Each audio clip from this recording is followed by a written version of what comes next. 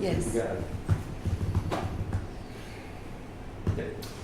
Well, a very good morning to you all here on this 27th of October. It's great to have your attendance here for our ordinary meeting of Council. Thank my fellow councillors for their attendance, and just note that Councillor Roderick at this stage is we're intending for him to be here, so we'll keep an eye on that. Councillor Eastwood will be here at 10:30, so if we could just note that in the minutes there, that would be good. Welcome to our interim CEO, Mr. Alistair Dawson, our executive staff that are here with us, and good to have our General Manager of Corporate Services, Andrew Ellis, back after a month's break, and two members of the gallery as well. We thank you for your attendance. We've got a fairly big agenda today, so we'll push on straight into the agenda, and we'll start with the acknowledgement of country, which I'm going to ask, it's actually a welcome to country, and I'll ask Councillor Walker to do that, if you wouldn't mind, please. Is it you, Councillor Friend? Actually, we were going to switch to Councillor Friend to do that. Thank you. Thank you, Mr. Mayor. I do like to acknowledge the traditional custodians of the land in which we meet today, the Durrumbal Nation, elders past, present and future. Also in acknowledgements, we'd like to acknowledge Wapabara, which is a part of our Shire, traditional custodians of North Keppel Konomi, and also GKI, which is Wappa. So a huge acknowledgement to our traditional custodians. And now, Mr. Mayor, I will pass to our very own ecclesiastic for the morning prayer. Very good. Thank you, Councillor Friend. Very good. Councillor Walker. Now I know. All right, let's pray. Open in prayer.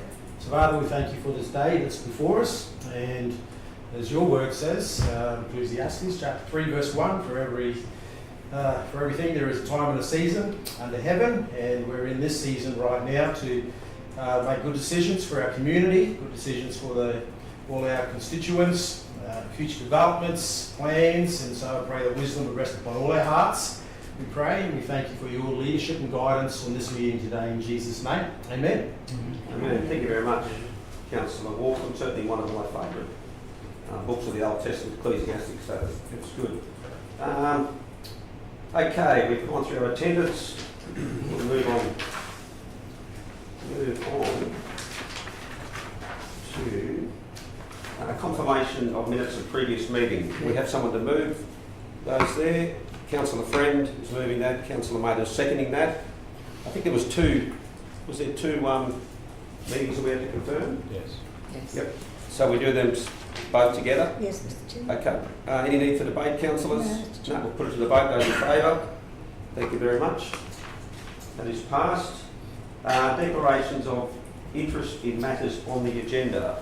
I believe Councillor Watson, you sent something through earlier in the week. Yes, Mr. Mayor, I have to declare a conflict of interest 6.1, 6.2 and 13.1 because my son is in a relationship with the daughter of the owner of the land. Okay. And what would I will be leaving. You'll be leaving the room and not being involved in that debate? Well, I can't. Okay. Very good. Thank you for that. Any other interest, councillors, that you're aware of?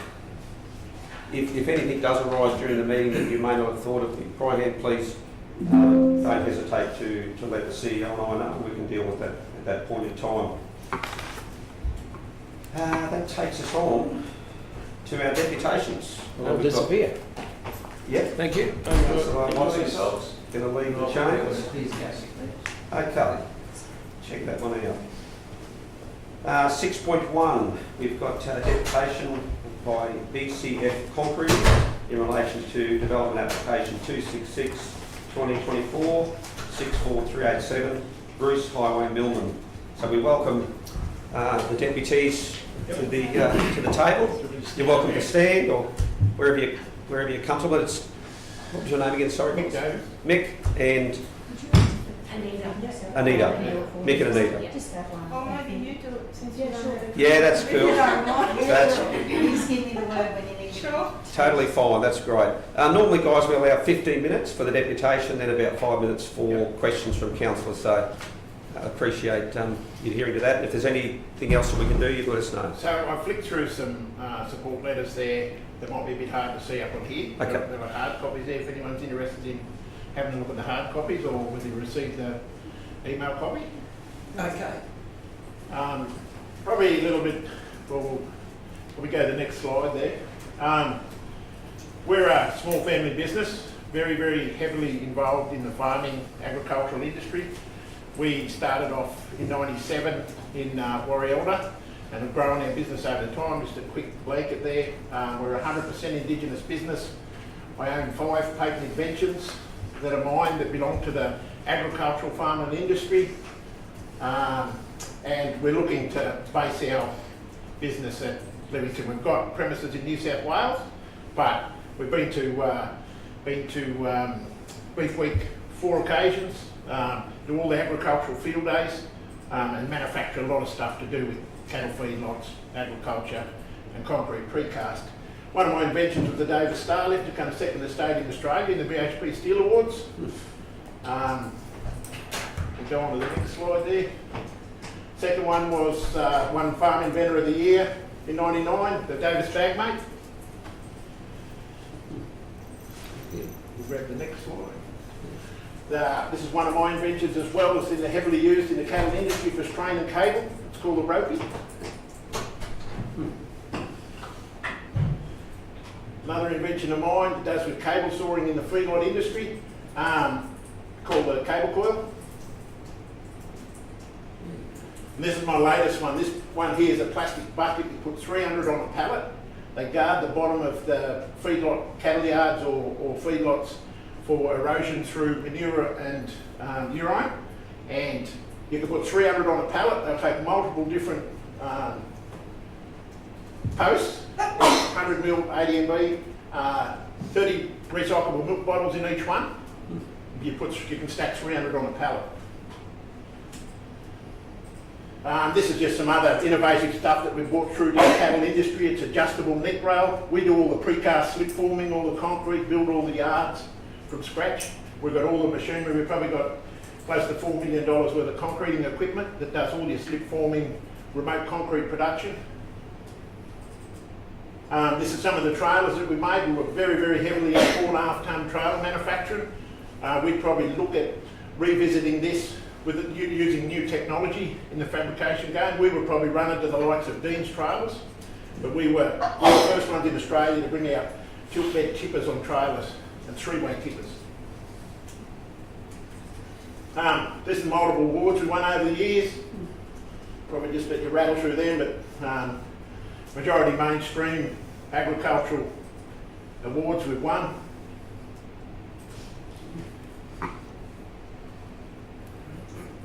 That's just one of the awards there. Destined Business Awards, won Best Indigenous Business in Australia in 2016. This is a 20,000 head feedlot that we've just finished constructing. We've done that 5,000 head feedlot in 2012. Customers brought us back to northern New South Wales to do this 20,000 head feedlot here. We've completed all the pens, all the steelwork, all the concrete. There's about 8,000 cubes of concrete in that there that was all batched on site. It was all batched just there, so that was our batch and laydown area. So all the commodity got carted there. We produced the concrete, done all the slip forming, made all the troncs, and then virtually packed up and went home. So we're down at Mungandai at the moment. So this is another job that's typical one of our jobs. This is out at Apis Creek. It's a commodity shed. We'll go and make all the tilt panels on site, produce all the concrete, erect the shed, and virtually, once again, we virtually walk out. The cost of getting concrete in different areas, sort of like it's $1,000 to produce concrete out there per cube if you're trying to bring it out of town, and we can go out there and do it for $500 a cube. It's a big cost benefit for one. This is one of our basic trucks. We've got 4 of these, so they can just turn up on site. The commodity turns there. We virtually turn it into concrete. They're one of the parts. This truck here at the moment is working for Rio Tinto. So we go to the quarry site that's doing CTB. So we just run that through the machine. No dust or anything, and it just so we could virtually turn up at Caves Quarry. We've done TMR jobs. We've done jobs with Rio Tinto. We just turn up with one of those trucks and it can pump CTB. And Mount Coolin, we've done a big job for TMR at Mount Coolin. That is supposed to be a video, it should be playing. Yeah, Oh, okay. Oh, there it goes. So that's got cement in it, it's got water in it, and it's just virtually ready to lay and compact. All dust. There's no dust.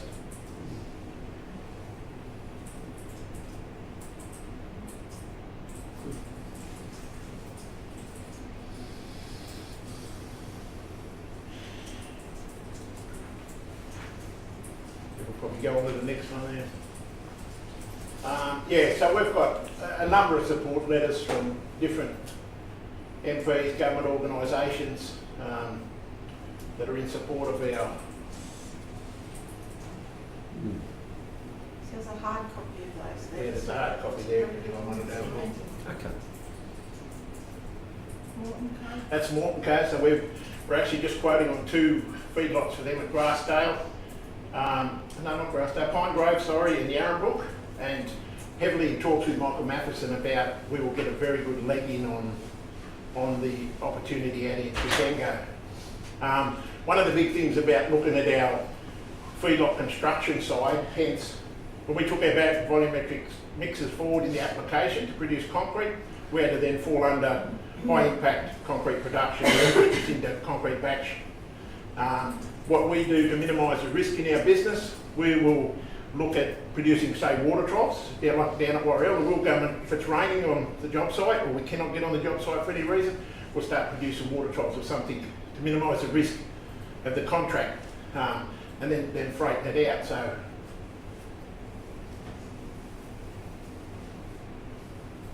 just another support letter.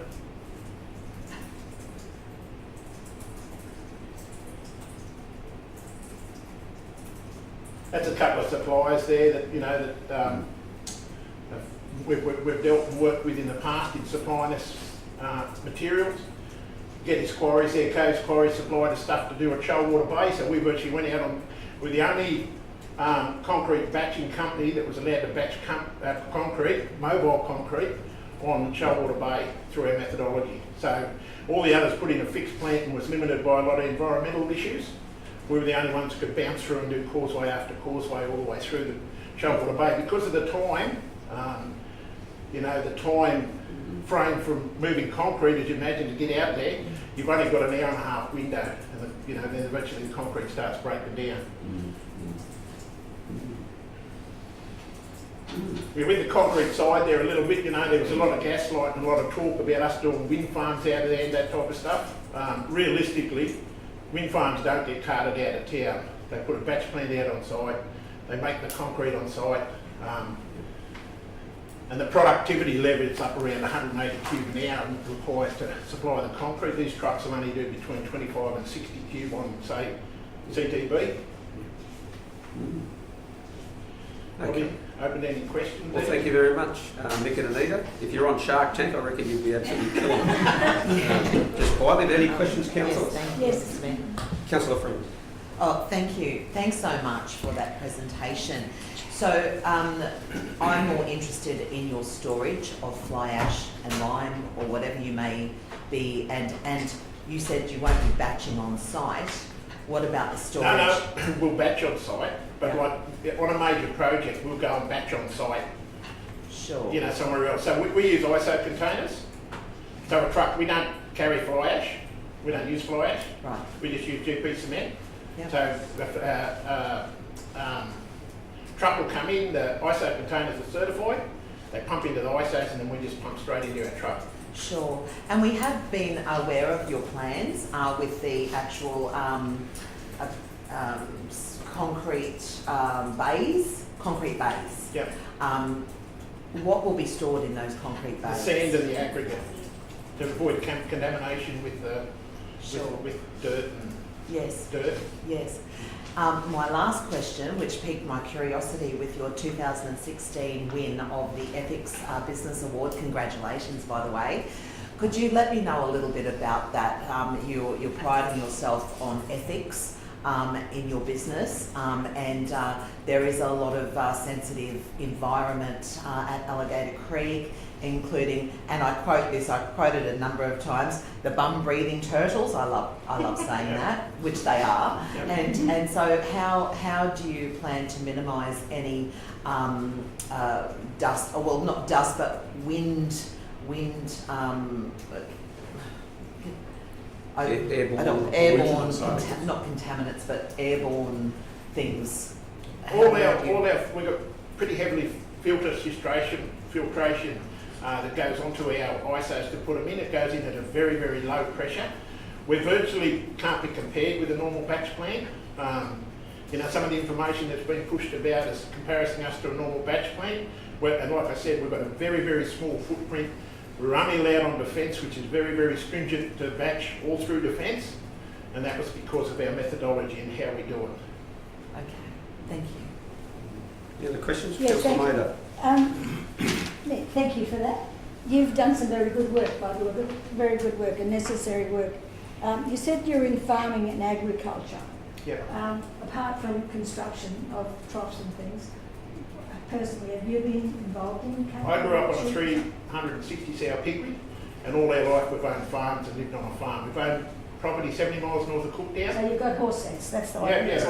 Yeah. You know the white stallion that galloped off the BHP Pogo for the BHP ad? Yeah. We used to own it. Majestic Light. The stallion, Yep, Majestic Light. but you never caught him, mate.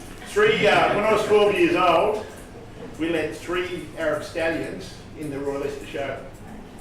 Okay, and question of dust was raised, and Anita, you said there was no dust. The photos that you showed there of the loader on the stockpile, on that floor, that looks like a crusher dust of some sort.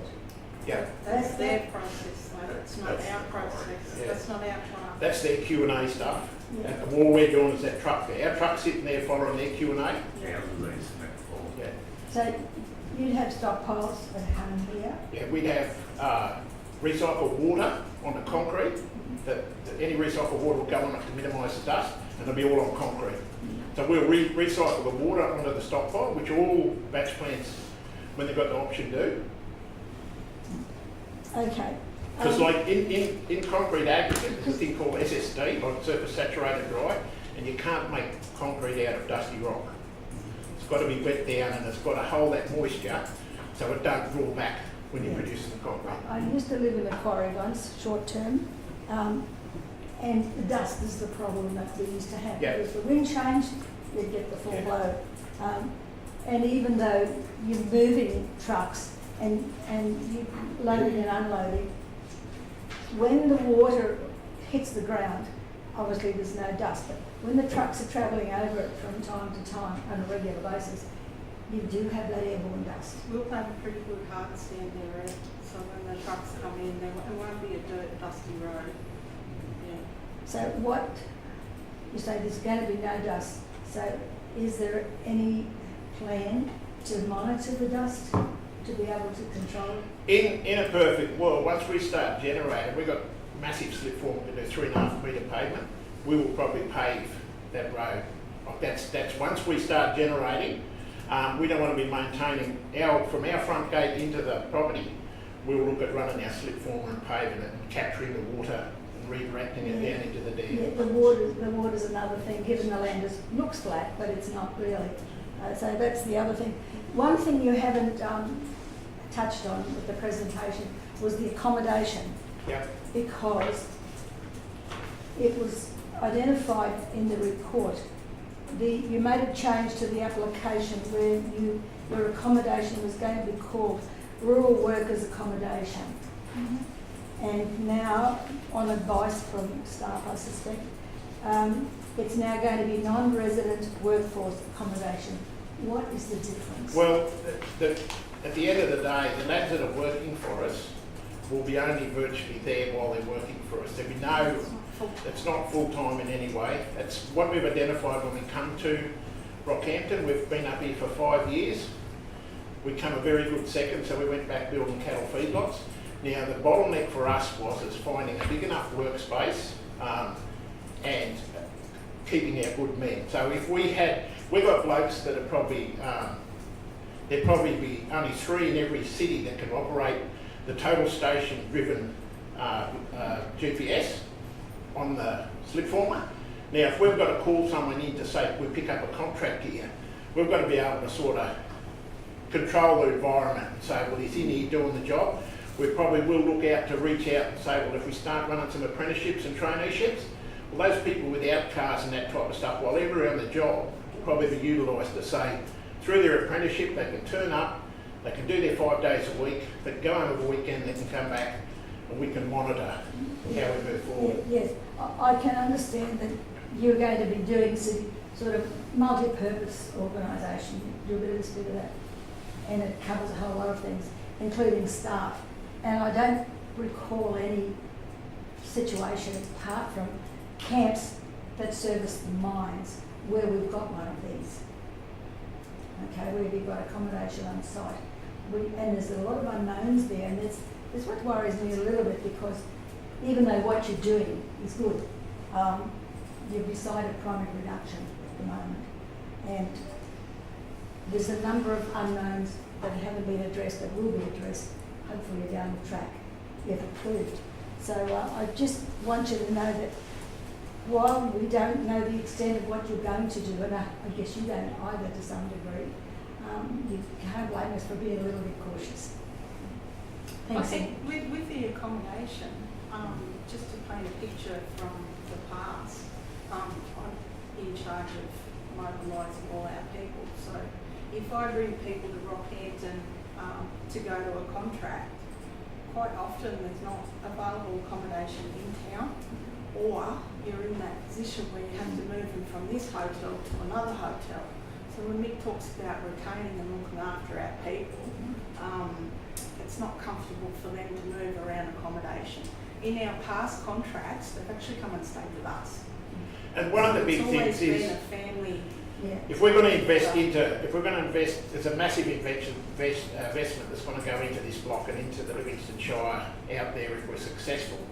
The main thing is that we've got to protect that investment by saying, how do we, without men, or without staff, or without controlling that section of your business, you could be dead in the water before you start. So you have the beef week on and you can't get accommodation in town, we've got to keep working, you know. And if we're working, say, as Gagango, I've got the feedlot out there, we need to, while we'll be probably pushing hard to say our men will stay out there, if we've got people coming in or working at the workshop or going back out or it rains, we've got to have that flexibility to be able to keep the cash flowing. It's also been set up so that it's comfortable for a caretaker at the end, which is the full intention. It's not going to be left unsupervised. Thanks, Councillor Maida. Councillor Walk-on. Yeah, thanks, Mr. Mayor. Just a couple of questions. Just want to touch on something you just briefly said before, just about your once you get a bit of traction, you'll concrete that area from your driveway into whatever area it is. Yep. And then that will avoid some of the runoff. So I'm curious on what happens between that. If you got approved, what happens between now and the time that the concreting is done? Where will that runoff go? Well, just at the moment, that's all shale through there. So we've got shale. We've got a good hard stand road through there. It wasn't so much about the runoff by sealing that. What we want to stop doing is the maintenance on the road, because obviously if we're driving up, every road virtually needs a scratch every now and then. Yeah. If we can minimise it and make it look good, because this is something that we're investing in long term, and we want it to be there and good. If we're successful in getting it up off the ground, that's what we want. We want a show pony. For us to go and do slip forming, which would cost thousands and thousands of dollars for any other company. If we've got downtime or we've got excess material, we can slip form that and have a perfectly good road. We've already put in 300 lily-pillies around the boundary. It's a beautification of the block and making it a real showpiece as part of our plan, you know, our long-term plan. Mm. What about the noise factor? What have you? Well, we've what done do you noise. consider with that? We've done acoustic noise testing with it. Our machines and that type of stuff, like when we're operating on site, because Yep. we're remembering that if we're at Gagango, all our machines will be out at Gagango.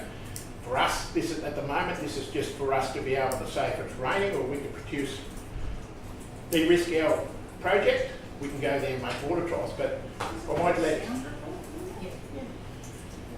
Yeah. There was a full sound report in that. As part of the application. Yeah. Yep. No further questions? My final question would be,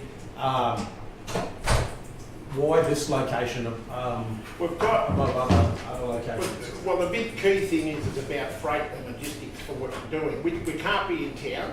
We can't be sort of on the Yeppoon side. We've got a quarry that's 3 k's up the road, and we've got another quarry that's 5 k's back down the road. Now, if you start carting commodity and start carting to manufacture concrete, you've got to be within that proximity of where your supplies are coming from. Otherwise, you're dead in the water. It probably allows us to look at opportunity to jump over to Shoalwater Bay. We missed out on big opportunity with Shoalwater Bay because we didn't have a suitable, 5 years ago, a suitable area in Rockhampton, or like in the area close enough to be able to say, well, we've got to mobilise equipment over there and bring it back. So there's a lot of pluses. We're looking at the Bruce Highway opportunities. We're looking at a lot of stuff there. There's no one on that south side that's doing the type of work that we'll do in the agricultural side. If that ring road hooks up to us, we're going to be able to shoot down south or out west quite easy through Rockhampton, and there's a lot of opportunity. They're bringing cattle water troughs at the moment from Dalby through to top Queensland, Northern Territory. So it's a big opportunity beyond that side of town. Bruce Highway is pretty noisy too. Sorry, what's that? Bruce Highway is pretty noisy too. Like when you're asking about the sound. Yeah. Councillor, we've just obviously had the deputation. Have you had any questions for these guys at all? Or, I know you weren't here, but you're across the Yeah, I'm across street. it. Is there anything? I just the main thing is that I'm all for growth. I'm all for industries. I understand that we're growing area. My biggest issue will be the locations, and I understand you've probably gone through why this location is a good location. And I understand you grew up the road and the growth in the corridor and all that. But I have gone to look at the land personally, and you are on the higher side of the, which runs down into that waterway, which is a bit of a question mark on what my thoughts are. When you talk about it's the best location, what have you put in place? What is the main thing that you put in place to direct any wastage? So the water runs to the highway, and in our application we've actually got a sediment catchment. So I understand you're saying it runs to the highway, and it does in parts, but also in other parts it doesn't. And as you grow, Yeah. and that's what you're planning to, you're not going to just be a small industry, you're going to be, hopefully you want to increase, then you will over where it won't flow, it will flow the other way, and I understand what you're saying, that at the moment where it is, but if you want to grow, it will impact a lot of that area, and there is farmers around there, and I'm you don't want to mix industry and farming, and it is very close where it is, and I'm just... Sorry, Councillor, is there a question there? Or the question is being, how are you going to stop that overflow into the waterway? I think I can help with that question. Yeah. Rebecca Doe from Bean Architects. I think it's important to remember that the application that we've submitted is for this size development. And while we've made some allowance for future growth, that future growth would need to be assessed again. It would tip over the thresholds of what the industry allowances are, and it would trigger an EPA application, which would then require further consultant input to properly design and manage the site to address all of those issues. For now, we have a sediment collection tank where all of the waste product, which is a small amount coming out of a sealed batching system, is collected in a tank where the water can be recycled, and the sediment can be allowed to dry out, and it's actually reused again in a lower grade concrete. So, and that we put in the bays for the commodities, for the sand and the aggregate, to protect that on 3 sides. And it's not proposed to be used on site full time. So the actual impact on the waterways will be designed so it flows through into a catchment and processed. Okay. And that. We might just conscious of time, so we've gone somewhat over our allocation. I'll make sure that the other proponent is given the same opportunity. Katrina, did you? No, I just General Manager. Did you have a comment at all? No, I just wanted to get an understanding of the staffing, how you plan to do that, because like at the moment, to be fair, we can't get staff. Well, we've got a lot of locals actually. You're surprised how many locals are sitting dormant out there that Okay, would fit in alright, our good. bill. Like Yeah. every day we get people that ask us, when are you going to get it? Yep. When will we know? So you've already put out? Yeah. Yeah. And part of our process is to train people. Yeah. So there are more skilled people out We've there. already got a Because guy it is a problem. moved out to Gracemere in participation. He still works with us down south, but he's moved to Gracemere in participation, and if he gets the opportunity, that's going to be, he'll drive out. Yeah, so we Yeah, I was just looking on Seek and we've got 1,000 jobs available in Moon at the moment. I'm thinking, okay, it's a good problem to have, but. Thank you, Katrina. Okay, thank you, Mick and Anita, for your deputation. 9:31. Okay, just are we receiving the deputation? A mover and a seconder to receive the deputation. Moved Councillor Maida, seconded Councillor Walk-on. Any need for debate? No. All those in favour? That is carried. Thank you. Next up, we will call on our second deputy, which is Ben Robinson, who would like to obviously speak on his. It's Carmel. Ben and Carmel. Okay, so it's Carmel, you Yes. speaking? Yeah. Okay, thank you, Carmel. Welcome. So that's.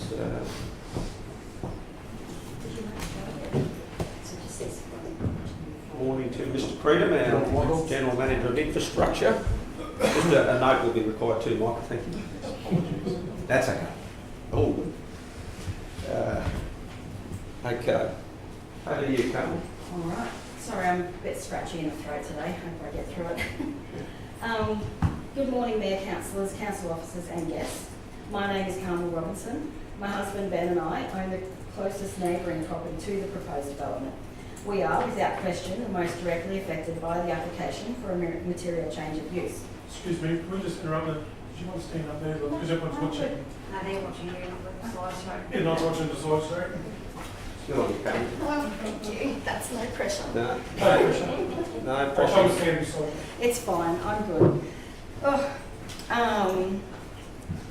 We are here today to formally express our strong objection to the proposed development. We have thoroughly reviewed the proposal and identified serious concerns regarding its compliance with zoning regulations and its potential impact on the neighbourhoods surrounding farmland and the natural environment. First and foremost, this proposal is incompatible with the use of the rural zone. This is not industrial land. The development threatens the peace, safety and well-being of our rural community. The application itself acknowledges the quiet, rural nature of the area, yet seeks to introduce industrial activity that would disrupt it. The visual amenity will be altered significantly, and the nature of the proposal, steel fabrication, concrete batching, can only be described as noxious industry. Council must absolutely be certain that the environmental protections are in place and that any annoyance or harm can be contained within acceptable limits before allowing such an industry to operate within such close proximity to a waterway. The key purpose of this zone would be entirely disregarded should this development gain approval. The rural zone exists to support compatible rural lifestyles. Many of us, including my family, chose this area to live the idyllic rural lifestyle away from industrial noise and traffic. When Council asked the applicant to demonstrate why this development couldn't be located on an appropriately zoned land, their justification was simply that they manufacture rural products. But manufacturing rural products does not make the activity rural. By that logic, John Deere could build a factory in the middle of farmland. This proposal introduces daily risks, noise, pollution, traffic and safety concerns that will disrupt our lives and degrade the environment. While this isn't a rezoning application, approving a material change of use sets a dangerous precedent. It opens the door for future industrial applications in rural zones simply because land is cheaper. Cost saving for a business should never come at the expense of community wellbeing or environmental integrity. There is industrial land available just 17 minutes away in Parkhurst. The applicant previously operated from Kawana near the Ring Road development, an area designed for industrial access. The applicant claims the block is unsuitable for agriculture due to its size, yet the property has always been used for rural purposes. Across the highway, in green, a smaller block supports vegetable farming and cattle. Our own property is only twice the size of the applicant's and has supported 30 head of cattle year-round as a mix of breeders and steers. We top the sales market with our steers multiple times. Our cattle are known for their quality and the speed at which we can fatten them on our improved pastures. As a landholder who cares about responsible use of farmland, we don't use weed poison and practice low-impact cell grazing. When we purchased the property and the road access were overrun with lantana, rubber vine and Negura burr, and the areas that weren't were suffering erosion. We've rehabilitated the land using strategies from Peter Andrews and the Fitzroy Basin Association, and in doing so have transformed our property into a block that has other farmers and cattle agents envious of its performance. But this isn't just about farming, it's about lifestyle. It's about a mum and dad, a grandma and popcorn, wanting to share the country life with their children and grandchildren, the same life we've enjoyed growing up. Access to the applicant's property is unsuitable. The intended entry point is not a council-maintained road. Their legal access from the Bruce Highway has already been deemed unsuitable for heavy vehicle traffic by SARA. In the development application, they claim the subject site has direct access to Millman Road. This is an all-weather graded road currently maintained in good condition. The road they are referring to is a road reserved use for access to our property, and this is our only legal access. The road reserve was previously named and previously a part of Millman Road. This portion of road was decommissioned when the original highway was diverted to higher ground due to flooding, and maintained solely by the occupants of Six Flood Road for over 25 years. We've spent thousands maintaining this road, grading, gravelling, just to keep it usable. It cannot support heavy industrial traffic. There are already water drains that are deteriorating and unsuitable for any more than local traffic. The road has remained in such good condition because of us. The applicants state they will enter the property at the other unnamed road reserve that crosses from our access road to the Bruce Highway. However, the applicants regularly enter their property from the furthermost northern point. Their daily use of the entire road reserve increases wear and tear, which will lead to higher maintenance costs and more frequent repairs that we are currently responsible for. The intersection at Flood Road and Bruce Highway is also our school bus stop.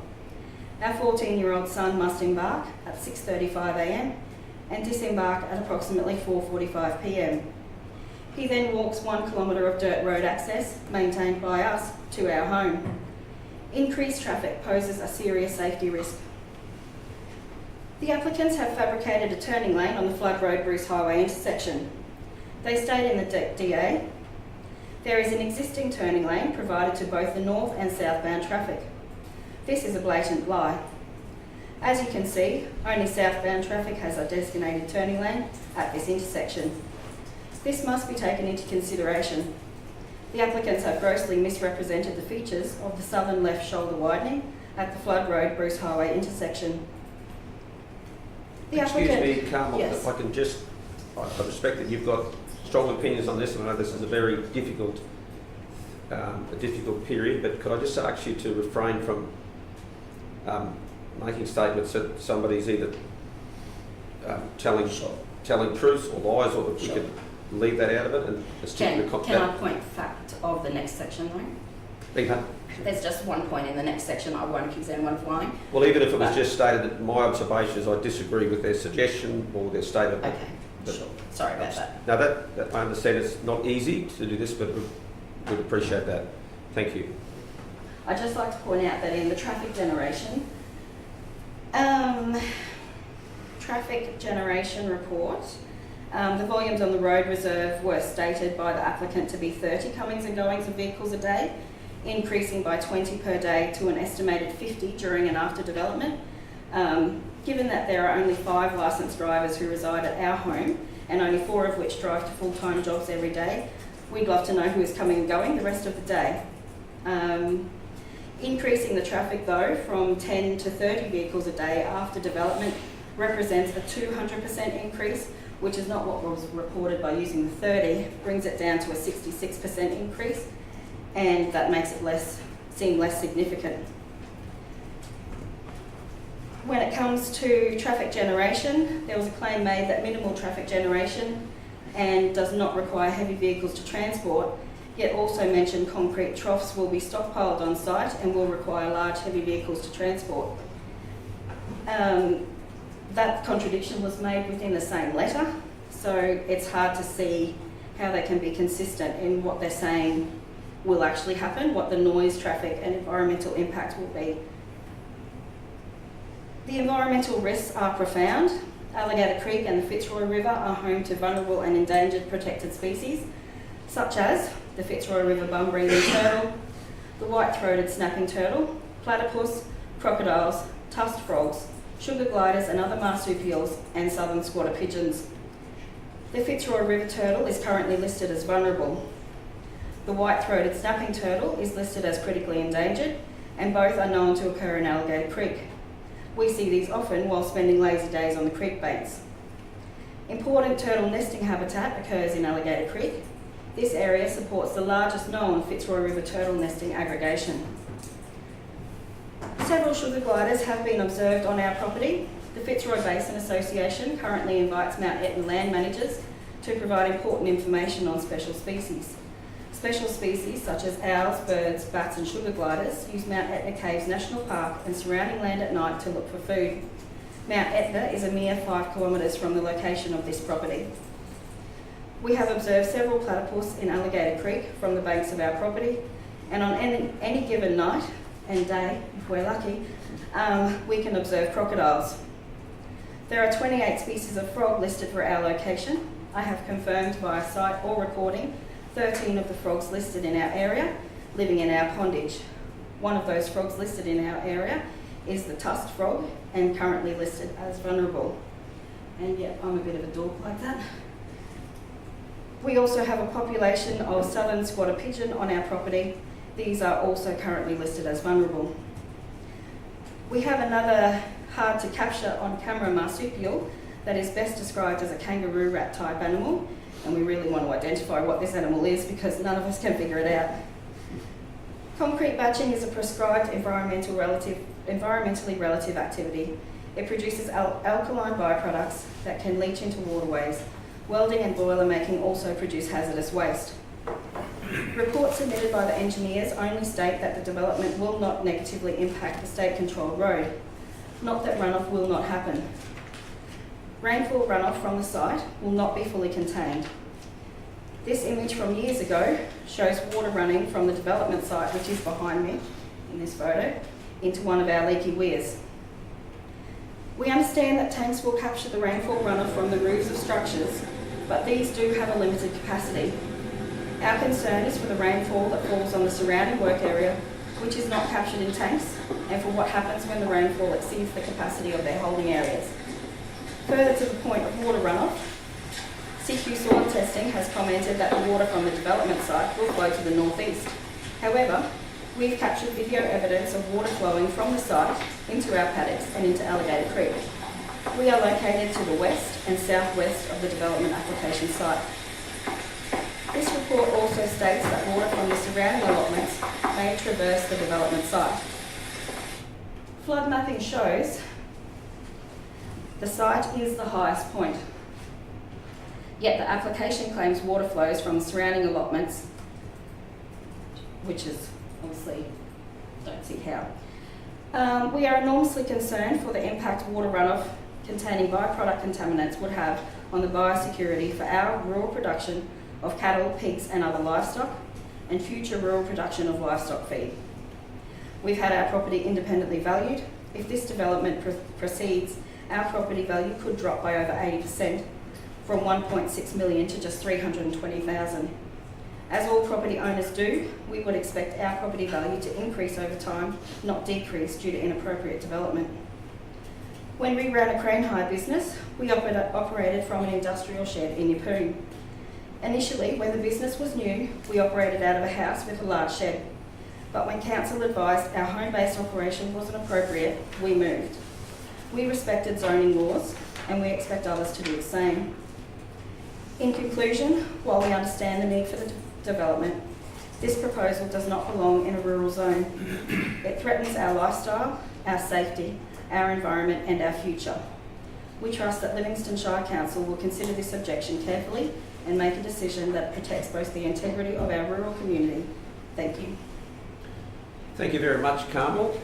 You actually have 2 minutes still in your credit if you wanted to use that, or if anybody else wanted to from your side there.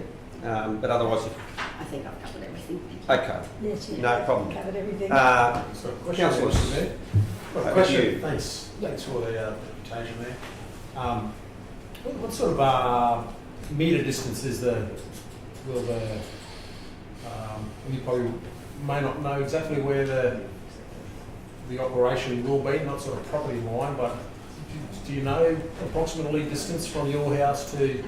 From our house, The it's proposal? actually 388 metres from the current container. The current dome. container? Yeah, it's Yep. 388 metres to our house. And is there any other houses along there apart from you guys, or? Not on our side. There's a house on the opposite side of Bruce Highway. Yeah, right. Do you know what distance that is approximately? Potential. I haven't measured it to know, but Okay, that's but okay. potentially further away, just due to the fact of his house placement being right on the back of his block and the dome being on Yeah. our side. Yeah, okay. So again, distance. Do you Yeah. know the waterway that you're talking about? Yeah. What distance that would be from the proposal? In dry times, it's a few hundred metres down to the water. It So would like be 300 metres like your block? Yours is 300? yeah, because of where the dome 388? is and the angle that our house is on, Yeah. whereas the river comes in closer down. So the river's directly closer opposite. than your house? Is that right, Alligator? Probably much of a much. Okay. Okay. Same, similar sort of distance. There's a map there, so that's But your house, can you just point to your house there? Our house is Okay. there. So by the time you swing this around, if you would go on the angle, it probably is similar distance to Okay. our house to the Just river. There is a house up the other end of this road. yeah. There is another house up further here. They're down here. They're across the creek. There. There they are. And the other neighbour, the other closest neighbour, he's over here. He's up there. There he is. Okay. All right, no, thank you, appreciate that. No worries. And just where that water runs to, where I showed you in the video where the water was running out of their property, which Carmel's pointing to. No, like down the Yeah, the bottom. photo was here The first photo was there, not the Yeah. second photo. and this video was taken. So what concerns me the most is where they're actually going to put the batching plant, where it says on the maps, is here. And that's where that water's running out of here, through there and into our dam there. Can I just say we have to be very careful. George. Water flow. Thank you. Sorry, Mick, I've got the names wrong there. I would ask, this is these guys' time to be able to speak. So if we can just give them Yeah, that so, full yep, so that, video, Ben. that area there is where they're going to build the batching plant. And that water, what we just seen in the video, runs through here, into here, back to that there, and straight in. That's where that culvert's all blown out. That's how much volume or water comes through that land. It's actually blowing that culvert out of that pipe. That's how much water you can get coming through here. And also the other area where the water comes in is is there on that other wing there. And could I just ask you guys to, we'll go back a couple of slides to where you showed the overlay of the blue. Yes. Just curious to see that if we could, Yep. just to help understand. That's been mapped as, That was from Fitzroy That's River the- Water. No, that's the Livingstone Shire Council. Oh, that's motion the for Livingstone. flood.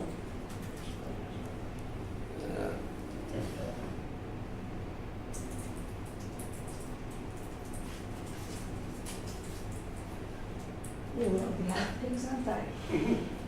So this is, so what are we looking at? so this is Mixon BCF's property here, and this is all our land here underwater.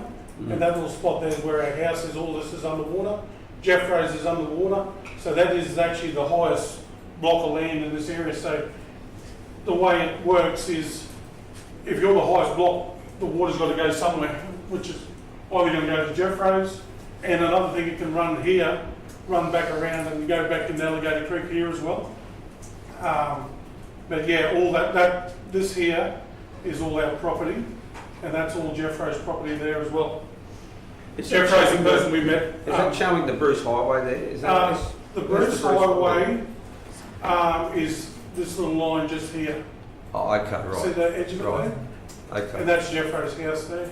And do we know what sort of a rain event that would? Oh, any flood, not like the big one was always 91, which we all heard about, but the last flood, 5 years. Cyclone Marshall Cyclone Marshall was just, was the biggest one. yeah, because Cyclone Marshall had come through Shoalwater Bay, and we had water where, like, neighbours said there'd never been water before. Like, we had, I mean, we just had an explosive amount of water in such a short time. A lot of this was, I can't say any of his block was underwater, but like it was right to our house sort of The thing. roadway. Yeah. We were Thank able you. to Any leave- further questions, councillors? Any further questions, councillors? Yes, just a question, Carmel. How long have you had the property there? We have had it since. About 12 years, I think. About 12 years. Okay. Plus the That's your estimate. home, that's your family home? Yeah, so we had the crane on business.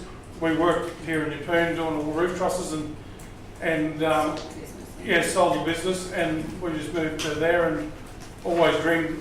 All my cousins got, because mum was a girl and the boys got all the farmland and mum got nothing. So yeah, we worked on all the family farms, but We've lived on farms our whole life. yeah, so we've had to buy our own place. And the hard part too, when you had nothing as a kid, to buy something like this is a big, I mean, everyone sort of, where we grew up as kids, it was pretty tough. And to have something like this and then finally just pay it off, and then to have this come next door is really like, my whole life I've been working for this. That's probably why I'm so passionate about it. Because, I mean, like, all you could do is, like when I was a kid, sitting at home, I used to look out a window and look at farm. We were in town, and like, you used to pretend that you're on a farm, just looking out your window at a certain spot. And now we've got it, and now we've got this happening next door. So we don't want anything different. We just want to be all left alone in the way it was. But that's it. Ben, where do you see that the impact would come from this development? Well, dust, driving the trucks in and out, tipping when the sand and gravel gets tipped into their bunkers. You got reversing beepers on loaders. You got dust, and just probably we don't want to look at igloos like when we bought the place. Like I hate people that buy blocks of land near quarries and then whinge about quarries. But we bought it here. When we bought this place, we used to just look at cows and a couple of horses, and I thought that's what it would always be. And now it's going from rural land, which is rural land, and it's good farming land, and now it's going to, and it's just going to devalue everything in the area, that's all. And look, there's plenty of industrial land coming up, so I think industrial is a good thing, it just needs to be in a certain area. And there's no potential for the rest of us to be able to take up the opportunities that might arise from an industrial block because it's all underwater.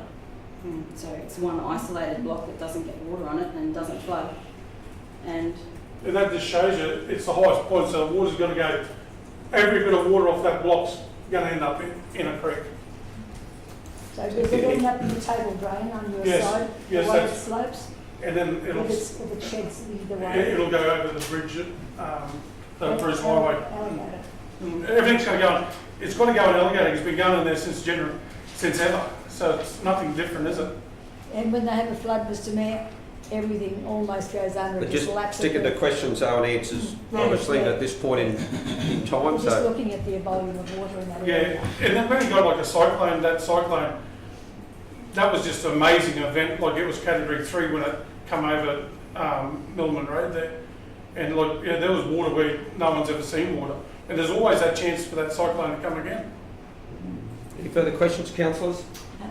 No, Mr Mayor. No, we'll wrap that up at Thank you. 9. Thank you. 9:56. Thank you, Carmel and Van. Councillors, that concludes our second deputation. If we could have someone to move, and so I'm happy to move that one. Yes. Seconded Councillor Mader. No need for debate. All those in favour? The deputation is received. Thank you very much. Councillors, that takes us on to item 7. Just for both of you guys, we've got a little bit of business to get through before your item's on.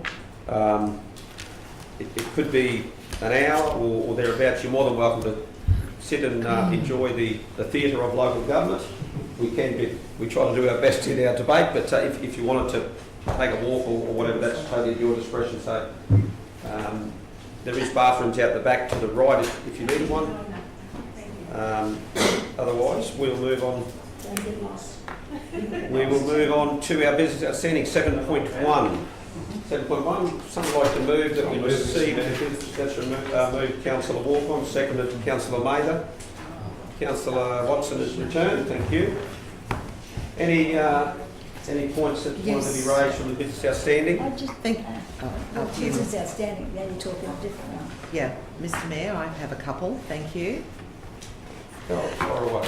Okay, number 21 on business outstanding, should have this been removed. And I just wanted to note on that the removal of the shade cloth sign at Shelley's Beach was that of Councillor Eastwood's and not the motion I first put forward to the relocation of the vegetation vandalism signage. So that's been noted under my motion, but it was actually the foreshadowed motion of Councillor Eastwood, and that should be changed. But should that be removed as it has been finished with? That's correct. And can it be changed to the correct motion that was put forward, please? Thank you. Number 26, I've got only a couple today. The organisational restructure. Should that also be removed from business outstanding as it has been undertaken? Correct. Thank you very much. Thanks, Mr CEO. This is well, Councillor Friends on the job. Here we go. Councillor Walcott, then we'll go to Councillor Watson. Yeah, just got a question on just number 7 regarding the grant was unsuccessful. This report was put in 2022, I think, by memory. Let me just double check that. Yeah, there you go, 2022. Given that we're embracing storm season now, just wondering what the risk factor is with that, and given that it's accommodating stormwater issues, is there any sort of foreseeable risk with that at all, or are we good? Because we don't have any money to take for it. By the look of that. Or we could find from somewhere else. Good question, Council. I'll probably defer that one to Michael to provide a response to. There's always risk. Thank you, Michael.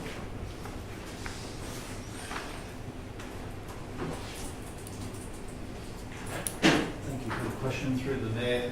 So yeah, as CEO mentioned, there's always a risk of these things with storm season. So in the interim, our construction and maintenance crews maintain the beach accesses in their current form. So we push up sand where we need to, bulk cats and so on, and we do our inspections.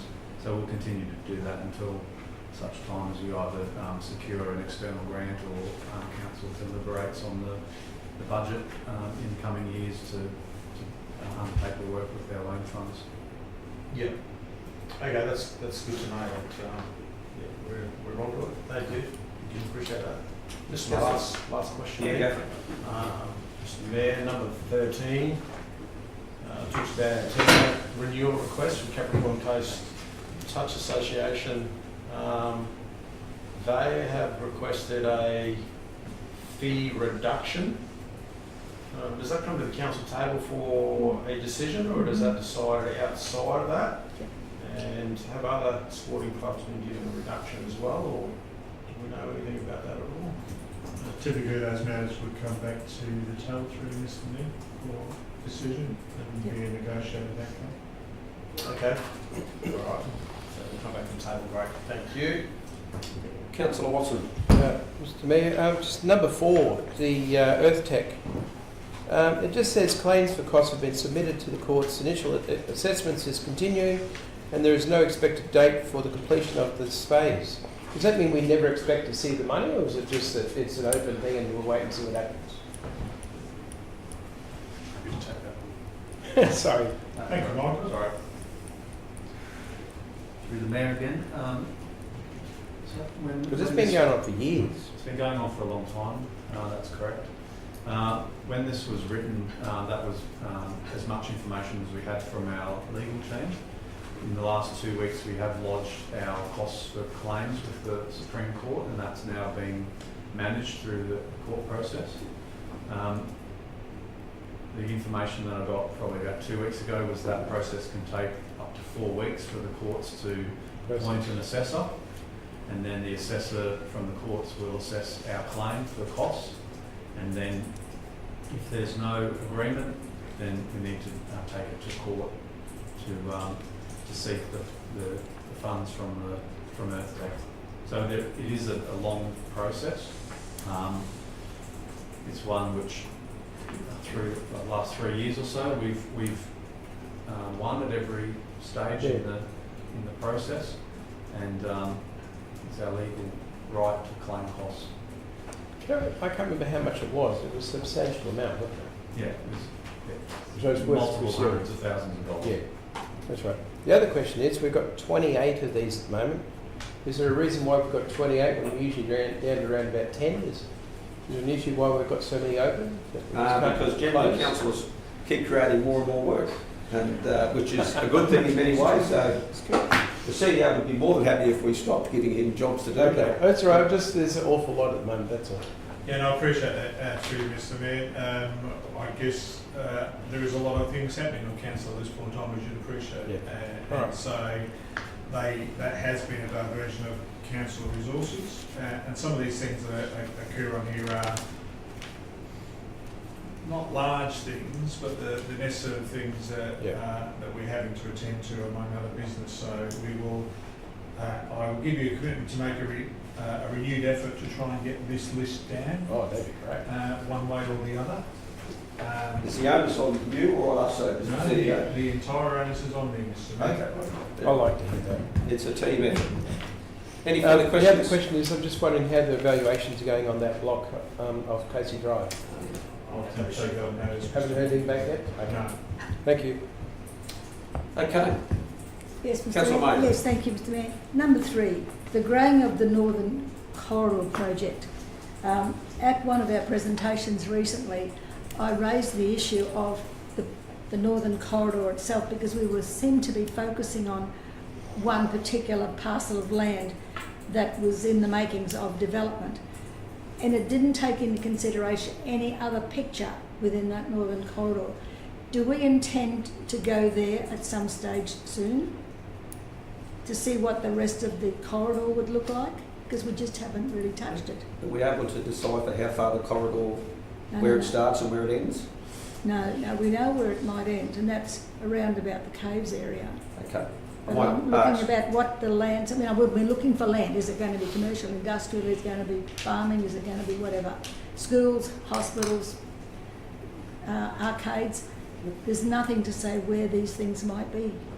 Well, let's see if we can get clarification on that. I can see Katrina, our General Manager, would very much like to maybe provide some commentary around that, because there has been quite a bit of work. Yes, that it's been a lot of work, but we're only focusing on one parcel of land at the fairly moment. big parcel of land. though. Yes, it is. Thank you, Katrina. No problem. Councillor, the actual Northern Corridor structure plan didn't just focus on one particular parcel of land, it did focus on the full corridor, and they provided different locations perhaps for things like water treatment plants, sewage treatment plants, different options for how we could deliver those things. It was a very broad strategy that was implemented to sort of give us some ideas for what that corridor could potentially look like, particularly if we've got Mildura Rise coming on board and things like that. So it's not, so those things certainly weren't forgotten as part of that. Greg might have some additional commentary. And through the chair, Katrina's quite correct in what she's saying. The Northern Corridor project, in terms of the structure plan, is just that's a very high level conceptual document, because there are a number of elements that need to be considered. So whether that's through road, through transport to physically get to these sites, through the provision of water or sewer, as Katrina rightly points out. So at this stage, it's probably a little bit like our current structure plan that we have in our planning scheme. It's a series of blobs on a map per se. This site here potentially could be suitable for commercial, industrial, or whatever. This site here could be potentially suitable for residential and so forth. It's really that initial document to assess on that. Well, Greg, when we hear that there is no industrial land around here, as we've heard earlier today, we need to make some, because there will be people provide it and they will come. That's really what it's all Absolutely. about. And while we don't have it, anybody is confined to, they're restricted to a certain area, and that's where we can get into trouble, because we don't want the black sheep in the white paddock, you know what I mean? We just need to make sure that there's provision for everybody. We've done the right thing for the Yeppoon, we've got the industrial estate just going bonkers. Any further questions there, No, Councillor Mr Chair, but I'm interest just of making an time. observation that we need to look at the whole picture, and we need to be taken on board for that, because people don't know what's happening. Thank you. Thank you. So just to qualify though, we did engage a consultant to do some overarching structural planning of the Northern Corridor. Yes. We paid them, they've done that job, we've got that information back. So now we can say categorically that we do have some greater clarity about, at high level what potentially Where could we're be going to done. put the sewage treatment plant or the water treatment plant, Which things is- like that. Remember too, councillors, we also have the Centres and Industrial study that we did. We're currently undertaking a housing needs analysis at the moment as part of the planning scheme review. So we've got all of these studies that we are going to have to consider as part of that broader picture. So it's not just, and I know the Northern Corridor is what this is about, but it really is about the entire Shire and how we plan across the board. And that residential needs analysis, the industrial study, the biodiversity studies, all of these things will help us to bring together that planning scheme. And that planning scheme is really going to be the document that's going to allow us to be able to look at the whole of Shire and what that might look like. We're also looking at doing that social infrastructure study, which part of that social infrastructure study is going to look at things like, we are in need of a hospital, or an improvement at our current hospital. We are in need of additional medical facilities. We are in need of industrial land. We are in need of additional housing. And what does that look like around education and things like that? Parks, gardens, open spaces. So, there's a lot of work happening in this space at the moment. I realise that. We might just pull it up there, councillors. Yes, we've got a lot on the agenda. I Unless just there's have a to keep my question, finger on that pulse. you certainly always do keep your finger on the pulse. Thank you, Councillor May. That's great to see. Okay, that's our business outstanding. Does anybody want to move? And I've been moved. you've already moved and seconded that. Any need for debate? No. No. We'll go to the vote. Those in favour? That is unanimous. Now that we have a welcome Councillor Eastwood and Roderick. Okay. That takes us on to 8.1, presentation of petitions, which we do have one today. Would someone like to move the receipt of petition relating to a development application over 80 acres down to 10 acres, development permit for a material change of use, dwelling house and reconfiguring a lot in one lot into two lots at Keppel Sands Road at Tungamal. someone like to move receiving that petition? Yes. Yeah. Yeah, I'll second So that. I have a question. Mr. Yep, we'll get a mover and a seconder first, and then we'll go to questions. Councillor Friend. Yeah, thank you, Mr. Mayor. Through you, my question is, reading through this petition, it notes that we, the undersigned, request that council give consideration to 80 acres to 10 acres.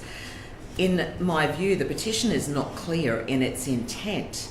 I couldn't find where it stated that this petitioner is objecting to the development application, and was it noted in an email from the petitioner? I could not. It's not clear in its intent. I mean, all we're doing today, Mr. Mayor, is accepting the petition as we do, and that's no issue with accepting it. But what is the intent? Are they asking us to give consideration to allow it? Where nothing is clearly stated. Very That was good question. ambiguous. I believe that we received further clarity from the petition. We received verbal clarification through you, Mr. Mayor, in relation to this. You councillors will remember this was a petition that was initially started through when we councillors were at Coral. Yep. And the intent verbally from the petitioner was that there was an objection to it. However, I do know Councillor Friend is entirely correct on the basis of the wording of this petition. You couldn't identify that. So That was my question we too. may Yeah, well it was have to seek ambiguous. clarification because the petition may not hold. So my next question, Mr. Mayor, to yourself and Mr. CEO is, do we then, it's a basic petition that we always accept because we do accept petitions, but do we accept this not understanding the full intent? Perhaps we do, or perhaps we could, if it's not a bad idea, we could accept the petition if that was the desire of the table. We could invite the petitioner to either come and provide greater clarity or provide face-to-face at a deputation and workshop. Mr. CEO, would you see an issue with that? Mr. Mayor, my advice to you would be that perhaps the easiest way to deal with this would be not to accept it, but the council right to each of the petitioners and ask them to resubmit with clearer intent. That's right to the head petitioner. Yeah. Okay. Yeah. Happy with that? Yeah. Someone want to move a procedural? The CEO said each person on the petition. You said the head petition. Well, it might be. You've got to get that right. Quite easy for the head petition. Might be talk to one person instead of 652. That's all. Sorry, Mr. Mayor, my advice though would be, given that people have signed a petition, that it would be reasonable for us to write to each of the people who signed the petition to explain why we haven't accepted the petition. But you could write to the head petitioner to ask them to resubmit. Okay, we might start with the head petitioner first, and that's at least we're shooting the one. As a good customer service principle. Oh, no, I love your style, CEO. That's how we roll here at Livingstone, but perhaps if we started with the head petitioner first to clarify the intent of their petition, and if they can provide that. Well, Mr. Mayor, it says yes. at the top of the, where are we? Petition from Alan Jenner objecting to 80 acres to 10 acres. So the summary actually says what it is. I know that the petition may not be as... So where are you getting that information? It is there. On the agenda that you would have read. But that's not one person. Directly below the... It's under the summary. Oh, yeah, it's under the summary. Yep. I did read that. However, the actual petition is No, not clear. and you're correct. Okay, so procedural to lay on the table, and we contact the head petitioner. Yeah, let's do Someone that. want to move that? Yeah. Councillor Maynard, all those in favour? That's carried unanimously. Thank you, Councillor. Can I ask, Mr. Mayor, when we do that, do we make sure that the people who signed this understood what they were signing? Yep. Because we would need it to. could go either way at the moment. We would need to. Mr. Mayor, that's one of my reasons for suggesting we write to each of the people who signed the petition so that everyone's clear about it. Yeah. As a customer service principle, we should have clarity on communication. Or not to be contrary, but do we put it on to the head petitioner, who was the one that started the process, and have them go back to those that signed it to make sure that they're the ones who are providing the clarity of the exercise? I'm happy with the wording that I've adjusted there. Fairly onerous on the head petitioners. Well, they're the ones that started the action. It's the onus of them to provide clarity to the people that are signing it, that they are a legal published document, and you'd be very careful signing petitions that aren't clearly stated. Well, there are 17 emails to send out. 17? Wasn't too much. We can do that, could we? We can do that by email. Right. Okay. I think it'd be safer. Clarified intent and right to all signatories to explain intent. They're all from the capital. Gotta love cities. local government, don't you? There we go. Okay, we've got a proceed. Oh, we've got a. Are we procedural or are we doing a We've already voted. It's laid on the table. done deal? Yeah. Thank you very much. Laid on the- We'll move on to item 9.1, our first notice of motion from Councillor Glenda Maber. Over to you, Councillor. Thank you, Mr Mayor. For the audience's information, this one relates to an old accommodation block that was in Marlborough, and it belonged to the railway, Queensland Rail back then, and then it had no further use by Queensland Rail, and they put it up for tender, and the Royal Fire Brigade said we'll take it over, and the council endorsed that, and in fact the council paid to have it relocated to Stanage Bay where it remains today. It has been used for a number of purposes, basically short-term urgent accommodation, and they look after it. It's quite a nice little building, even though it's very old, but as the members would know, these small communities don't have a lot at their disposal when they need to do something, and they're very loath to ask for money or facilities, knowing full well the budgets are always tight. So, excuse me, Councillor Maber, so you're moving this? yes, Mr. Is there a Chairman. seconder on that? Okay, second on that. Thank you, Mr. Mayor. You're right. We'll move into formal debate. And it has been used respectfully for a long time by various organisations that service the area, and because of the use, they would not like to see the facility deteriorate and then be left with nothing, because it would mean that they'd have to come back and get something from us, and they're trying to make do with a little resource that they have up there. So really that's the short and curly of it, Mr. Mayor.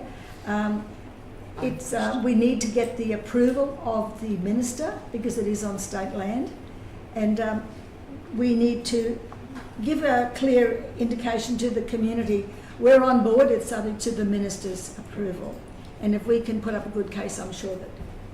Thank you, Councillor Maber. So a couple of questions there. Councillor Watson first. Mr Mayor, I've just got a question.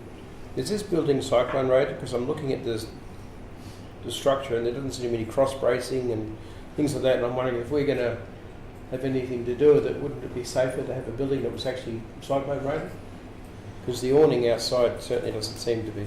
Mr. Chairman, I'd say it was never cyclone rated in the first place. I know, but I'm just thinking of the way things are now. Well, Councillor, if someone is able to try and answer the question, that would be good. Mr. Mayor, perhaps I can answer the question. That was one of the issues that the members out there that we spoke to had mentioned, that it wasn't that, and in fact that the department had asked them to remove the building because it wasn't what they did to be fit for purpose, and because it wasn't cyclone rated, but also because it couldn't be accommodated because of the height of the roof, if you remember, and they were asked to remove it.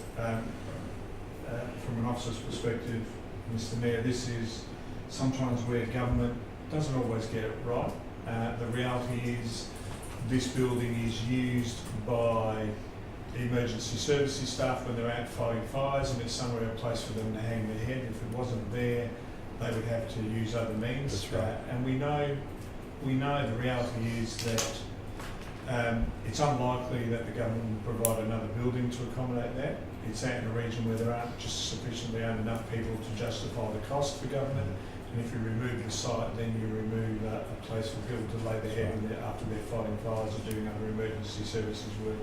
And that's the principle that the group has asked Council to write letters of support on their behalf to encourage the government to at least allow it to stay, noting that there are some risks around that, and we will be cognizant of that when writing to the government. Mr. CEO, so if this went ahead, who would own it?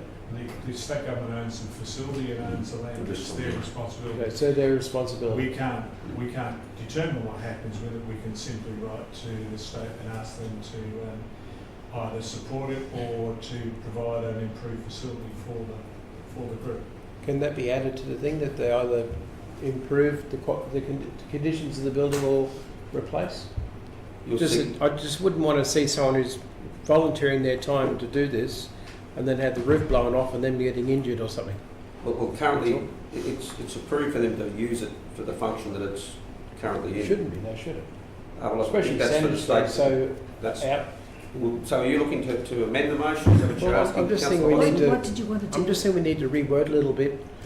And I know it's not going to be hanging on us, but I'm thinking of those volunteers out there. If they're ever out there in a cyclone or something. That we have somebody from our team inspect the building to see what needs to be undertaken to if there's any shortfalls. I wouldn't want them to lose the facility. I just want it to be a safe facility. Yeah.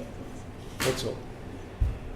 I don't have a problem with that, Mr. No, Mayor. so what are you two working out there? What are you proposing? Oh, it's clear as mud. If we Please.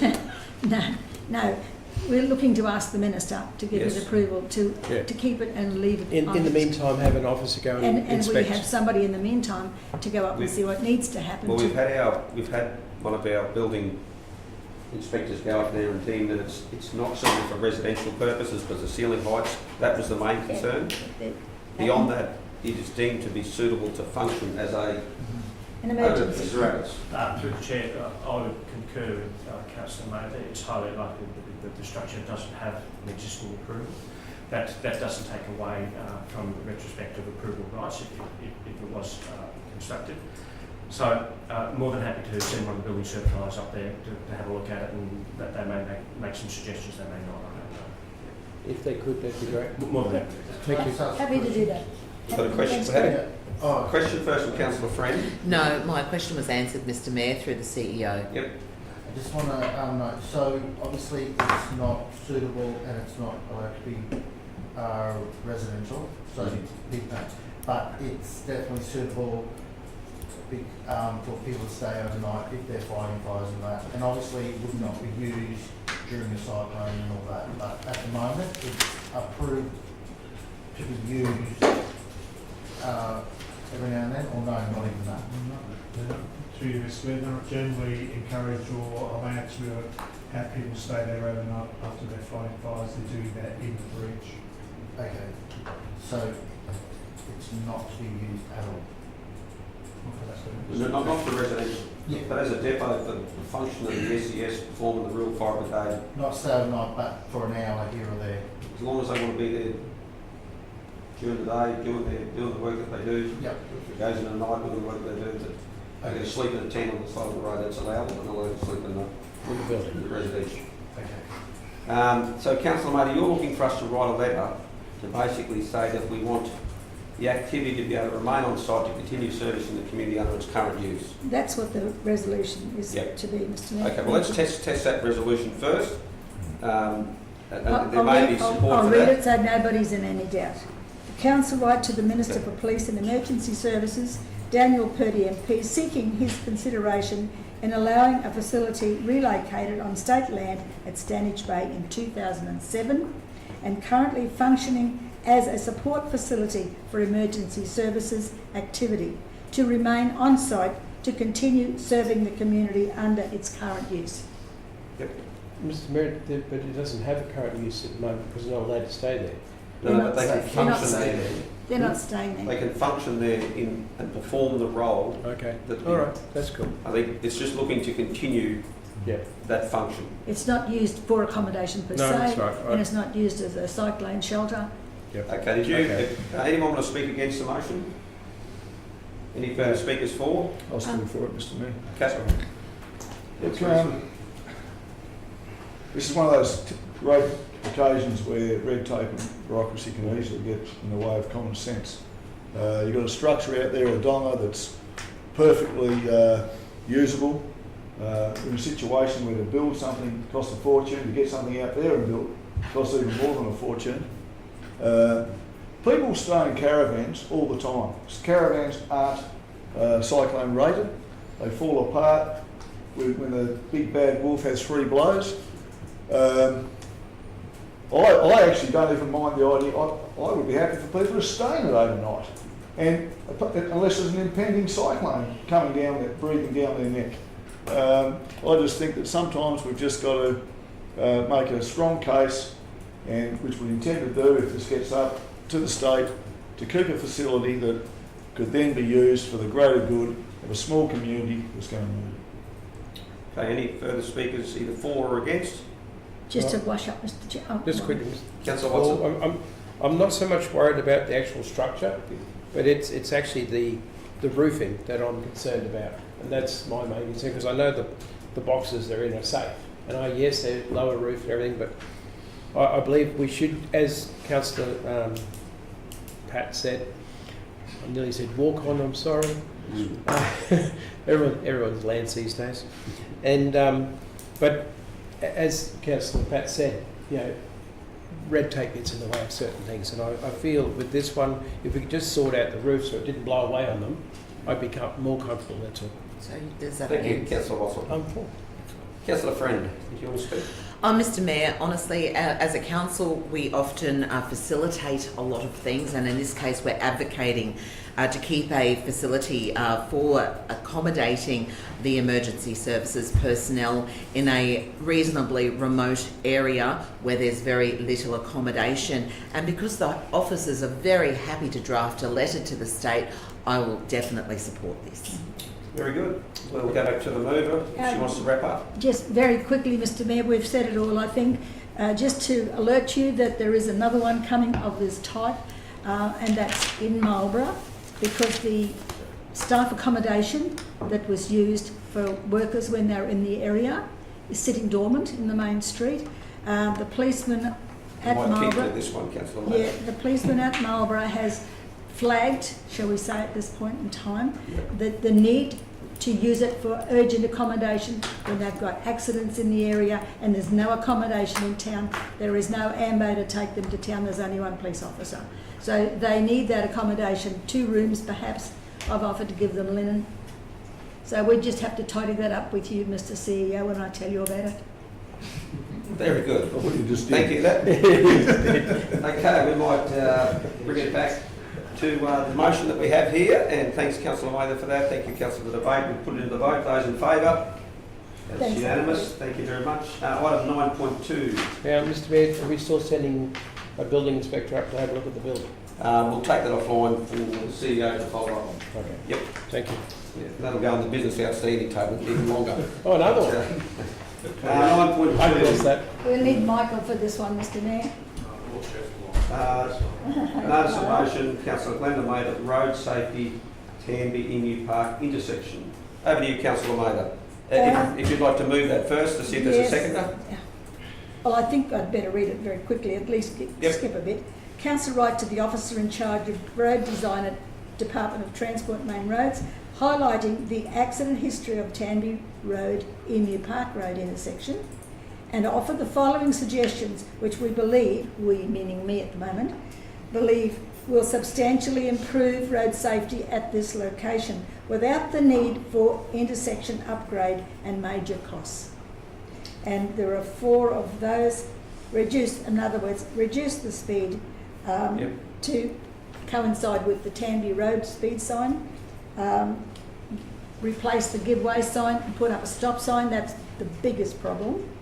And there are similar suggestions there, Mr. Mayor, which would relocate a sign to the left-hand side rather than have it across the road where you've got to look diagonally to see where you're going. It just didn't make a lot of sense to me. Anyway. Okay, thank you for moving it. Before we get a seconder, can I just ask perhaps for the CEO or through one of your office just to help us understand if indeed we were to support this, is there any concerns that you have, or Could you come is it... come up? Obviously, you probably should have a second and then... Well, the only point is once it's seconded, it becomes a live motion that we need to debate. I just want to know, is it within our rights and our scope of authority to be informing in such a prescribed way?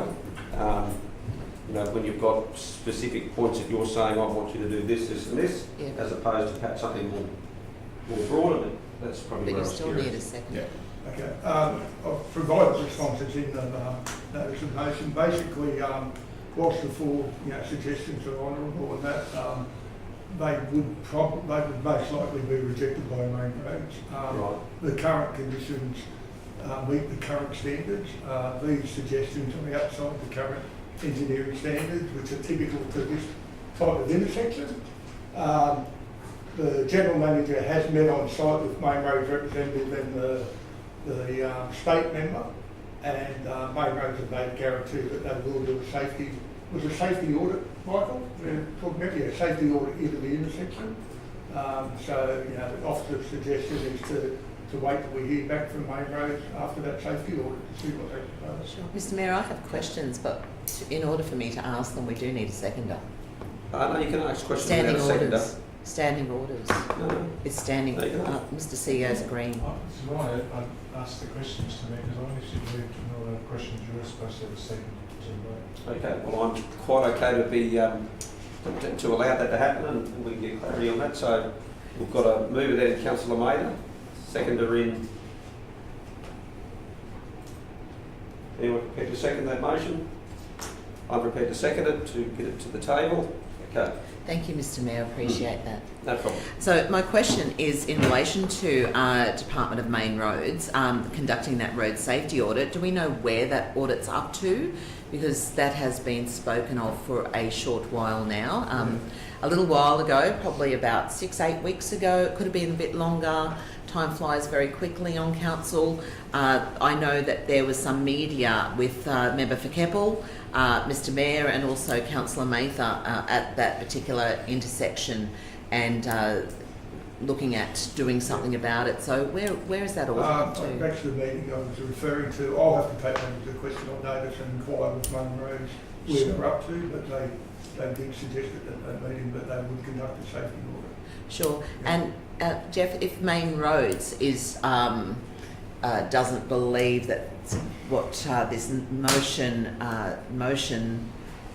is, change the 100 kilometres to 80 kilometres, change the give way sign to a stop sign, and if Main Roads doesn't believe that's necessary, is it up to local government? All we can do is advocate. We can't tell, am I correct in saying we can't tell them as a state organisation what to do? No.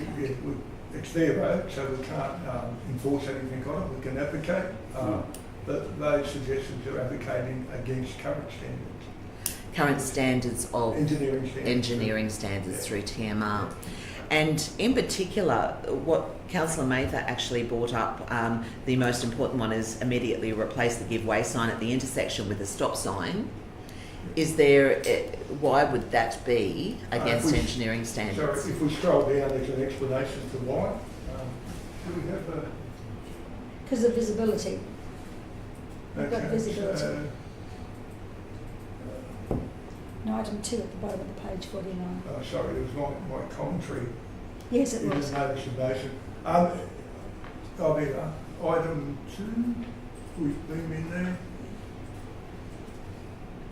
Yeah. For a 100 kilometre hour limited road, site distance is a main concern with providing stop signs.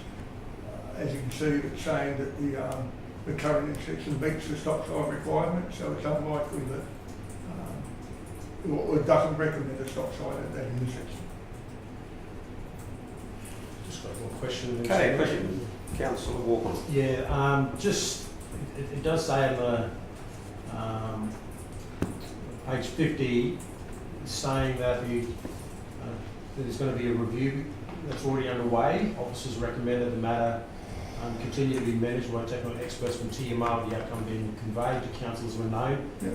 Do we know what sort of time frame that? No, I just mentioned the council. I'll have to take that question and notice and take it up the right. Thank you. Mr. Mayor, may I suggest saying that we understand that we can't tell state what to do with their road. There's not enough information yet that we lay it on the table until the review comes back.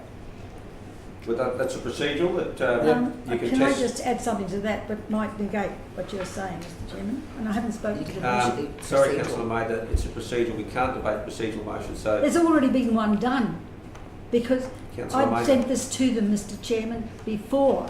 They wrote back, we have correspondence in our office to say we've been up there and we don't believe upgrades are necessary. That's already here. Thank you, Councillor Mather. I appreciate your passion in this space. But under our standing orders, the councillor has legitimately moved the procedural to lay this on the table till when? Till the report comes back from TMR. Yeah, from TMR. Results of their audit. Yeah. Okay. We'll do that. Are they given no indication how long that'll take though, Jim? No, not quite sure. I will check up on that. Okay. Come back to council. Okay. Well, councillors, we have a procedural to consider. So those in favour of that approach? That's carried. We'll move on to the next item of business. Thank you, Councillor Maynard. Those against? Sorry? Those against? Oh, sorry. Okay, those against? Yep. Thank you. Thanks, Matt. Councillor, sorry, can I just for clarification on the matter of asking questions or noted, councillors may ask questions until a motion is moved. Once it's moved, then it has to be seconded before anything occurs. You can ask questions after that, but once you move a motion, even a notice of motion for a councillor, you can ask questions prior to that. But once you move a motion according to standing orders, you have to have a second, and then that's the way that's written. Whether that's correct or not is probably immaterial, but that's So what's it saying that? So you can ask questions up until a motion is moved. Once it's moved, it must have a second before anything else is done. And you can ask questions after the seconder, but you have to go move, seconder, and then move on from the debate. You can ask questions up until the motion is moved in for a notice of motion. So before and after? You can ask questions. Thank you. Rightio, okay. Moving on to 9.3. Second, Mr Mayor. No, notice of motion from council. What was that one? Sorry. Councillor. Second, Mr Mayor. Second. Happy to move. We probably do need the move first. Thank you. Thanks, Councillor. Okay, we're going to move Councillor Walk on seconder and Councillor Friend. Did you want to speak to that motion? Yeah, happy to speak to it. Happy to speak to my first notice of motion, Mr Dawson. This is the fig tree, Keppel Sands Road, and marking milestones are quite important for our community. We're doing that for the late Tom White with his Green Space Memorial, Canal Creek Memorial, and the late Brian Dory being honoured at the New Capricorn Coast Aquatic Centre. And we'd like to remember the significant part of these people, the contribution played to our community. And the South Sea Islander community is a very proud and integral part of Livingstone Shire. Contributions to Queensland and the sugarcane industry, coming over as the Kanakas, and their part that they played in our Shire is quite important. It's quite an important history to the South Sea Islander community from Farmer Reach, carrying those bundles of sugarcane from there all the way over to Thompson's Point. And there's a significant tree on Keppel Sands Road. It runs about 400 metres south of Tranquil Valley Road, and it's called the fig tree. Well, it's a fig tree on the sort of the right hand side, travelling into Keppel Sands, and it's known in the South Sea Islander community as the resting place.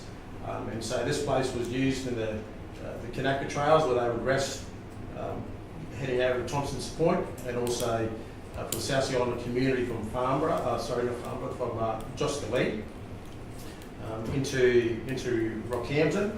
And still on that tree, there's these cutouts on the fig tree, because the old racecourse was behind there, so you can still see where they used to use that tree as a bit of a viewing platform. And so the whole idea is to set up a commemorative plaque, a large stone with a plaque with a bit of a history of the resting place being put at the base of this fig tree that's been dated by an arbitrist to be up around 200 years old, the fig tree. So that's the idea of this motion today. Thank you, Councillor Walker. Anyone speaking against the motion? Question. Question. Thank you, Councillor Walk-on. I'm very proud to second this motion. You're very first, so congratulations. Just in the commentary, you talk about having like a stone with a plaque on it. Is that what you're looking at, or are you not looking at putting anything on the actual tree itself, of course? No, nothing on the tree. At the base of, not on the roadside, but behind the tree, just a large stone, and the plaque is on the stone, is the idea. Lovely. Just so that it doesn't damage the tree. Yeah, for sure. Thank you. Any speakers either further for or against? The only question I've got is the tree on private land, or what's the arrangement Yeah, there? good question, Mr Mayor. We've got a Very hand good. here, maybe Mr Mayor. Did you prepare that answer in advance? I have, it's on TMR land, it's on a road reserve, Excellent. but TMR have already indicated their support for the project, so it'll just be a process. I would like to highlight that Livingstone Shire Council has actually done a significant amount of work since 1997 in preparing and presenting the history of South Sea Islanders in the area. So in researching this, I found some fantastic information about the tree, as well as many other stories. But as part of the research, we've also found a whole project that was done by council that we'd like to reproduce, as it's now just a digital copy somewhere. But I think that would be a lovely overall history to go along with that celebration. So the more that we dig, the more we're finding, and the more that it gives us to celebrate. So it's exciting. So the community development team are ready and able to take that on in terms of working with the Juscalea Museum as well as the other elders in the community to make it happen. So yes, this library is available. This book is available at our library, and it's an extensive history of South Sea Islanders across the Shire, including the trail. Absolutely fascinating. So highly recommend. Thank you, Molly. Molly, obviously it's going to be a very good thing for the area, and obviously a lot of tourists and people not even from the area will want to read. Is there a stocking bay that will be available, or is it something that people have to? So one of the reasons TMR is in, it was an easy support from them, is it is a distance off the road. Yeah. So in terms of safety, it's a road reserve, so it does have the capacity and space, even for a gathering of people, where it's not a safety concern. Just to me, one of the things that I would suggest is when we get around to preparing a plaque, that we either make sure that on the plaque we have a QR code on the plaque, which will actually lead point direction to all of the interesting information that Molly and her team have been able to source, so that it's just a richer sense of information. Very good, thank you for that. Okay, any further speakers? I'll speak for Mr Mayor as a seconder. And I just think this is a wonderful initiative of Councillor Walk-On's for this commemorative stone and plaque. It certainly will solidify and honour the South Sea Islander community and the rich history and contribution, immense contribution that they have made in forging a legacy on the Capricorn Coast through back-breaking hard work and pure determination. So, well done. Very good. Any further speakers? Councillor Watson?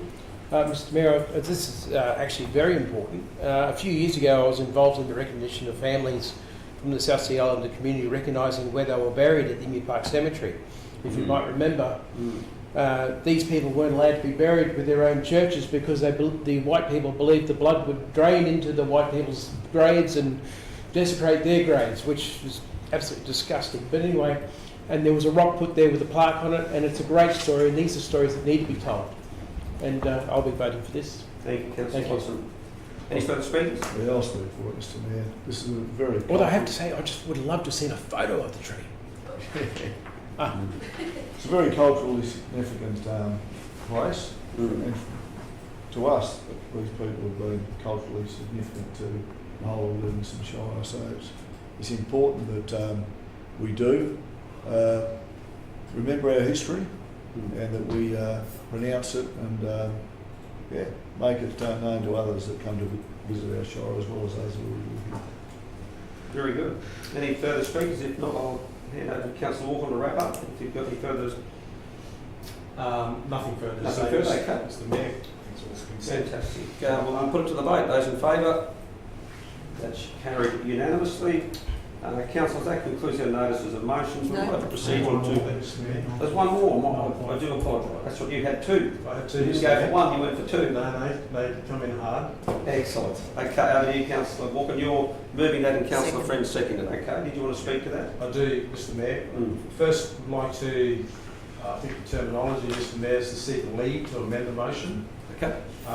It's just an administrative error that's pointed out to me. Councillor Friend, so thanks Councillor Friend, just in relation to the councillor recommendation there is incorrect. Okay, so what's that change? Oh, okay then.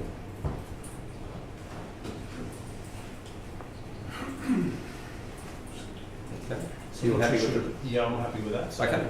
You're presenting that to us then? Yeah, that's right. Okay. Over to you, Councillor Walker. Yeah, so this motion today is about Bell Park and Emu Park, and since my first tenure on council, there's been a lot of discussion about Bell Park. I think it was a couple of months into it. There was discussions with the community group relating to that little waterway in Bell Park, and a community group wanting to build a bridge over that. I've also been to 2 beach day outs, and our All Abilities groups they're actually, at the last one, they were selling hats. I think $5 a hat to raise money to build an All Abilities toilet, so that they can change the rooms, so they can get changed and go down to the park. So this community group's trying to get an All Abilities change room down there at Bell Park. Another community group has discussed putting a half-court basketball court in there as well. At our Emu Park community consultation that we recently had, a gentleman spoke to me about the heritage listed tower that's there, that the scaffold's been around it for some time, and would like something done with it. And also the car parking there as well, that once the rain comes, the water doesn't run off and you're stepping into a bit of water. And so the whole idea with this is to ask the community what they think about as going out to do a master plan to Emu Park, and to see what they would consider as what they would like to see with Bell Park in Emu Park. So this is what my motion is today, and to one operational work there is to get done on a quicker note is to get that heritage listed tower sorted out as a matter of priority, Mr. Mayor. Thank you, Councillor Walker. Any speakers against? Oh, yes, questions first. Absolutely, can I ask a question? Can I ask a question? Has there ever been a master plan done for Bell Park? Not that I'm aware of. The whole park, though, is heritage listed, so it's not just that tower. Yeah. Okay. So the whole park is heritage listed. So there's a whole process that we have to follow in order to look at the park and what we want to do there and that sort of thing. This would sort of would fit into Sharon's area within our team. The facilities type stuff. Yeah. Okay. Question, Mr. Mayor. I second this and I believe in it. However, I just want to find out in the resolution, which was a very good resolution, do we need to actually add anything about budget deliberations for 26-27 to have that funding to undertake a master plan? Is that something that we need to actually put in the resolution to make sure that we have funding for? Through you, Mr. Mayor, with that budget allocation, some of the council officers will be able to undertake the work. That doesn't stop us doing some of the preliminary work where there's lower costs. So, given it would probably take a little bit of time leading into that space if council supports this, then we'll start to plan towards that as part of the budget submissions. Okay, thank you. Just so you're aware as well, Sharon has already started work on some of the power upgrades in Bell Park, which is a core part of trying to deliver some of these other services. So certainly we can start having a look into what some of the other things that we want to do around amenities and things like that.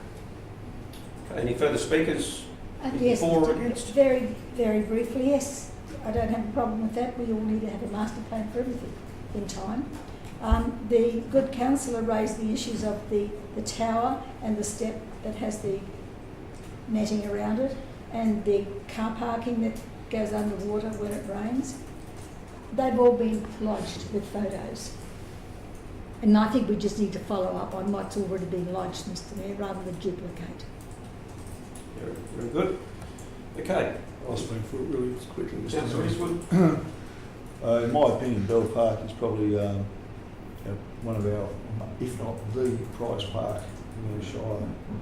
It's an absolute glorious, beautiful location, right on the coast, amazing trees, great history, and to make sure that we can preserve it, but also to make it the best community facility we possibly can, is very important. We need to plan for it.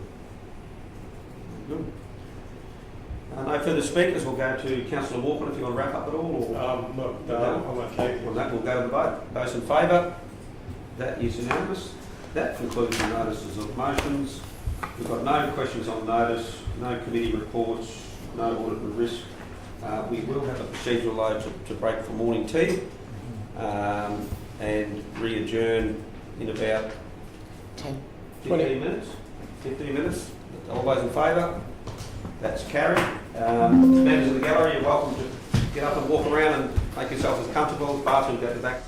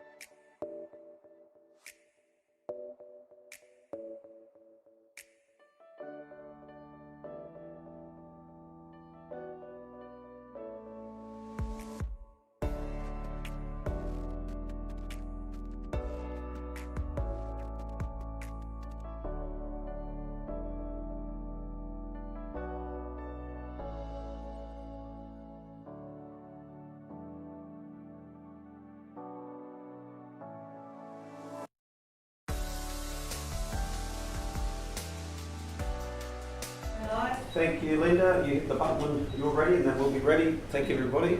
Can we get a procedural to resume the meeting? Let's move Councillor Main. All those in favour? Okay, we're back in our open session. And I'll leave you again. And Councillor Watson's We'll go for a second one. taking leave there. That takes us on to 13.1, the material change of use for non-resident workforce accommodation, low impact industry, in brackets metal fabrication, and high impact industry, concrete batching. Okay, Greg, you're going to lead this one. Thank you. Thank you, Mayor, and through the Chair. I'll just introduce you to George Milford, who's our campaign consultant who has undertaken the assessment of this particular application. As Mayor points out, it's for an MCU for non-resident workforce accommodation, low impact industry and a high impact industry, i.e. concrete batching plant up at Melbourne. Without any further ado, I think I'll just hand over to George. Thank you, Greg, and councillors, thanks very much for the opportunity to assist you with the assessment of this application. So it's an application for a number of different components that are all really related to the one activity. We've got some non-resident workforce accommodation, some metal fabrication that's defined as low impact industry, and some concrete batching activities that are defined as high impact industry. The planning framework sets up definitions for individual uses. So the definitions in the planning scheme have been driven by the nature of the use that's happened here. And we're not talking about a rezoning application, we're talking about the specifics of the proposal that the applicant has put forward. So it's a concrete batching activity at a certain scale that is categorised as being a high impact industry activity. We've got some metal fabrication activities that are defined as low impact industry, and then we've got our non-resident workforce accommodation. Originally the application included rural workers accommodation instead of non-resident workforce accommodation. It was changed because the definition of rural workers accommodation didn't fit the intent of what the proponent was proposing to do. Rural workers accommodation is really limited to farm workers, effectively, and because the workers that are proposed to be accommodated on the site aren't farm workers, they're related to the concrete batching and the fabrication activities that couldn't be defined as rural workers accommodation, so hence the reference to non-resident workforce accommodation. Given the nature of the use and the location of the site, it was required to go through impact assessment, which involved public notification, and it also triggered assessment by the Department of Transport and Main Roads, given the proximity of this site to the adjacent Bruce Highway.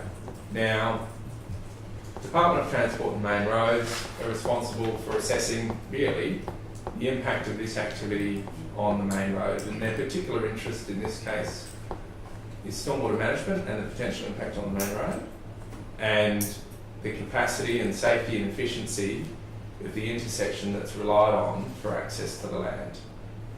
Main Roads approved the application, or recommended conditions, or put forward conditions for approval of the application that effectively don't change the concept in any way at all. So they've determined that the intersection that's relied upon for access is the intersection that's relied upon for access to the site has sufficient capacity and is suitable for the nature of the vehicles that are attending the site, and likewise stormwater can be appropriately managed to ensure that there is no adverse impact on the state controlled road. During public notification, there were 19 submissions that were received about the application. 9 of them were in favour of the application, 10 of them were against the application, and the reasons for objection ranged and dealt with all sorts of different aspects, including, and we've heard there's been obviously some deputations this morning about it, but you've seen that there's been submissions that are related to effectively the nature of the land use and its compatibility with the zoning, amenity impacts and infrastructure impacts. So in assessing applications that are impact accessible, we need to look at the planning scheme as a whole, and we need to look at the planning framework as a whole. And that includes the strategic framework of the planning scheme, which sets out the policy intent for what we're trying to achieve in the Shire as a whole in terms of how we do our town planning, and then also the specifics of the individual codes that are used to, as a checklist more or less, or a more detailed list of assessment benchmarks that we determine compliance. No application of this nature is prohibited within the Shire, and it's Council's job to assess the applications of this nature, certainly, on its merits. It is okay to approve applications that conflict with some of the assessment benchmarks if there's relevant matters and good reason to do so. It's not appropriate to approve development that is in conflict with that strategic policy intent for how Council said the Shire is intended to grow. We've had a look at some plans of the site generally, but you can see it shown on our screen here. We've got the Bruce Highway that bounds the northeastern boundary of the site. We've got a road reserve that's quite wide to the west and to the south of the site. Now that's a 100-metre road reserve for the sake of scale. And you can see to the southeast of the site, you can see the intersection that joins onto the Bruce Highway. It's proposed that access to the site, and that's referenced in the proposal plans, access to this site is more or less from the southeastern corner of the site. Now that is reflected in their proposal plans, and if it was approved, there'd be conditions that say that the development needs to proceed in accordance with the plans. That is quite specific about effectively where that access needs to be. The majority of the activity is located along that southern boundary in the southeastern corner of the site. And we've talked, and you can see it on the proposal there, and we've talked a bit this morning, there's been a lot of discussion around stormwater management. So this site is generally higher than the land that surrounds it, and the southern boundary is more or less a bit of a ridge. It's at about 19 metres AHD, and it slopes down towards from the ridge, it slopes to the north, and there's a small catchment that falls to the south. But generally speaking, there's a ridge that runs in an east-west direction that corresponds fairly well with the southern property boundary parallel with the road. Stormwater is proposed to be managed by catching the water that falls on the site, or that part of the site that is used for this activity is going to get captured, and it's going to get directed to the north to a retention basin or detention basin that is used to capture and store the water to ensure that it's dealt with appropriately. It's not proposed to end up in a situation where water falls on part of the site that is used actively for the purpose of this activity that is then able to run off the site without being treated. It's not proposed that occurs. The water needs to be captured and directed to an appropriate point, which is shown as a large rectangle towards the top of the screen, and is managed from there. You can see the workers' accommodation is, I guess, the most western rectangle, and then there's a variety of other activities that are associated with or sheds and buildings that are associated with the proposed activity. The purple area that's hatched on that plan is, generally speaking, the hard stand area that's used for vehicle manoeuvring and that's associated with the activities for the site. You can see there's several large sheds there that are directly associated with the vehicles that are used in association with this activity, also for the steel fabrication aspect. Importantly, the scale of this use is fairly small in the context of both low impact industry and high impact industry uses.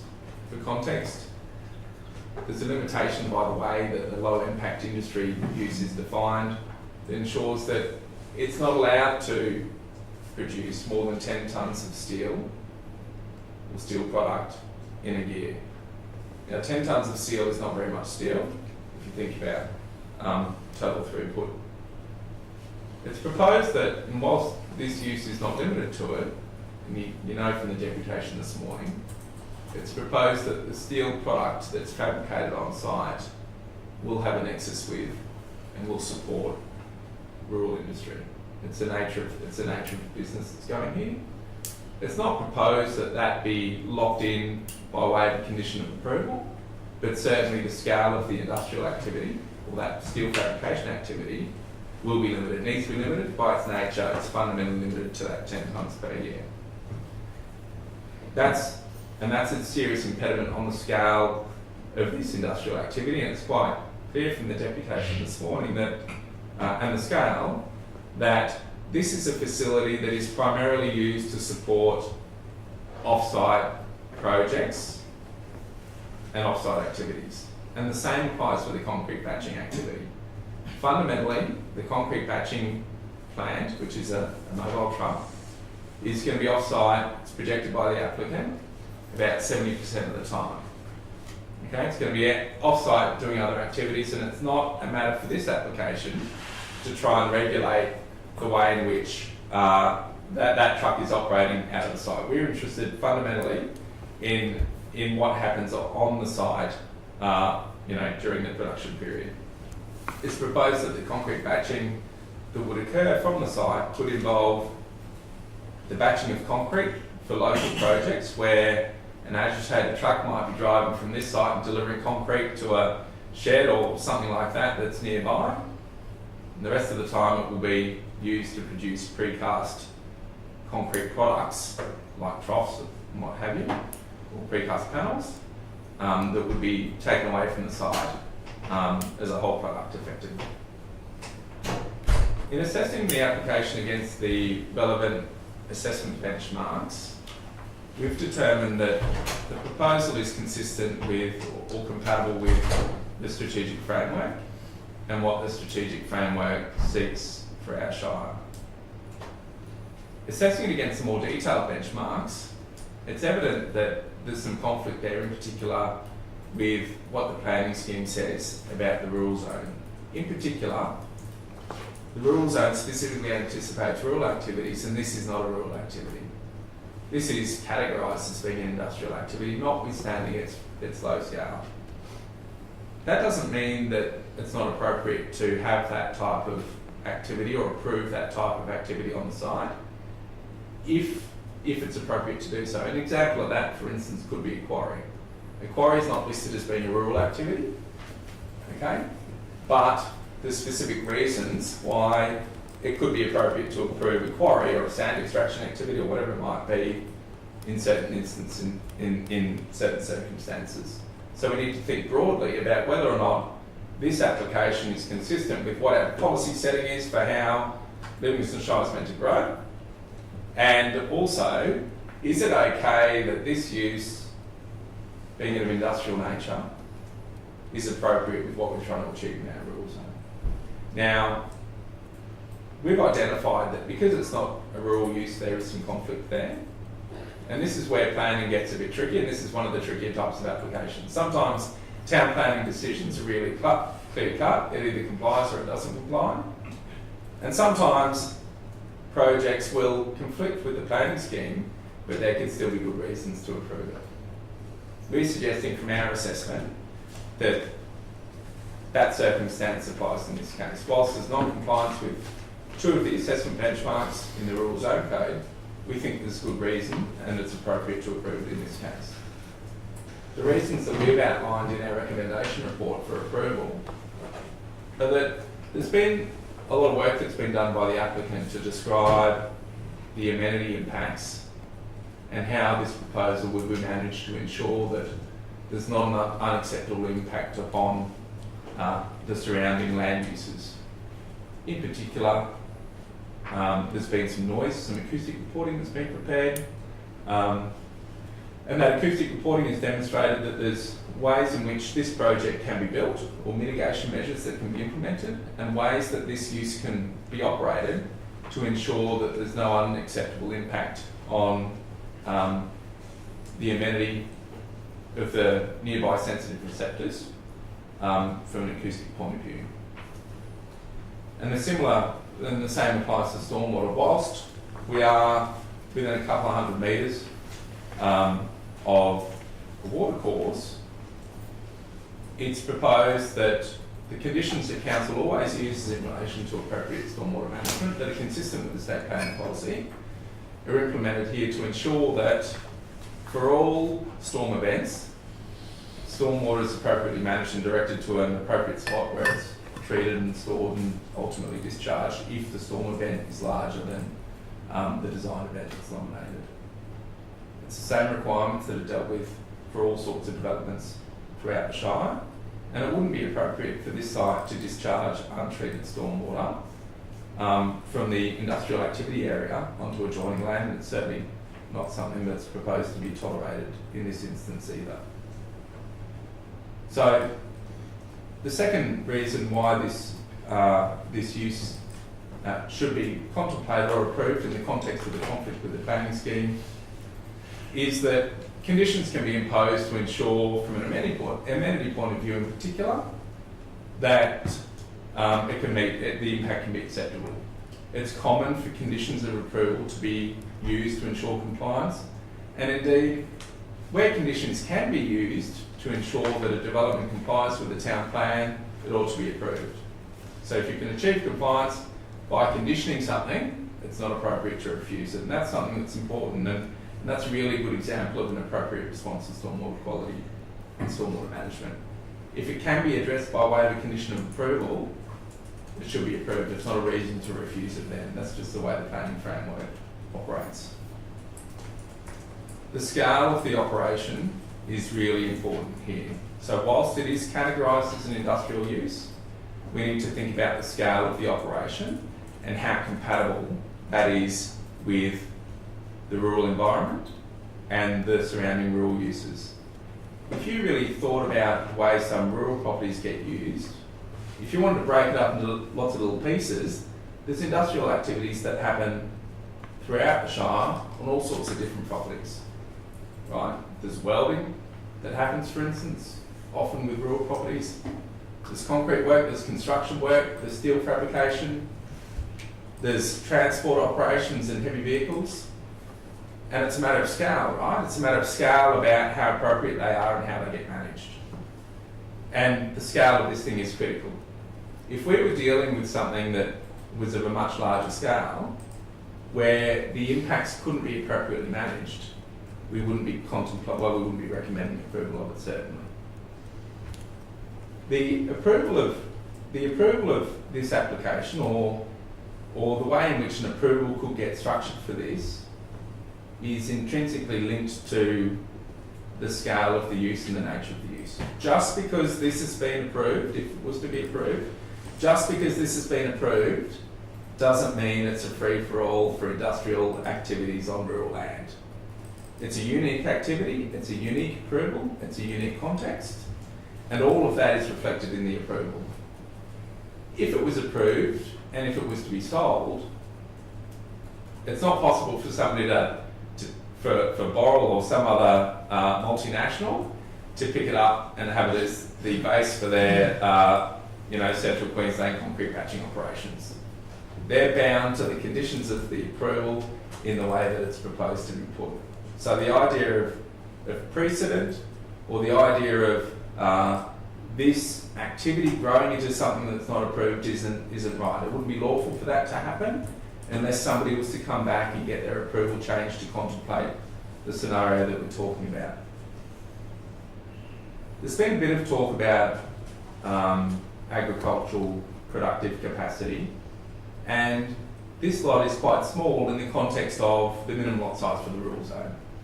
And whilst I'm sure it could be used for rural purposes, it could be used as a rural lifestyle lot, for instance, it's not a lot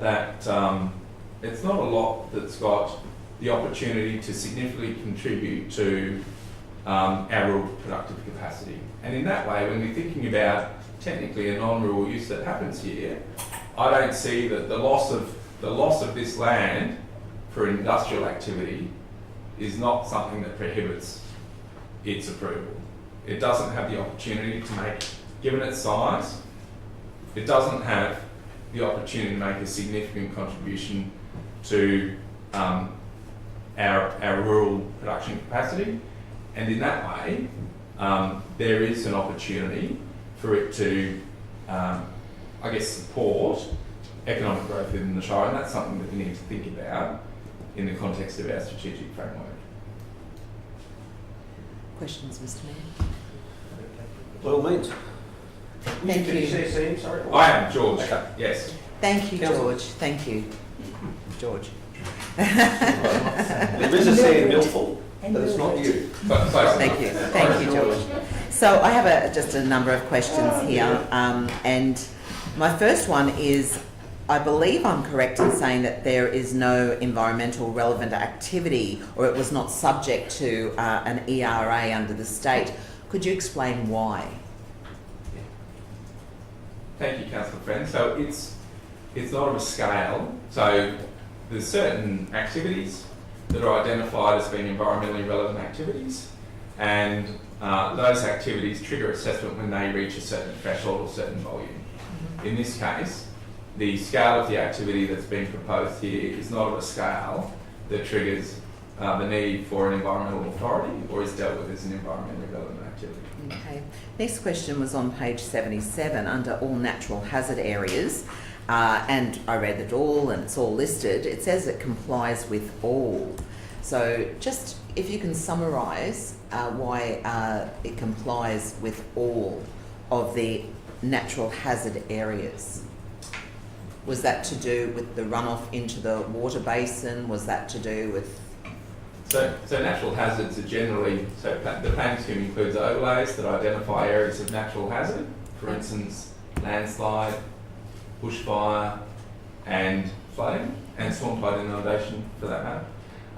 And generally it's interested in ensuring that when you approve development, you're not creating a circumstance where people or property are not unacceptably exposed to those hazards.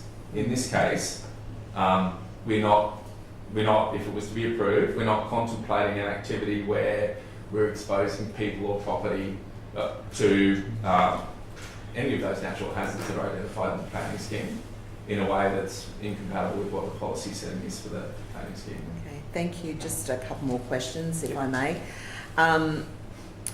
How is this proposal able to comply with the Environmental Protection Act 1994? Very similar to the previous one, but how does it comply with the Act? Yeah, well, there's an obligation on... Excuse me, please. Yeah, so this has been assessed under the Planning Act, and that's our responsibility to deal with it under the Planning Act. Certainly, the Environmental Protection Act deals with I guess amenity impacts and opportunity for environmental nuisance and harm, and it's not lawful to operate a use that causes environmental harm or environmental nuisance that's I guess that's in breach of the environmental protection policy. So we're not contemplating, or certainly the reporting that's been provided and the conditions of approval certainly are not permitting any type of activity that would be in breach of the EPP requirements. And certainly if something was to breach EPP requirements, there's the usual course of action that's available to ensure compliance. So the use needs to be operated in a way that is compatible with the Environmental Protection Act. And that is something that exists regardless of what sort of town planning approval it's got. Sure. My next question is, you've given us very good reasons as to why this should be approved, and I suppose that's a good performance outcome. However, why would the planning scheme state that it needs to identify the desired character and amenity for the zone and to protect it from incompatible development? So I believe that could be interpreted as it's going to, the planning scheme itself, the current planning scheme would then look at incompatible development and protect it from the intent of the zoning. That's exactly right, Councillor Friend. I agree with you on that. And it's a trigger. We need to have a look at the proposal and understand whether or not there's a compatibility issue there. Okay, so just because something's defined as being an industrial activity, a low impact industrial activity, or a high impact industrial activity, doesn't mean that there's automatically conflict between or an incompatibility between it and the surrounding uses. It comes down to scale, and it comes down to the particulars of the site and the particulars of the operation. So it's certainly something that we need to think about when we're assessing one of those applications, but it involves looking at the detail of the proposal, how it's going to operate, how the use might be controlled and regulated to ensure that we end up with compatible land uses happening here. I think the conditions that have been proposed for this application ensure a compatibility. It's certainly not providing for any sort of unacceptable impact on the surrounding land. And if it did, it shouldn't be approved. And that's a very good segue into my very last question in relation to, I don't want for you to discuss all the conditions, but what are the most critical conditions? I've read them all, but just in open forum, what are the most critical conditions that have been imposed on the development? Yeah, I think there's two critical bits to this application that relate to the nature of the use. So the conflict that we've got with the planning scheme is the fact that we're dealing with an industrial activity or a use that's categorised as being an industrial in a rural zone. So the bit that's different about this application is how are we managing that conflict with the scheme, and you know those reasons for refusal that we talked through. How did those unique circumstances that we've talked about, you know, the potential for impact or ensuring that there's not an unacceptable impact on amenity, ensuring that the scale is appropriate, how have those things been mapped into conditions of approval? And those are the key bits, those are the key parts of the conditions. So there's conditions in there that will ensure that this use operates at the scale that's being proposed, that's formed the foundation of the impact assessments that relate to amenity. That's really important. If you don't have conditions that limit the scale of the use, things can get out of control and it becomes very difficult to regulate or enforce the scale in future. People end up with something that they didn't anticipate they were going to get. So I think that's a really important condition. It's reflected in there. The other one relates to the conditions that ensure the performance of the activity that will be in line with what the assessment report said. So there's some specific conditions in there that relate to acoustic performance, that reflect the recommendations of the acoustic report. There's specific conditions in there that relate to stormwater management, ensuring that stormwater management is appropriate and in line with council standards, and require the provision of the stormwater management information to be given to council for endorsement. And there's conditions that relate to dust management as well. And I think those, whilst all the conditions are important, I think those are the key ones because they're the things that are fundamental to ensuring that, you know, they relate to the reasons why it's okay to approve this thing, notwithstanding the fact it's an industrial use in a rural zone. Thank you.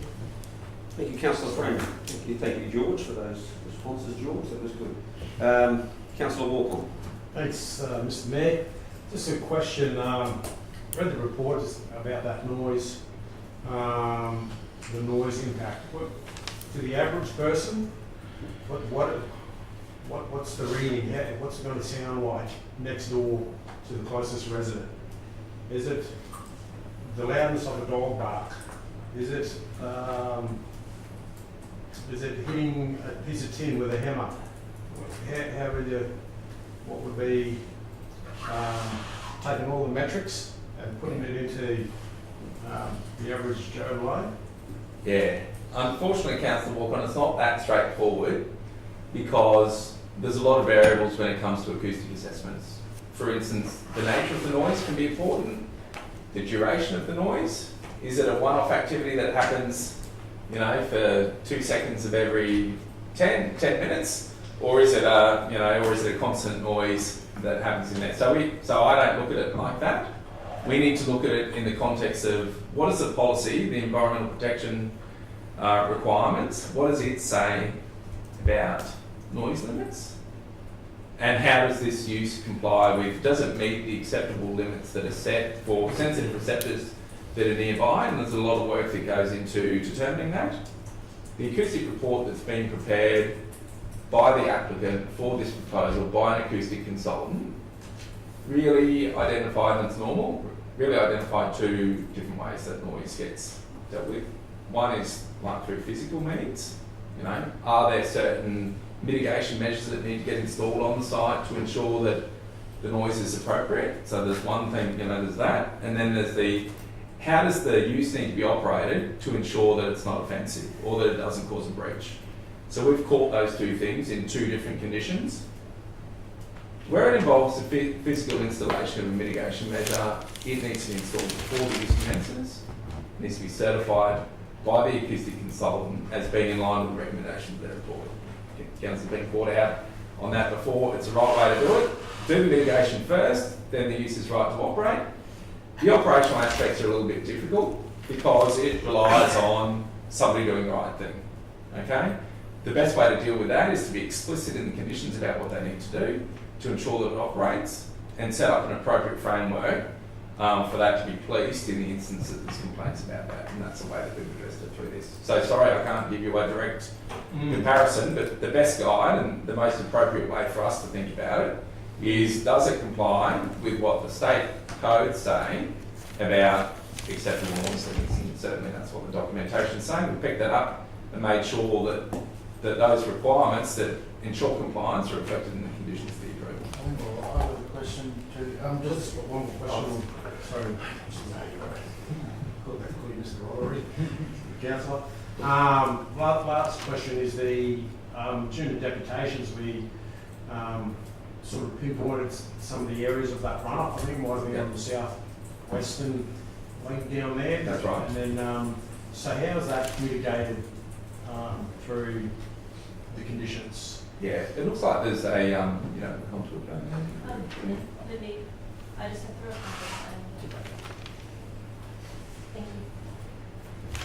So we're just going to pull up the contour plan that shows us kind of accurately the contours for the land, which will give you an understanding of the catchments. But the idea is, in the application material, is showing that the area that is being developed, so the footprint of the development that's been used for the industrial, the stormwater that falls or the rainfall that falls on that part of the site is captured and directed to a detention basin. And you can see here that there's a contour line that runs, the 19 metre contour runs around like this, and then this is 18 metres, and then it's lower still there, presumably at 17 or so. So there's clearly there's a bit of a ridge that runs along the southern boundary of the site, somewhere in here. It's only a 1 metre contour, so give or take. But certainly the application material is saying that this is going to get developed in a way, earthworks or bunding, if it doesn't fall that way naturally. But the stormwater will be captured here and directed to the detention basin that sits at the northern end of the site. What happens if it's already full, mate? Sorry. Oh, sorry. Ben. I just caution the members of the gallery to remain quiet during the presentation. Thank you. Question. Have you finished your a couple of things. I've read through all of it, and sorry I missed a lot of the first deputation, but everything that has gone with noise, lighting, is all about the residents and the impact of the motorway.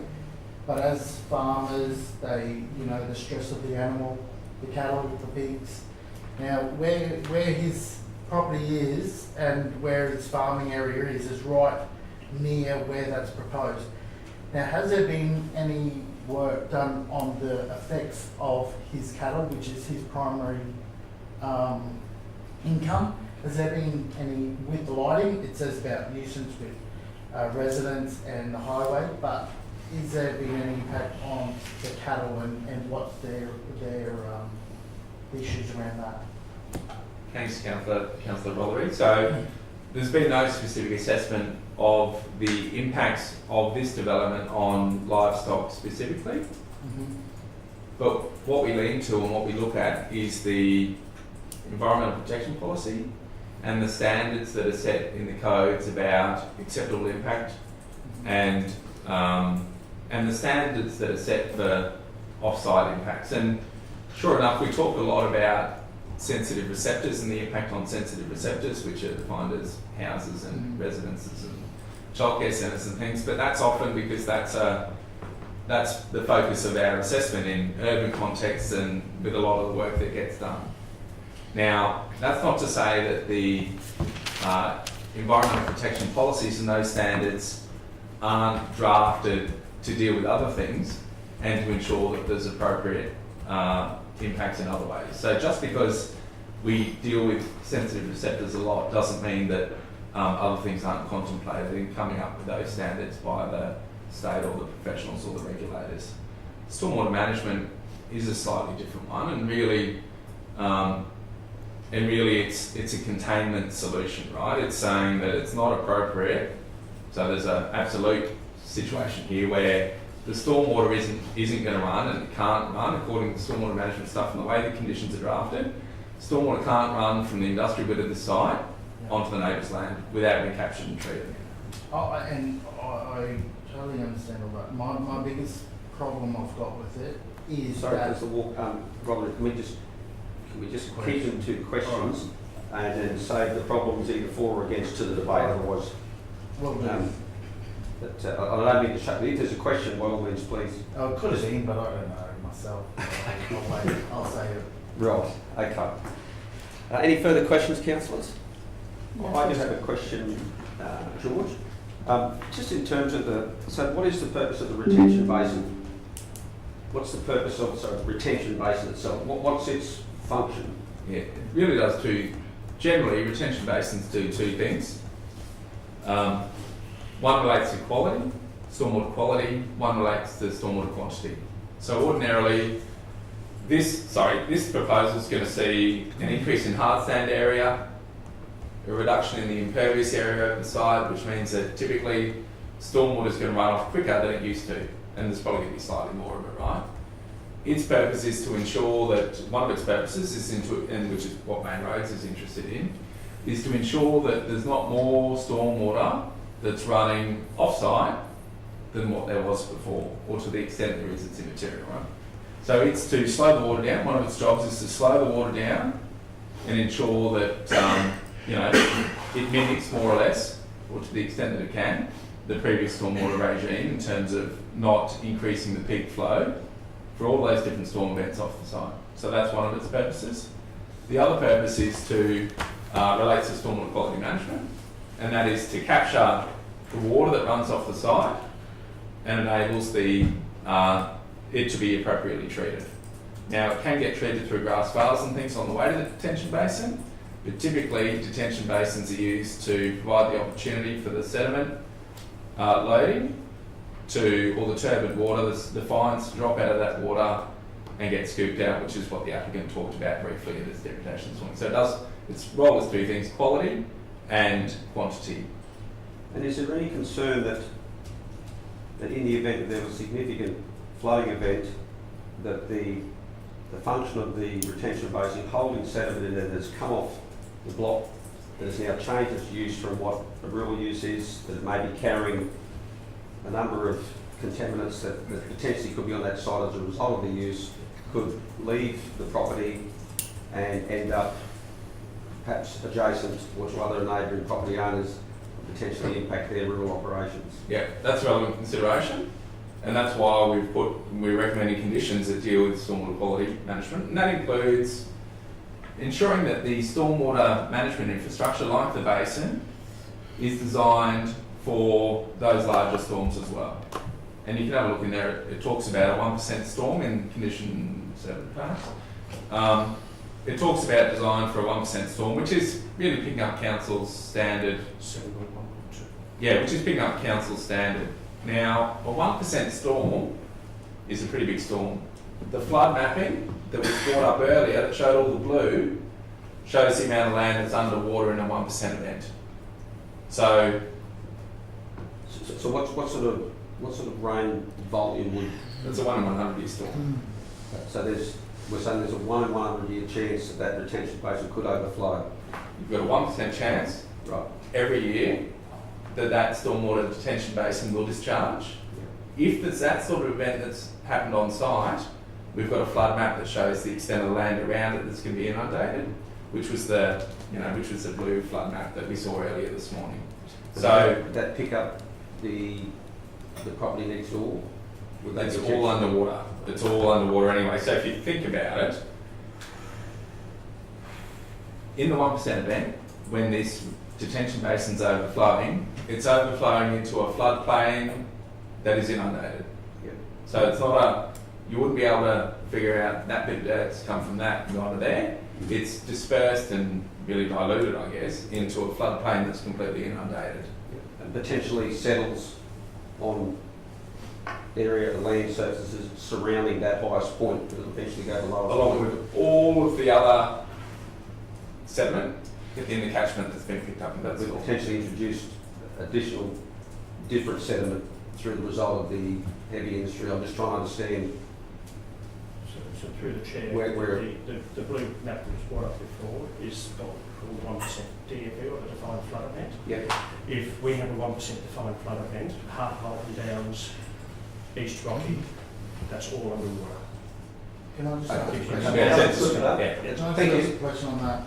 You're saying 1%, and I understand how that works, because at the start of the year they can work out 1% is for that year, and then it turns into a 1 in 100 event. Yeah. But we already know in the last 34 years it's happened twice. So how can it be a 1 in 100 year event when it's happened twice in the last 34 years? So through the chair, so the old terminology was 1 in 100 year rainfall event, which is a misnomer because it could potentially happen more. Okay. The 1% is derived from generally the volume of water or the impacts from that. You can actually have a 1% DFE twice in a year. Yeah, okay? exactly. So the 1 in 100 doesn't really What it cover actually the does, 1%. what it actually does is eventually it changes the parameters of what we define as a 1% defined flood event or 1% annual exceedance probability. I guess importantly, it's that event that council's identified as being its design standard. It says for stormwater management, we want to design for a variety of different events, with the peak event being the 1% event. And that's the way in which it's proposed to manage this site. Okay, that concludes my questions. Thank you. Any further questions, councillors? No. Not questions, Mr Mayor, but Very good. I'm If happy there's- to move. If there's no further questions, we will now enter into formal debate. We have a recommendation there from our officers, as we see us before on the screen there and in our reports. Is anyone there prepared to move that motion? I want to move an alternative motion, Mr Mayor. Okay, Councillor Mather. So that would be foreshadowed, Mr Mayor? Yeah, well, we'll hear the councillor out first. What are you proposing, Councillor Mather? Mr Chairman, I'm proposing that the application be refused based on good grounds that relate to both properties in question here. And although I haven't identified specifically all of the issues that we need to rely upon to refuse the application, I would go with the statement of reason that has been given to approve the application, Mr Chairman. Hang on, you've confused me now. Sorry, Councillor Mather, which is probably my mistake, not yours, but help me understand. Once upon a time, I'd come to the table with an alternative motion. I'll set out the reasons. It went out the window. Nobody took any notice. I'm not doing it today. Right. The council can come up with those reasons. I'm proposing to refuse the application with the reasons to be given that will be set aside later today or tomorrow, whenever. Okay, so But I guess primarily, unless there's the a... development does I'm not just- comply with aspects of the assessment benchmarks. Yeah, thanks, Councillor Mather. Probably need to test. Is there a mover for the motion and a seconder to get the motion live on the table to debate whether for or against? That's really what we need to ascertain firstly. Mr CEO, would you provide any other advice other than that? Or sorry, other than that, but any other advice to provide us a course forward? To be honest, Mr Mayor, I'm just trying to understand Councillor Mather's motion at this point in time. So you're moving an alternate motion To refuse the application. based on with reasons to be provided. Yes, with reasons to be provided. At what point in time though? Well, as soon as we have the opportunity to discuss To it. speak to the debate? Yes, because I mean, the questions here today are all very relevant. I mean, they're all important, and I'd like to give the applicant the opportunity to know where we're coming from and to why our concerns are there.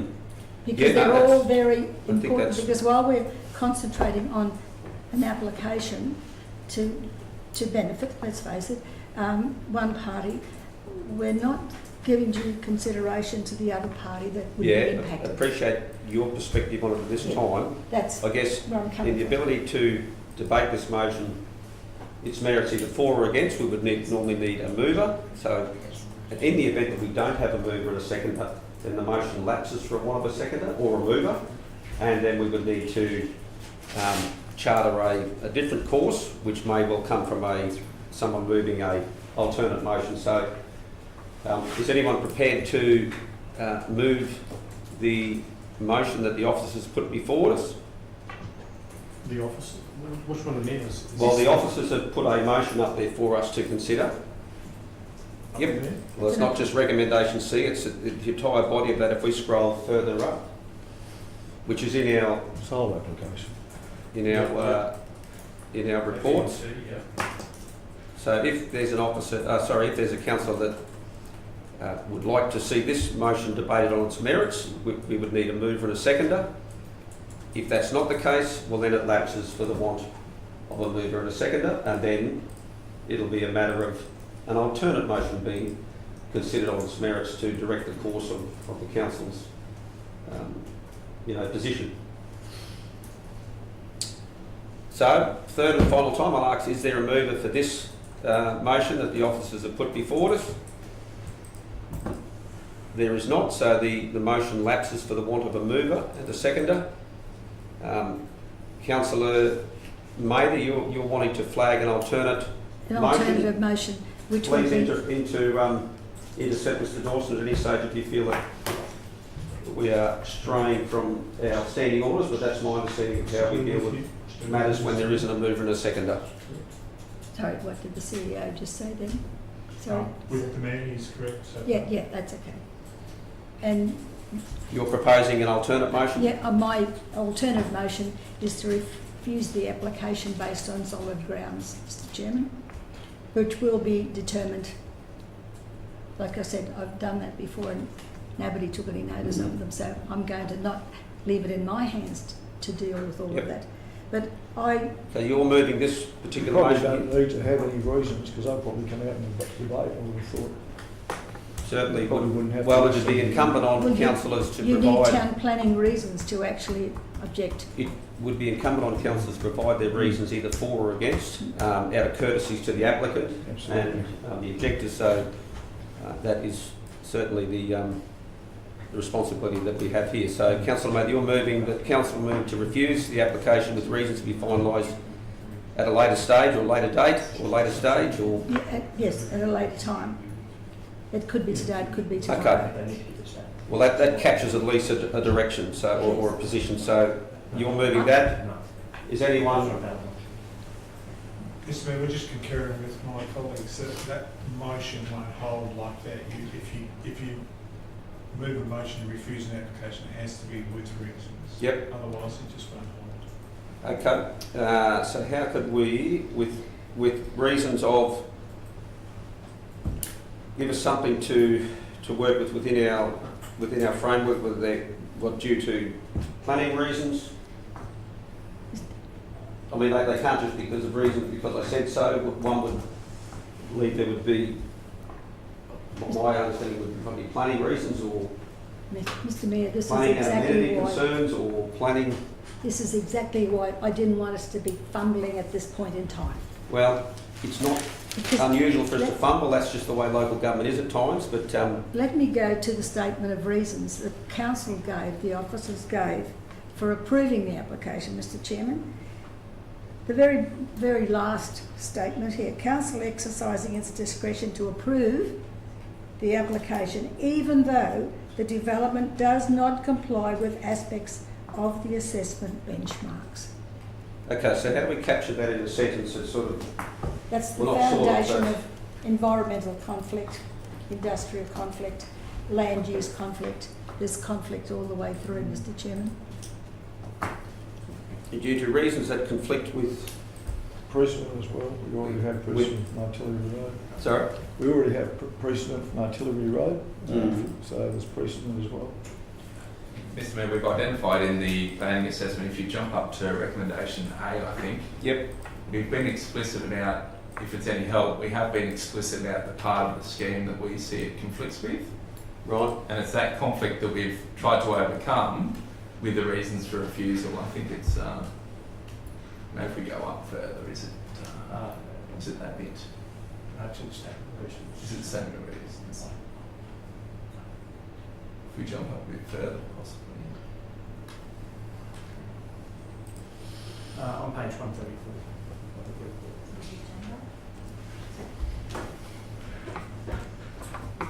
Where are we looking at the guys?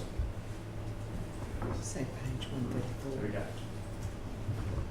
So if you have a look at, Zoom in on the more one. so if you have a look at the first paragraph in that table that identifies part of the scheme that we've identified the non-compliance with, and it's that non-compliance that we've identified the reasons for to justify that. So Okay.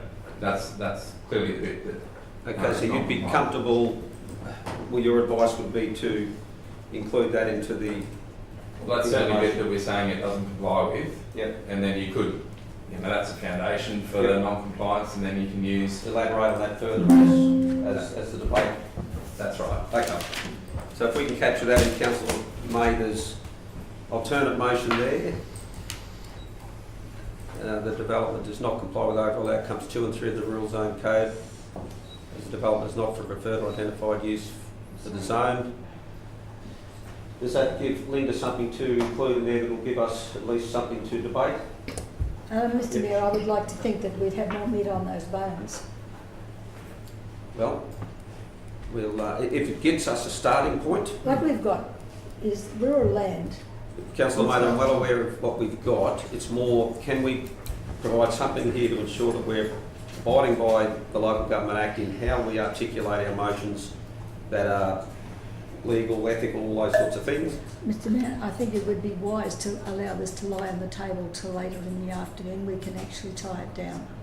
Well, no, we're going to have debate on it to provide direction which way this is going to go. That could be reckless, Mr Chairman. Well, I don't probably take on board that it could be reckless in that each councillor has had enough time to consider the merits of this application. It's a complex issue. It is complex. Multi-purpose land use. It is. That does not comply with the whether we purpose deal of with the it now or land. later in the day, when we've got a myriad of other things to deal with. Appreciate that. Mr Mayor, may I ask you, in the reasons that we've been directed to, number 1 would suffice at this time for a debate. Yep. Number 1. So does not comply with overall outcomes 2 and 3 of the Rural Zone Code as the development is not for a preferred or identified use in the zone. We're talking about putting down a reason that would be one that we could, am I correct, Mr CEO? Well, that complies with your motion if you want to instruct that. Which is the advice that George has provided us, so that gives us a starting point. So we've just set it up here. If you have a look, you can add some more dot points to it if you wish. Yep. But that should give you a Let's start with that, and we'll see what comes out at the outcome of the formal debate.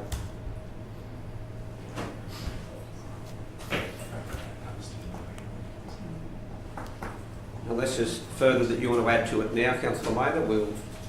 The conflict with the land uses, Mr Chairman. Yes. The extent of the conflict. It's not just... Well, in order to prosecute the extent, we need to get a motion on the table that we can actually debate either for or against. So that captures the overarching concern, overall outcomes 2 and 3, and then it's the particulars within that that will become more clearer as the debate moves forward. If that would be my interpretation of how we've got to get to a conclusion one way or the other.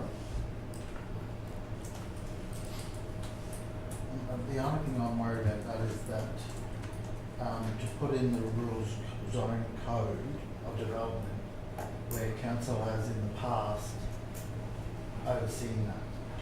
So that I just don't want that being an issue moving forward where someone comes and goes, well, that's not really an issue because you've overseen that before. Does that make sense? I think each application is treated on its merit. On its merit? Yeah. Okay, well, I'm happy with that, then it's like that. Okay. Is that what?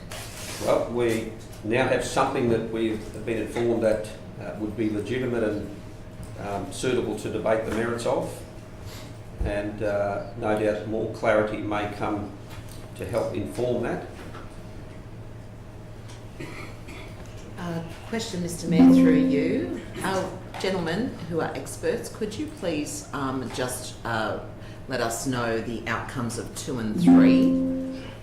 Through the Chair, by that. So the Rural Zone Code number 2 talks about to provide predominantly a wide range of uses for rural activities group, particularly those involved in primary production, and to protect these land use conflict that may result from the development of sensitive land use and other non-rural uses. Number 3 is to protect or manage significant natural resources and processes to maintain the capacity for primary production. They are actually on page 82 of the Council report. Thank you. I'm reading them as you're reading them. Okay, and I remind councillors as well, it is not uncommon for us to have been in similar circumstances, and by the end of the debate it has helped inform with greater clarity the particulars of the elements of 2 and 3 that may be more relevant, that become clearer through the debate. But without having the debate, it is difficult to know exactly what are those factors that are of the most concern that are in 2 and 3. Mr Mayor, we need to have the very clear, basic reason that the application must be refused. We need to have it clear, not something very merry. We need to have it clear. And the intention is, concise. Councillor Mather, to ascertain what they are, but if we can't get into formal debate... The conflict of the land use, Mr Chairman, because Yep. we've got an industrial and high impact on one, there's low impact on the other side of the property. I'll start a different approach. Is there any councillor prepared to move this motion to get us started on the debate so that councillors can express their individual concerns either for or against? I'm happy to move Okay, that one. we've got a mover in Councillor Rotherham. We've got a seconder in Councillor Eastwood. Okay, but now in live debate, Councillor Rotherham. I'm moved this because I think we really need to work out what Councillor Mather said. Look more into it, find out the conflicts between both areas. I'm not happy with the previous one because of the I just don't think there was enough work done on the farming side of it. There was more to do with the impacts of the waterway and the farming side. So that's why I've moved this one, to look into a bit more. Okay, anyone speaking against this motion? Anyone further speakers for? I'll speak for Mr Mayor. Okay, Councillor Friend. Gives me no pleasure whatsoever. However, my understanding is that the developer, who is award-winning, ethical and a respected operator, I just wanted to note that first. But this, my following reasoning, is no slight upon the developer's business acumen. Introducing industry and its nuances such as noise and heavy monsoonal rain and at times cyclonic conditions may cause runoff into nearby landowners and also into Alligator Creek. These are of concern to me. My other concern is that there is a designated bus stop for children having to traverse a rural road that will have a dramatic increase in traffic flow with heavy vehicles. Although this, I believe, in my opinion, is a very worthy development, however, I'm not convinced this is the most satisfactory position for this development, as it is incompatible with the rural zone and we must protect the amenity and character as noted in the planning scheme. Thank you, Councillor Friend. Any further speakers for the motion? Any further speakers against the motion? I'll speak for it, Mr Chairman.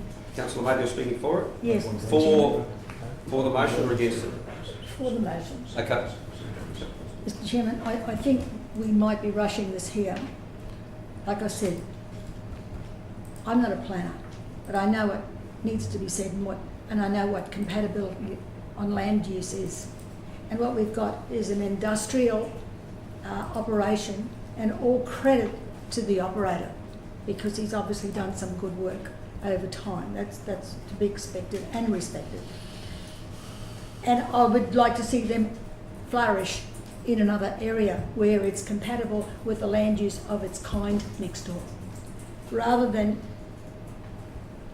pose a threat, and it is, to not only the biosecurity, the environmental values, and the income and the valuation, etc., for the innocent neighbour next door who will be the recipient of any outfall, whether it be noise, dust, water, contamination, whatever. They are not compatible uses. And this is what we really need to get through, because if you take them one by one, everything says it can be done, this can be done, this can be done.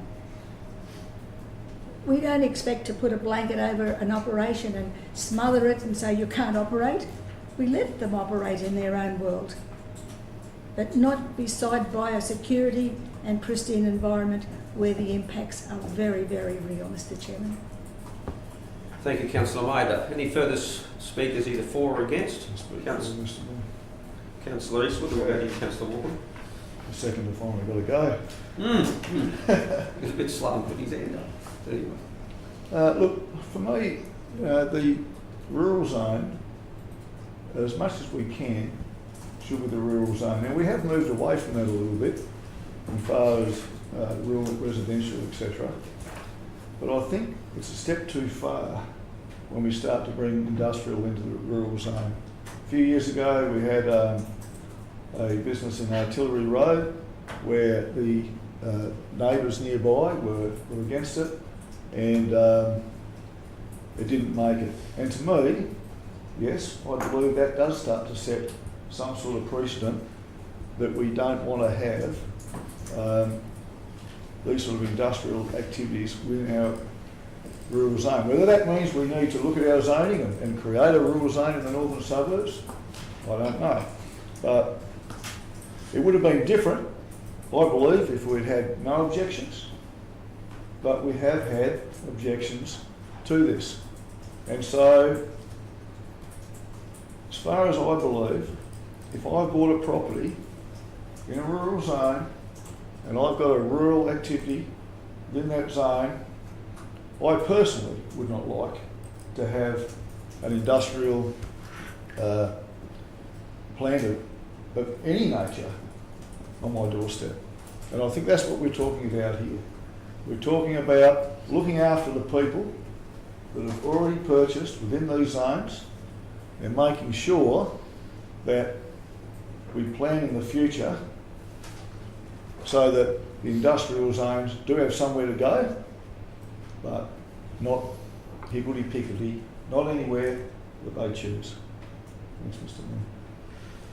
Thank you, Councillor Eastwood. Councillor Walker. Yeah, certainly very difficult decision, this one. It's certainly not the easiest decisions to make, to just go yes, no, vote for or against. It's I was tossing and turning last night, thinking about the decision that we have to make today, and decisions that we make as councillors certainly have a huge bearing on applications that come to the table, and has a huge bearing on people's lives. So we certainly don't take this any lightly. And so it was. I read this quote from Anthony Albanese, I love him or hate him, but he said that local voices matter, and development must be shaped by the people it affects.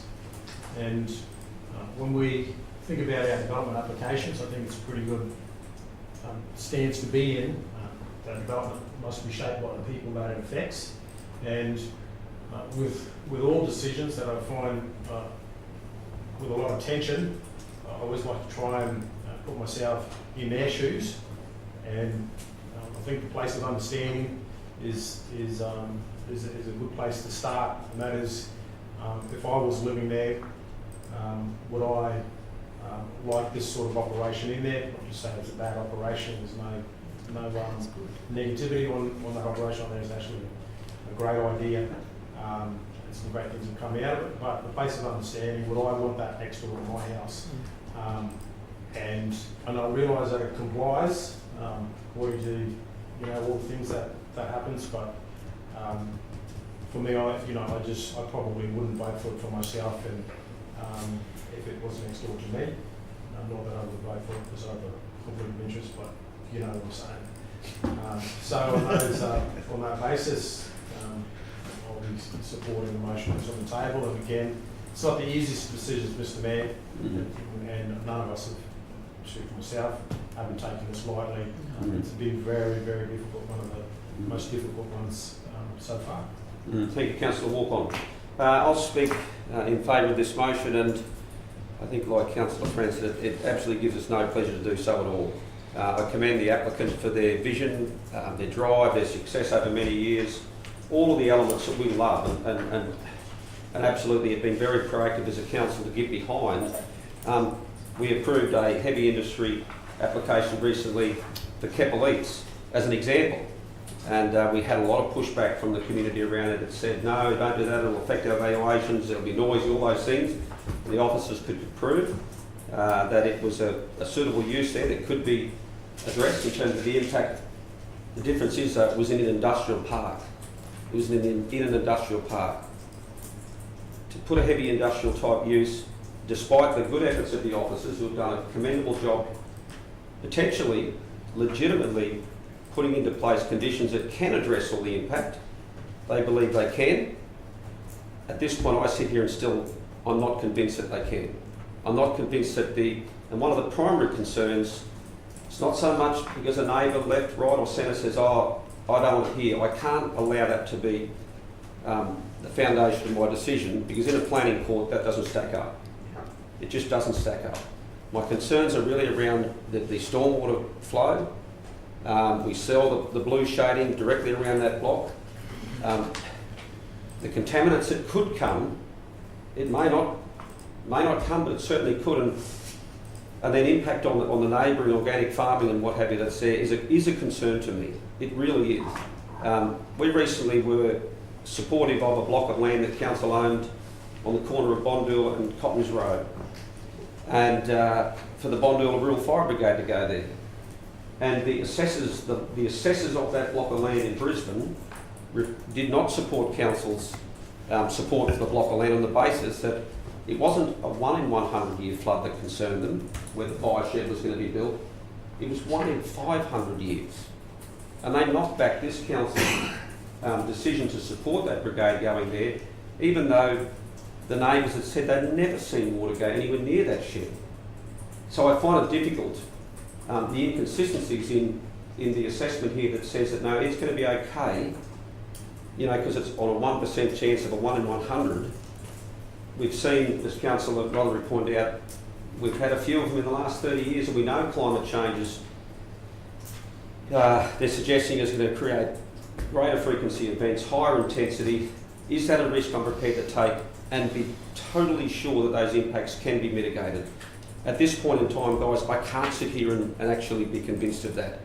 I do not like to say no to business having a crack and having a go, but on those grounds, those concerns are too great for me to say, yeah, I'm going to be okay with that.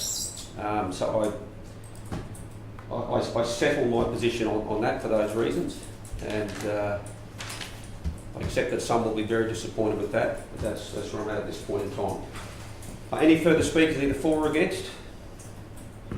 No, we'll go back to the original mover, Councillor Roderick. No, you pretty much said it word for word what I was going to say, so... Right, okay. Well, we'll get on with it without any further ado. We'll put it to the vote. Those in favour of this motion here, that's carried unanimously. Officers, I feel that through that debate there may be additional meat on the bone, as Councillor Mather said, that may assist us as we move forward in this process here. But I want to thank everybody here today, both the applicant and those objectors, for their professionalism, their respect, and we wish you well. And I'll help with those. Thank you very much. Okay, I'm going to delegate now to Councillor Eastwood to take over. I've got a matter to attend with, but I'll be back in about half an hour. So just a procedural that you support that. Handing over to that. All those in favour? Thank you. All those against? No. Carried unanimously. It's over to you, Councillor Eastwood. Through the Chair, Councillor, I'll just go get the officer for the next report. Yep, fantastic. So next report, guys, Mr. is... Chairman, are you allowing people to leave the chambers? Yeah, we would. Thank you, mate. Thank you.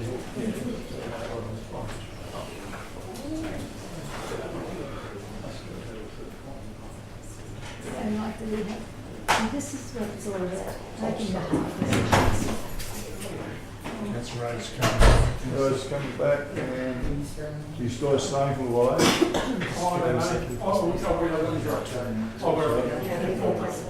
We might just have a couple of minutes breaks. We've got a couple of people to go. Procedural? Yep. So we'll have a procedural for At least 5 minutes. 5 minutes. 5 minutes. Yes? Yeah. All right. Yes? Are we all in favour? Yes. 5 minutes.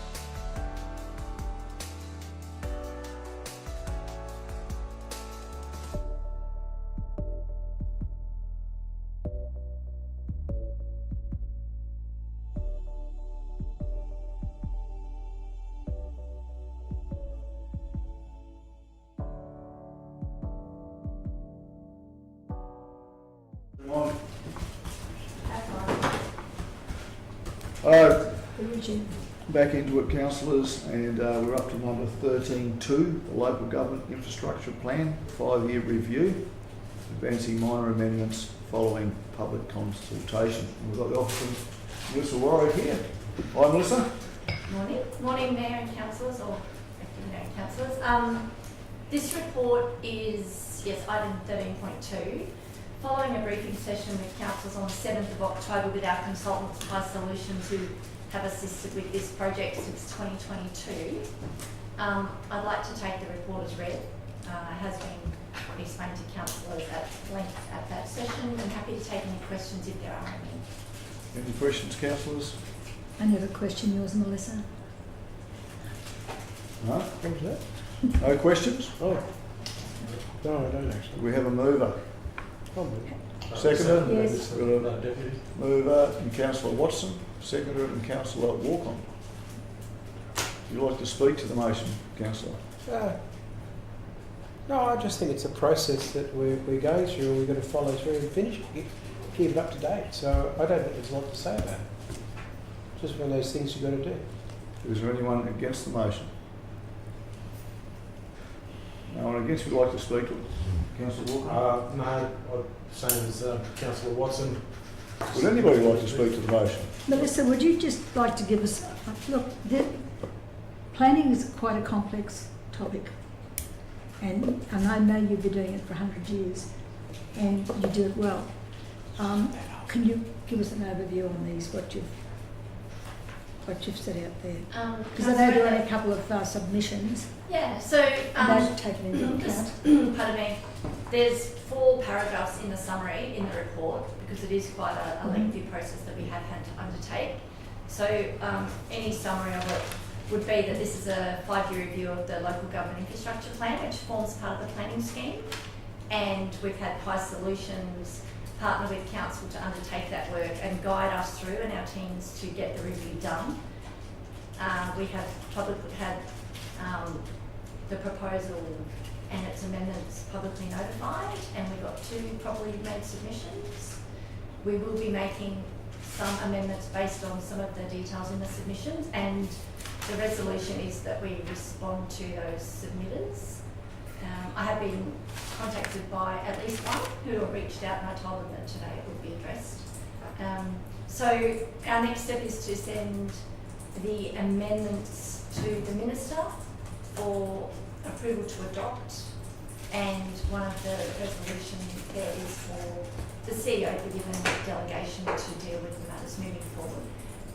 The process from here on is simply we hear from the state government councillor, then we would have to come back to council simply because we need another resolution, so we should like that delegation to the CEO so that we can get this completed. Thanks, Melissa. And since there's no other speakers for or against, we'll go straight to the vote. All in favour? That's unanimous. All right, we'll move on to the next one. Thank you, Melissa. Well done, Mel. Thank you. Okay, so we've got 13.3, road closure application adjacent to 139 Adelaide Park Road, Yeppoon. And we've got Michael in the hot seat. Good morning, Michael. So officers received a request from St Brendan's College to close a portion of the road reserve. So there's a non-technical term, there's a bit of a kink in the property boundary along the frontage where the bus set down and parking is.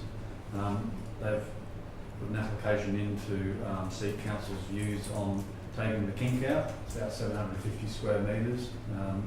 So officers have reviewed the request, and we're recommending to council that you authorise a note that does not object to the proposed application, so that can be submitted to the state government, and then it's up to the state government to finalise.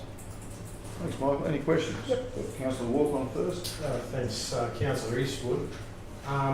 Would you be able to just point out on the map exactly where that is? I was looking over the weekend of where that map, what section of that they're after. I just want to clarify what they're after is what I'm thinking.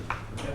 So at the frontage on Adelaide Park Road, there's the current set down area. Yeah. So you can see here the existing boundary is this dotted line, and then there's a kink here.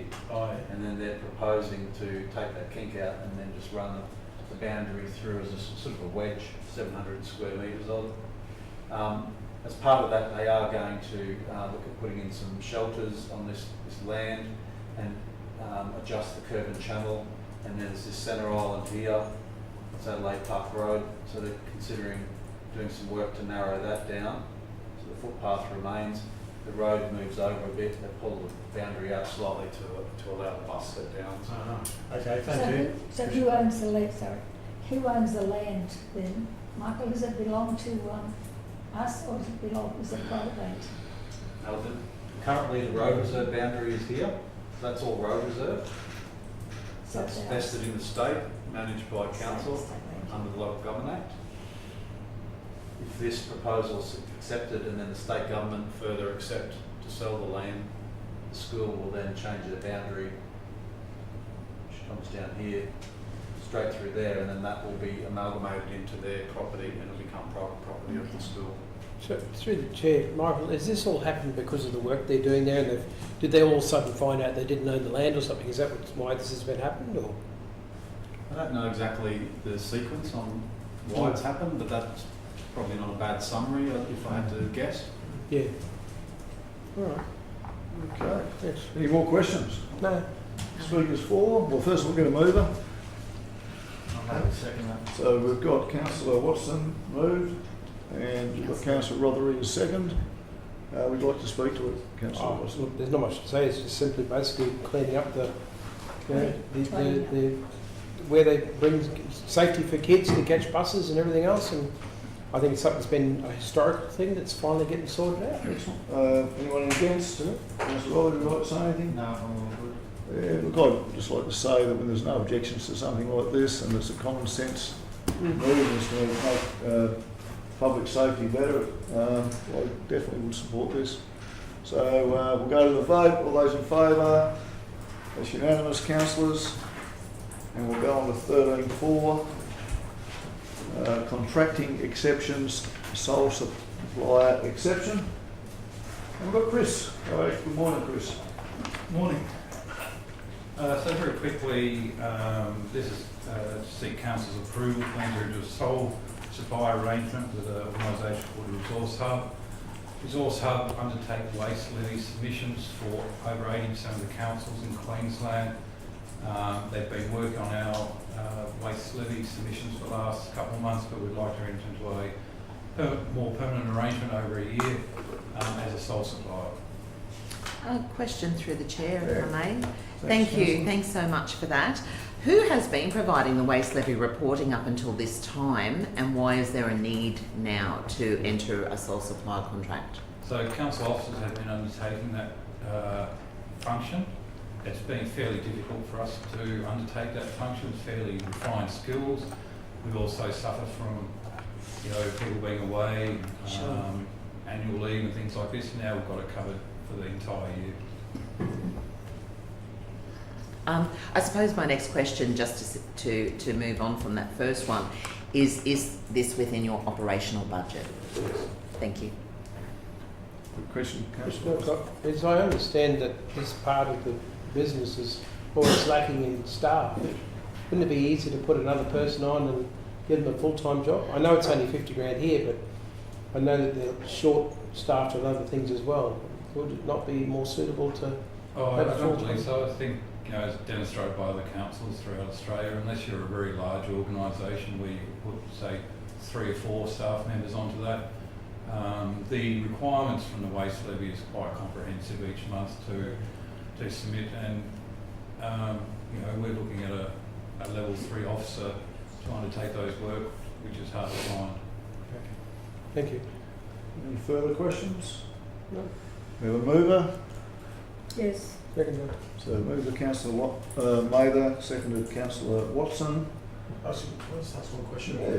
Councillor. Thank you. Just to understand it well, it's by getting this service, this administrative service, is anyone out of a job? No. Okay. Cool.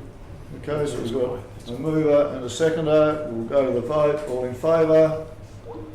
That's unanimous, councillors. Thanks, Chris. We'll go on to 13.5. Monthly financial report for the period ending 30th of September 2025. Looks like we've got Christy. Moving fast there, Mr Deputy. Sorry? Moving fast, you've done well.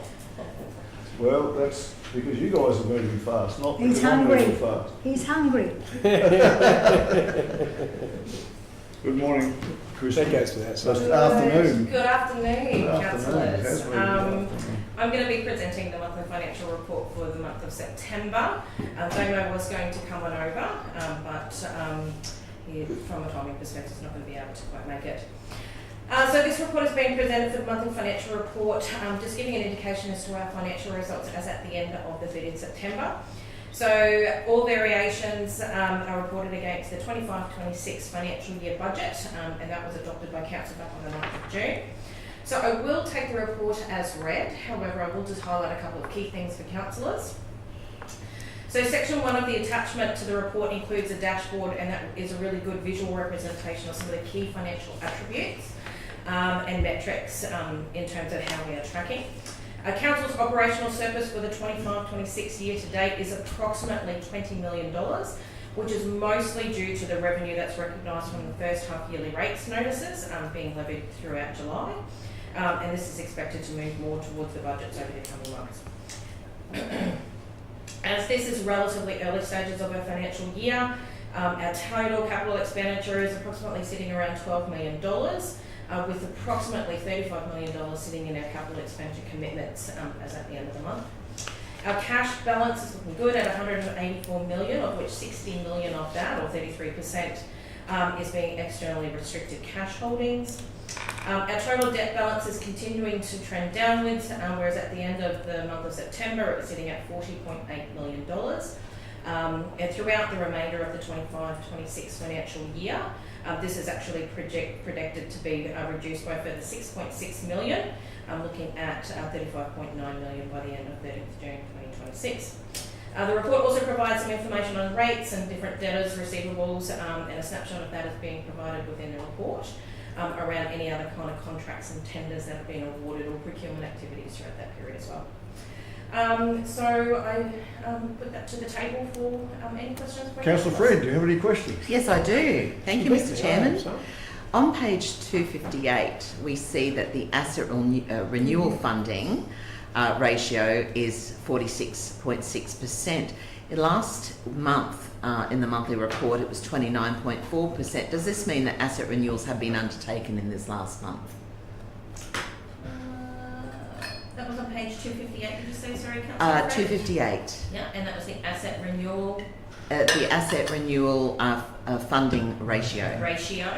So this is one of our contextual ratios, and I believe that that is an indication that we have been undertaking good progress in terms of when we're actually doing the renewals of our assets. Okay, thank you. Councillor Watson.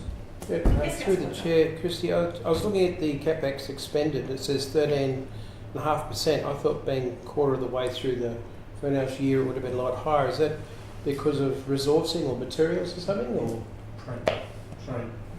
Just to be clear, the projects tend to escalate the further into the year. The early part of the year with capital projects is they tend to have a lot of planning, a lot of initiation, and the major money tends to be spent the further into the year you get, so it's not unusual. It is one you should watch very carefully because it will need to ramp up significantly to meet its milestones. So that probably answers my next one, is the annual road maintenance budget is at quite low. I thought it would have been closer to the 40%, but now I'm starting to understand that situation. Yeah. As thank you for the question, Councillor Watson. As the CEO had mentioned, typically the capital works program will start to progress a little bit further towards the middle to the end of the year. The other question I've got is I'm only able to. That's not doing Saturday mornings at the markets.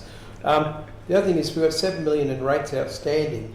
Is that normal or is that above average? And how many properties are on payment system? Yeah, we will have some conversations around that a little bit later today as well. So So yeah, from what I can understand, over the recent years, then yes, typically it would kind of sit around that 7 to 11 kind of level.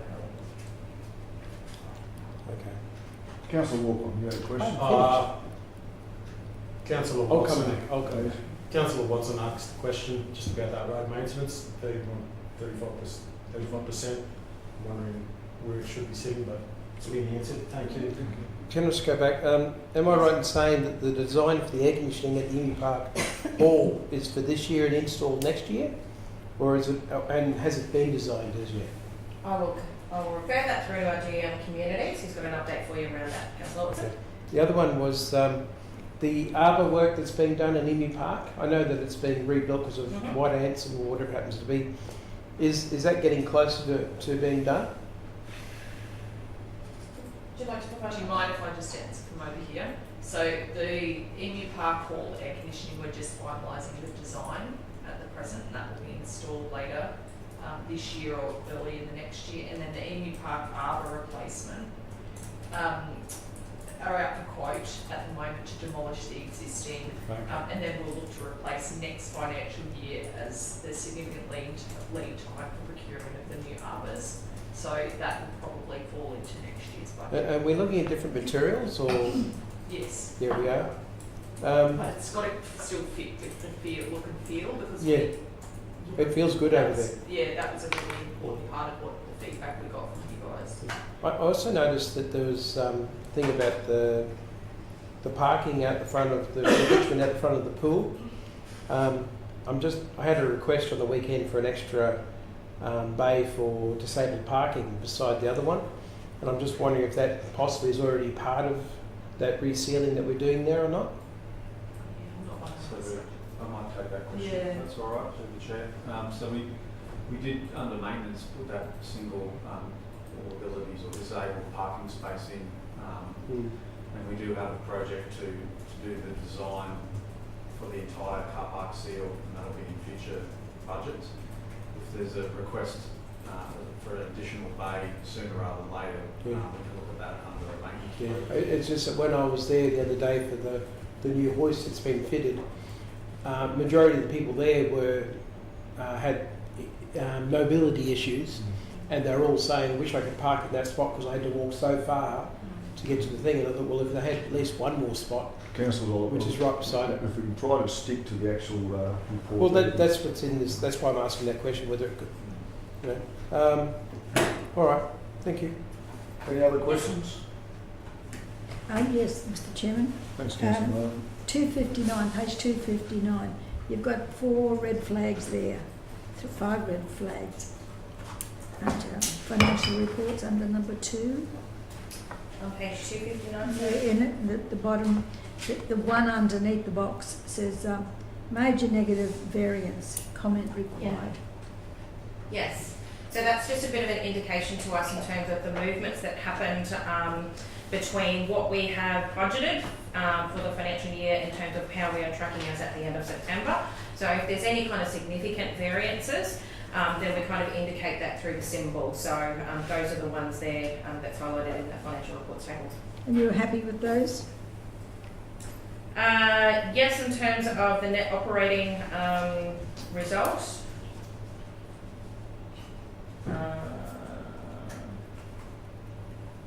Rates and levies and charges.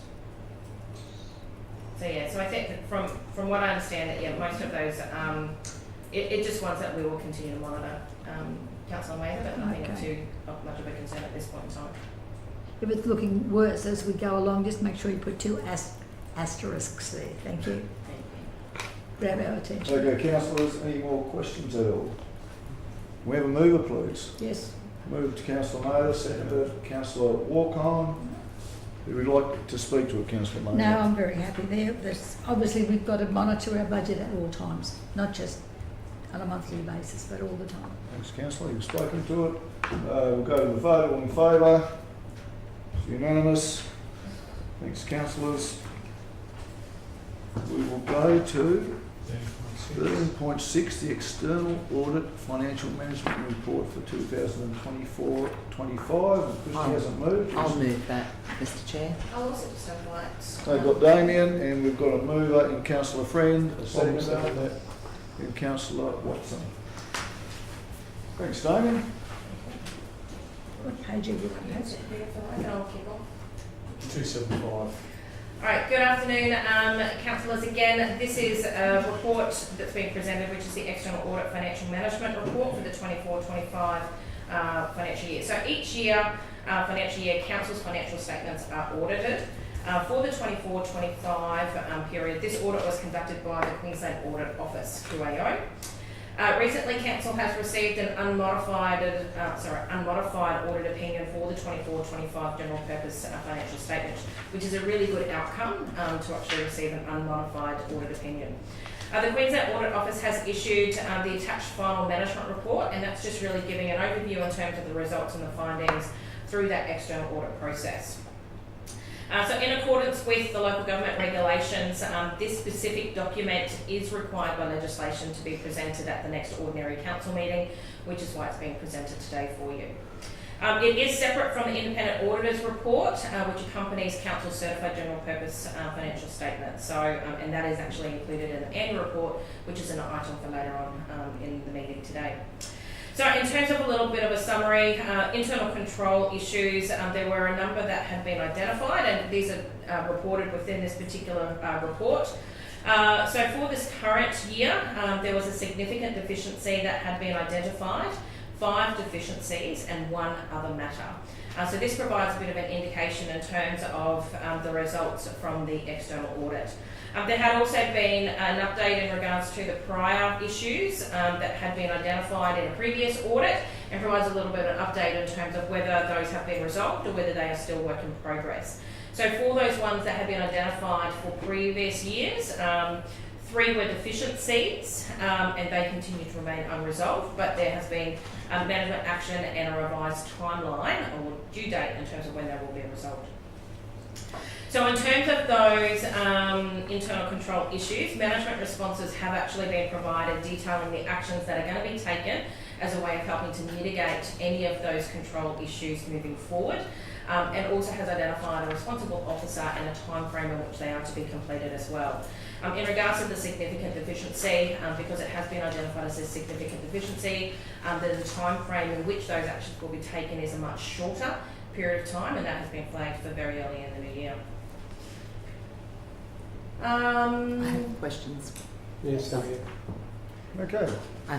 Questions. I've got 3 questions. The first one is, in past years from the Queensland Audit Office with their internal control issues, have we had many significant deficiencies, or have they been just deficiencies? From my memory, but I will defer to our coordinator accounting, Damien. From my recollection is that we have not had any significant deficiencies identified in the most recent years. Thank you. My next question, just got a little bit of rhetoric to actually as for contextually for this. So having a look at the significant deficiency that Council engaged a strategic development consultant for short-term planning and development projects and entered in under section 235B of the Act. It was for 13 weeks. And that was fine, but the contract was extended twice, each for an additional 26 weeks. The Queensland Audit Office said that Council were in breach of regulation and breach of the procurement policy. And it goes on to talk about an implication, failure to establish and adhere to robust procurement policies and procedures leads to non-compliance with the internal policies, with a little bit more information there.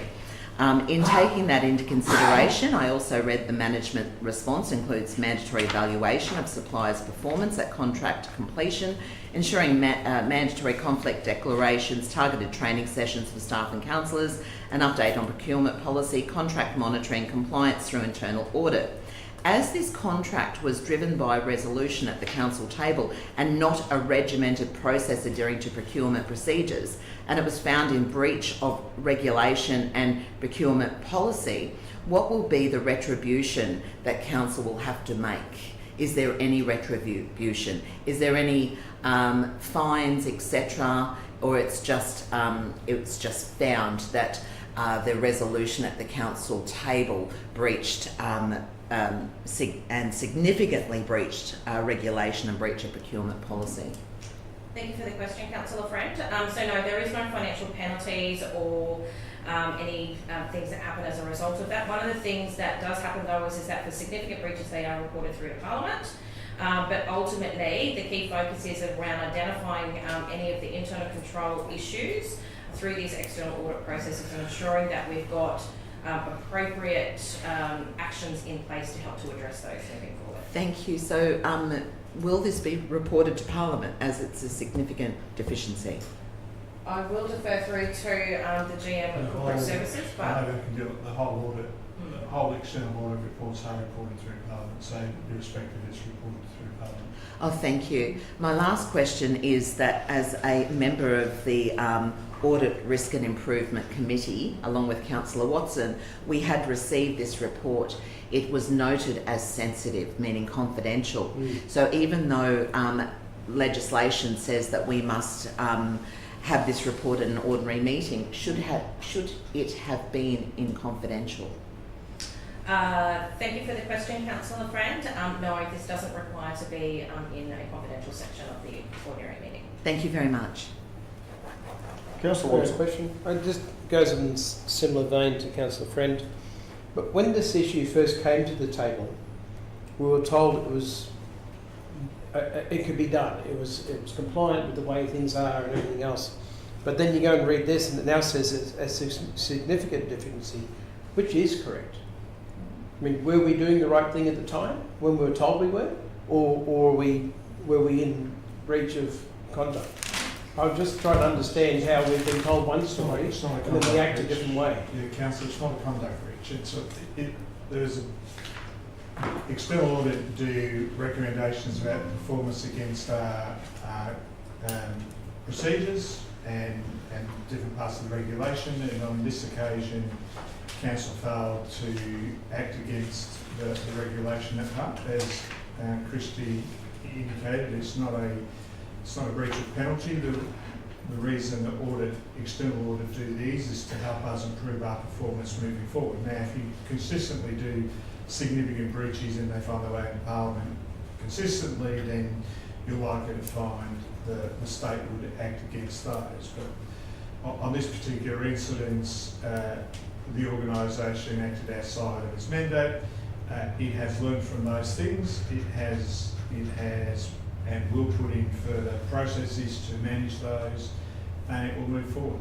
It's not what we would call a conduct breach. Because just the question I've got is, council has always been pulled up on transparency, and in this case we've acted on something and now it's coming up as this, and it's difficult for a council to have good credibility when issues like this come about, and I'm just hoping that this doesn't happen again, but I'm just wondering if we should have been guided in a different way on that occasion.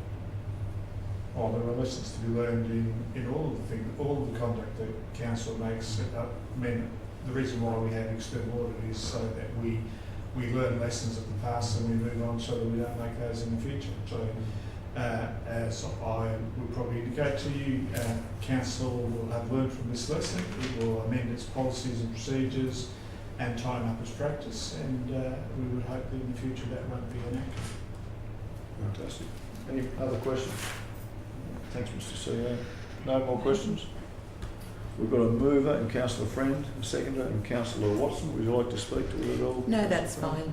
Councillor Watson, I'm good now. Okay, we can go to the vote. All in favour?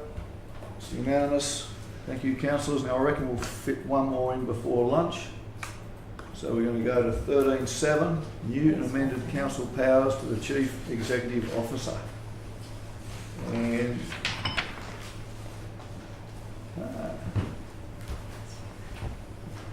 it's Melanie, isn't yes. it? Good morning. Good afternoon, sorry, Melanie. Good afternoon, Chair and Councillors. The Local Government Association of Queensland and King Company have done their biannual review. They did a little bit earlier this year, finishing in September. So there's been one new register and the rest are just amendments as per the report. I'm just happy to take any questions. Fantastic. Any questions? Just that he's getting so much power. It's almost obscene, isn't it? Comes with great responsibility, Councillor. Yes, with power does come responsibility. So do we have a mover?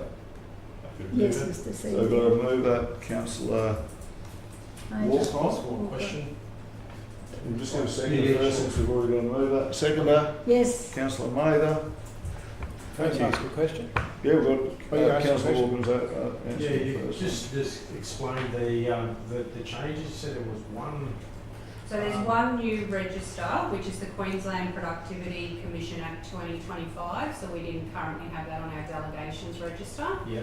And it's only one section of that act. So it's about, and I've made some notes because it's a whole new piece of legislation. So it provides independent policy advice to the Queensland Government to help lift productivity, drive economic growth and enhance living standards for Queenslanders. So the delegation specifically for the CEO to be able to provide different information from our community to that Productivity Commission. Right. And the rest are just amendments to existing registers that we have. So either new sections have been identified, different people in King and Company evaluate the registers, so the section of the Act may already be in there, but they've evaluated now they think it should be a delegable power. So there's a productivity commission Yes. for, so the council is not wasting, is that what I'm hearing, is it? Or? No, it's to do with the state government. It's nothing to do with our productivity. It's just allowing us to respond if the minister actually asks us to respond. And so to undertake an inquiry in relation to stated economic or social issues or regulatory matters, or to undertake research on behalf of the Productivity Commission. So just to be clear for Council, so there an obligation on Council to do said things, and really all this is doing is providing an authority to the CEO to do those things. Still, it's really just an obligation. All responsibility, no real plan. Thanks, Mr. CEO. And Councillor Watson, you had a question? Yeah, just, it's more a clerical thing, I guess. I always find it difficult to read this list because of the way it's scanned or something. Is there some other process we can use so we can actually read it? Yeah, I can see what we can do for next time. Because it was like this last time, and I'm sure it was like that time before. We'll look at that. I just struggled to read it because of the, I don't know, the quality of the scanning. They don't want you to know what he's doing. So yeah, it is PDF from an Excel, and then something happens when it goes into Info Council. I just that find it reduces really difficult to Yeah, we can understand. definitely look at that for you. Thank you. Okay, any questions? Sorry, is there any further questions? No, just to support the powers, Mr. Chairman. So Councillor Mather, I'm very happy that the shop is in good hands. you don't want to speak to it all, Councillor No, Mather? I'm very happy. I Councillor understand it. Walcott? No, I haven't. Okay, so we might go straight to the vote. All in favour? That's unanimous, and we might take a procedural for lunch. We might try to only have 20 another one in. we might try to only have 20 minutes for lunch because we've Yeah, got to be sounds back. good. We've got to be finishing at 3. Why? So let's take a procedural. Who'd like to move that? Mr. Deputy. Councillor Walcon's move that. All in favour? That walk-on's on a roll today, isn't he? Just 2 minutes of motions, councillor. Okay.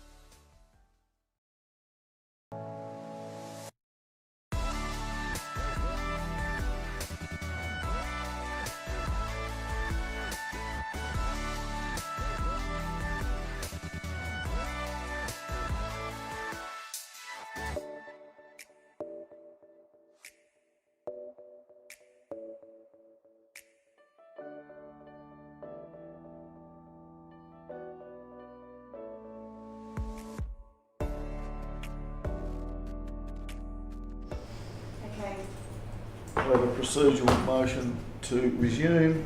We've got Councillor Friend has moved that. All in favour? Thank you, councillors. Councillors, we're just going to go to 13.8, the annual report, 1 July to 30th of June, 25. And with good afternoon. Good afternoon. So we've got Ursula and Christy.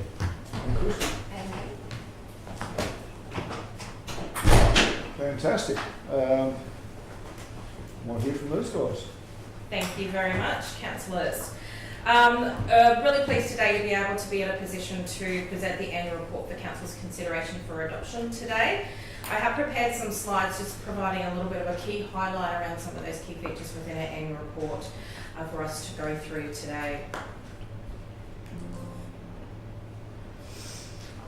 So there are three broad sections within the annual report. So with the annual report, it talks about a number of key items around activities and performance of council during that particular financial year, but also as well as some information around councillors' remuneration, expenses, and also meeting attendance as well.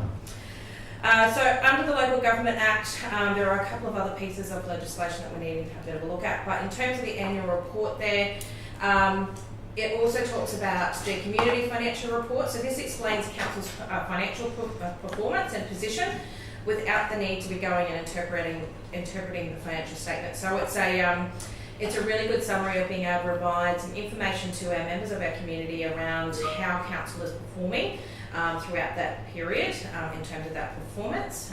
That's a really easy way to be able to understand a lot of the information that's provided within the annual report. We also have our audited financial statements. So we have spoken about some of those already, but it also looks at our audited financial sustainability ratios as well as our unaudited contextual ratios. So we'll spend a little bit of time actually going through what some of those actually look like. We did receive our audit certification on the 15th of October.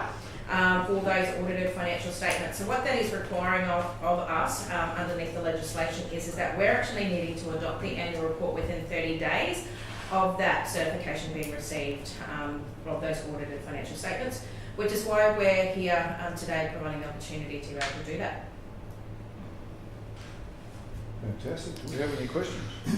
I'll just quickly go through. So just in terms of our 24-25 financial results, so what this looks like for us is that we had $1.68 billion total value of council-owned assets. We had $36.4 million capital works, ended with an $8.6 million operating surplus. $42.3 million was in our total borrowings. Before you go too far, how come we ended up with a surplus of 8.6 million? Yeah, it's a really good question. Thank you for that. Oh, it's a very good question. It is a very good question. So really what this was is that I remember when we had set our approved budget back, it was a very conservative surplus, but really what's contributed to that is a number of things. One is the timing of what they call the financial assistance grant. So we ended up receiving that at the end of June of this year, which then actually had an impact in terms of where the operating result would end up being. So was that in the order of 8.6 million? No. So that's only one component. Another one is that we had a number of vacancies throughout the year. So the employee benefits component, which is a significant portion of our expenses. But aren't we replacing them? Yeah, but they take time. They take time, and then you have your normal kind of vacancies and recruitment that go through as well. So from an employee benefits point of view, we actually spent less money than what we were projected to actually spend because of those vacancies. I'll fix that. So with that particular part, and then the financial assistance timing, and when we actually received that grant monies, we also had an underspend in some of the materials and services that we thought that we might have had as well. So all of those things, I think also in terms of depreciation, it was a little bit less than what we were thinking that it was going to be as well. So there are a number of key things that have actually contributed to the reason why we ended up with an $8.6 million operating surplus at the end of 30 June. Okay. Mm-hmm. So that should peter out towards the end of the year, because we've certainly got expenses that we can cover? We certainly do, and it's at this particular point in time, and as we've talked about before, it's really, really important for us to continue to monitor our budgets on a monthly basis, because there will be movements and changes that happen throughout that period from month to month. As long as you don't bank it for the next budget. To keep No, the rates low. there won't be a... Because we won't be able to do that a second time. No. And really it was about a number of key factors that happened throughout that financial year that attributed to 8.6 million. So, you know, we basically try to estimate as much as what we can do when we actually go through those rigorous budget processes that we do go through. So I would anticipate that that probably more than likely won't be a continuation in terms of our coming financial years. Thank you. Okay. Yes, Just for the Councillor. projection then, how far do you expect that 8.6 to drop by the end of the financial year? At the end of this current financial year? Yeah. I would be considering that as we go through those budget workshops in the coming months. You know, we'll start to kick those off probably around December. No, but how far do you... Remember, that's the surplus for 24-25. Yeah. Not So- not this current surplus for 26-25. Yeah. So it's where we ended up on the 30th of June 2025. Yeah, sorry. Yeah, that's right. So that can even change a couple of months later quite significantly. I'll just remind you, Councillor, all questions for the chair, please. The other one that I just mentioned there, so we had 18,538 rateable assessments and 20% local spend within our community as well.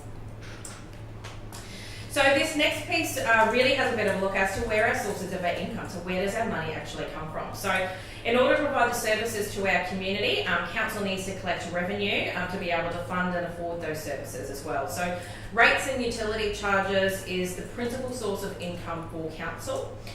We also have a charge a variety of different fees to our developers and receive funding in the forms of grant, and we just spoke about one of those with the financial assistance grants. But also in terms of subsidies from other levels of government that might become available during that time, and in some cases even in the private sector. So the timing, as we spoke about, of those financial assistance grant payments is really, they are determined by the federal government each year, and our operating result is heavily influenced by the timing of those financial assistance grants. Okay. The next piece is around our expenses. So where do we actually spend our money? So really for council, there are the three largest items around council's expenditure is in the employee benefits, materials and services, as well as the depreciation. So the levels of expenditure is constantly being monitored throughout the year and presented to council on a monthly basis through our financial reports. And that gives councillors the visibility in terms of how we're tracking in terms of those expenses. We do our best to be able to really provide fairly detailed estimates at the start of the financial year when we're actually adopting the budget, and then this is continually monitored throughout those each of those months. We also do undertake budget reviews throughout the year. We're actually currently undertaking one in the process at the moment where we can again go through a rigorous process and assessing as to how we're actually tracking against that. From our point of view, we're also requiring a diversified workforce as well, and that certainly contributes in terms of the employee benefits side of things. But it's also about the importance of us needing to ensure that we continue to plan and monitor for the future in the Shire in respect of our developments and those types of things as well. So taking that into consideration and helping to ensure that the lifestyle that we live and enjoy here, that we can maintain or improve upon that as well. So we do spend a considerable amount of funds on materials and services to be able to operate day to day. And they're just some of those key kind of areas around the expenses that we do have within our council. Very quickly, just in terms of our balance sheet. So with this particular part, this is really what we call our statement of financial position. So it looks at our assets. So what do we actually own, less our liabilities. So what are those things that we owe? And that actually helps us to determine what our community equity or our net worth is. This is why you've got to look after me. I've got the greatest assets. We have $1.6 billion worth in assets is what we own. So, I got me to cover you, Glenda. What's that? So I got me to cover for you. So the majority of things that we own is really property, plant and equipment related. So that's about 84.7% of that $1.6 billion, and that's really in terms of those total assets, which is a really significant investment, as you've noted, Councillor Mather, for the community, and really requires our astute management being able to manage those. It also, in terms of our total liabilities, so just over 113.2 million.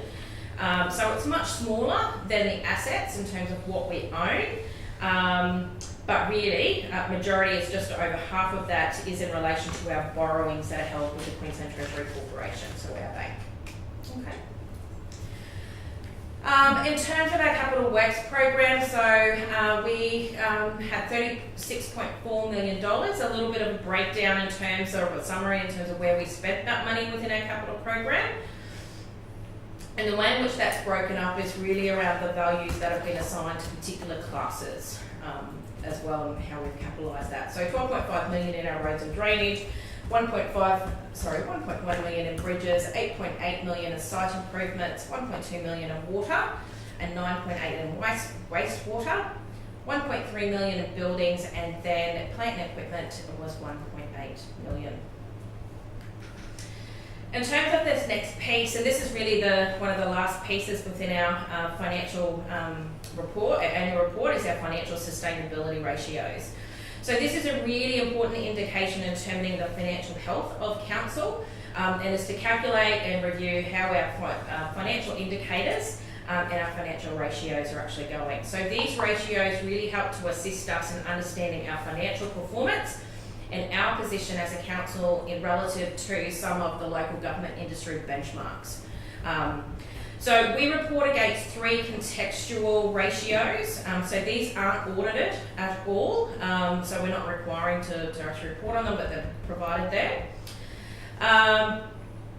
So for a lot of these ratios, the target actually applies to a 5-year average, and that's really intended to kind of smooth the bumps that happen throughout individual financial years. So, for example, we're not immune to impacts of natural disaster events or timing of those financial assistance grants. So if they are brought forward, it does help to smooth out the impact of those, and that's why those targets are simply against that 5-year average. Okay. So that is the end of the summary of the annual report. I hope that councillors have had an opportunity to read through that report. From my own perspective, I'd really just like an opportunity to thank a lot of the staff and officers who have put a lot of effort into actually building our annual report and developing. Ursula, for one, spends a considerable amount of time in being able to do that, as well as Paula, our coordinator governance and risk, along with a lot of other officers across our organisation who actually contribute not only at this particular point in time of the year, but also throughout the year, and being able to pull this information together and really providing and showcasing Livingstone.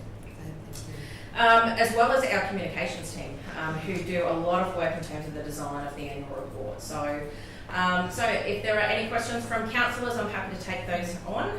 Otherwise, I present it to be adopted. Thank you, Chris. Any questions at all? I'd have a mover, please. Mover Councillor Walker, seconded Councillor Mather. Would you like to speak with it all, Councillor Walker? Councillor Mather? No, thank you. It was well explained, thank you. It was very well explained, so thanks to all the staff that contributed the effort into making it such a comprehensive document. So, okay, we will go to the vote. All those in favour? That's passed unanimously. Thank you very much, councillors. And we'll now go on to 13.9, the operational plan 2025-6 Quarter 1 progress report. Yes. Thanks, Ursula. Good afternoon, councillors. So today I present the first quarter report for the 25-26 operational plan. The first month of the 25-26 operational plan was reported on via the monthly operational report on the 19th of August for the month of July. However, it was advised at that meeting that the organisation would revert back to quarterly reporting. So the report today encompasses progress for the months of July, August and September.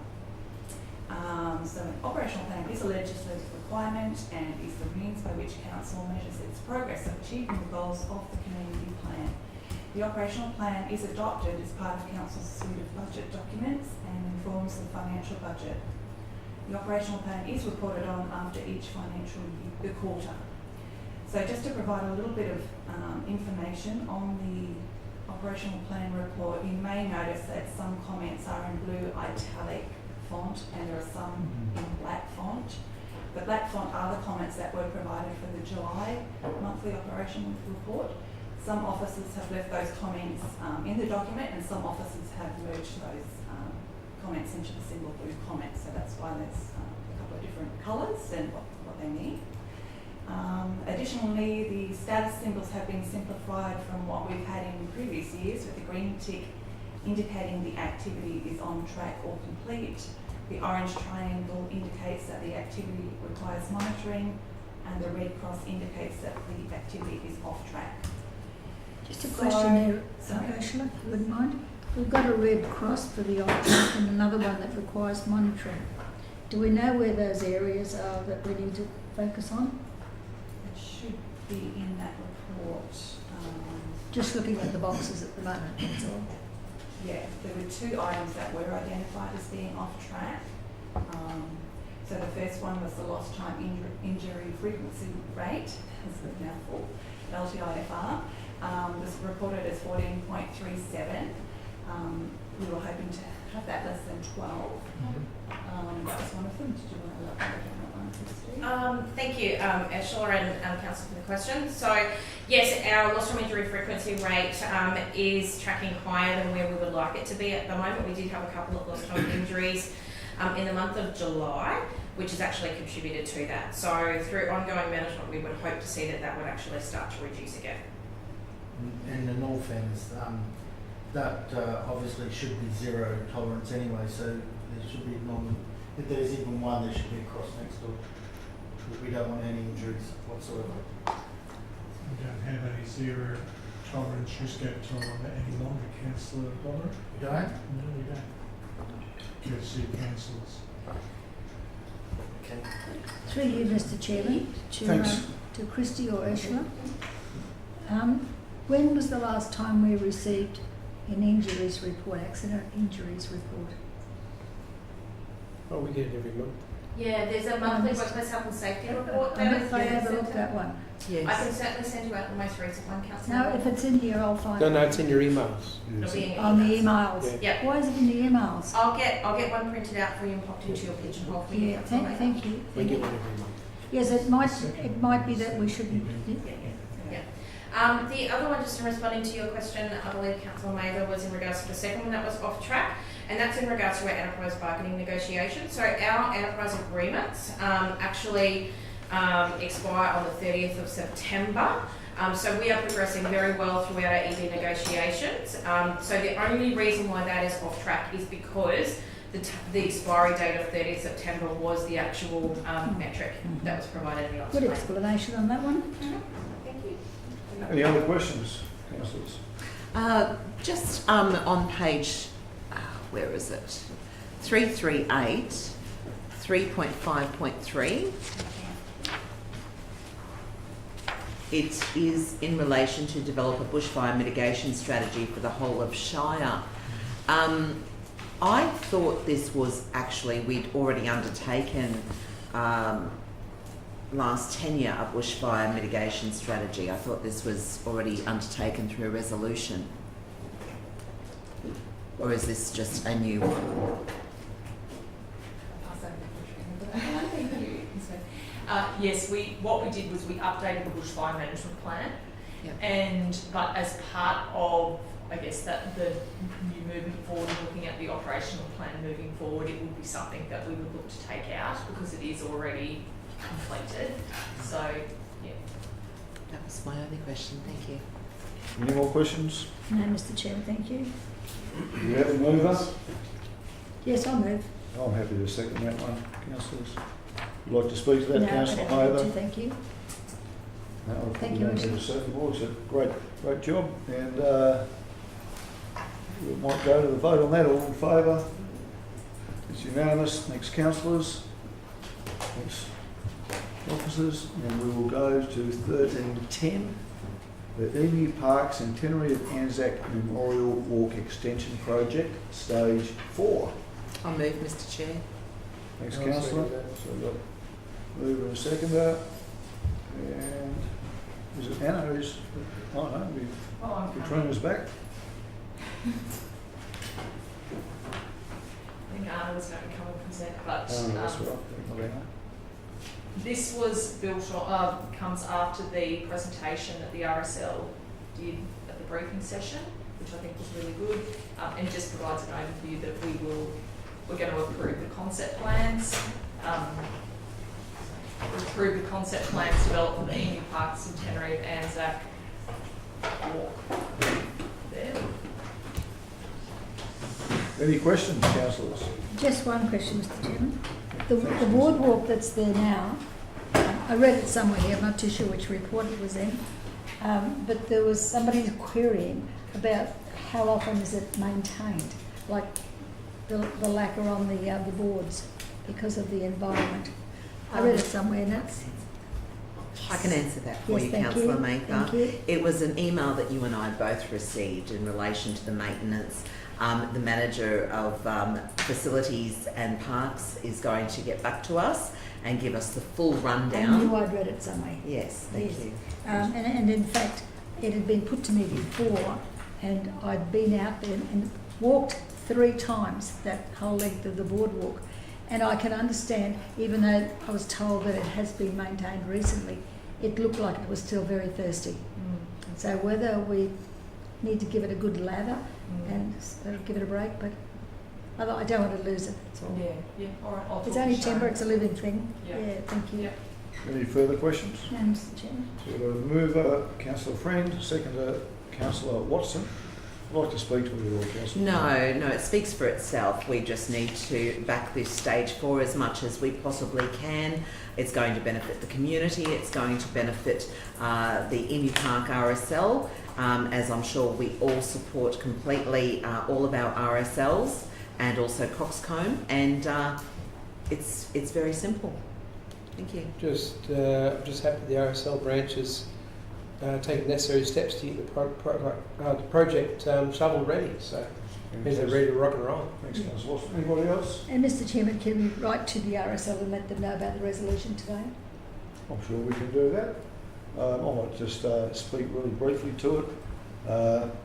What a great project we've already got there, and this is just going to extend to it and make it even greater.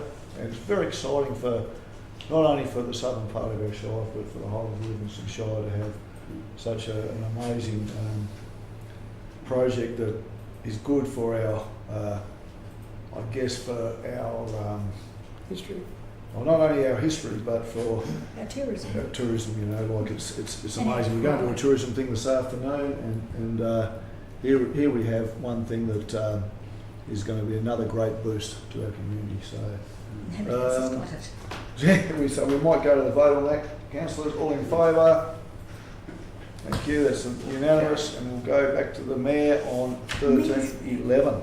Thank you, Mr Deputy Mayor, for stepping in there. Mayor, we're nearly finished. Move, Mr Mayor. Okay, well, I don't want to get the way. It's moved by Councillor Friend, 13.11, seconded by Councillor Rothery. Thank you very much. You guys have read that one there? Yep. So we'll take it as read. Anything that you want to raise? If not, did you want to speak at all to that one, Andrea? Just very briefly, thank you, Mr Mayor. Under the Regional Arts Development Fund scheme, our council and also community leaders who joined the committee had great deliberations with all together as panel members, and really there was a very high degree of scrutiny by all panel members. It was a great collaboration, and I just want to let the community know that the next RADA funding will be opened for application in February 2026. Any further speakers either for or against? No. Laurie, do you feel there's anything that you wanted to add? I'm just touching on what Councillor Friend said there, just that the successful applicants in this round showcase a really diverse range of arts in the community. Almost everyone there is for a different art form, which is a really positive sign that sector in Livingstone is thriving and being really well supported. So thanks, Mayor. Right, you'll be voting for it then, by the sounds. Sure thing. Okay, no further speakers. We'll put to the vote. Those in favour? That's unanimous. Thank you. It's not a competition, Mr. Mayor. That's exactly right. We'll tell them According to 13.12, addition to fees and charges for 2025-2026 library. Have we got there, Mike? I got a question. What did the bags cost before? $4. Oh, so we're just going up $1. So we're increasing for, they are a new style of bag. So we've got some new library bags. They're more robust, can carry more books, and the team have designed some fresh new designs for the library bags. Very popular. People love purchasing a local library bag. So they cost us about $8 each to make. So as part of our funding, we can supplement that. But we are asking for an increase of $1 just to represent that they're larger and more sturdy. So one has a pineapple reading with headphones on, and the other is the Emu Park design that's been done by a local artist. Great. Have we got a move there? Mover Councillor Watson, seconded Councillor Just got a question. Walk on as well with the question or not? Want to do both? Yes. Okay. Can I ask a question first? Yeah, question. So just with the $8 is with so state government, do they pay for the whole lot, or is it? Well, we receive a certain amount, the library services receive a certain amount of funding from the State Library and the Australian Library Association every year, and that funding can be used across a number of areas. Some of it's quarantined for the collection, as in which books that we have available, and the rest is around promotion of your library, increasing membership. So that's up to the library on how to spend some of that funding. So they decided on heftier, sturdier library bags. Any library bag we've done at the library sell out. So they're a very popular item. And then the people using them are promoting Livingstone Shire libraries out and about when they use them. Okay, so just confirm. Okay, we've got a second from Councillor Walk-on. Did you want to speak on all of that? Councillor Watson? No, that's all right. Okay, I think it's just something we can do and move on. And yeah. Anyone speaking against? No. We'll put to the vote. Those in favour? It's unanimous. Thanks, Molly. Molly. 13.13 Australia Day Awards Advisory Committee Terms of Reference. Move, Mr Mayor. Got a move there, Councillor Friend. Have we got any commentary on this one? That's seconded, Councillor Rotherley. Did you want to speak at all to this, Councillor Friend? Oh, thank you, Mr Mayor. I do have a question. When will the nominations be opened to our residents?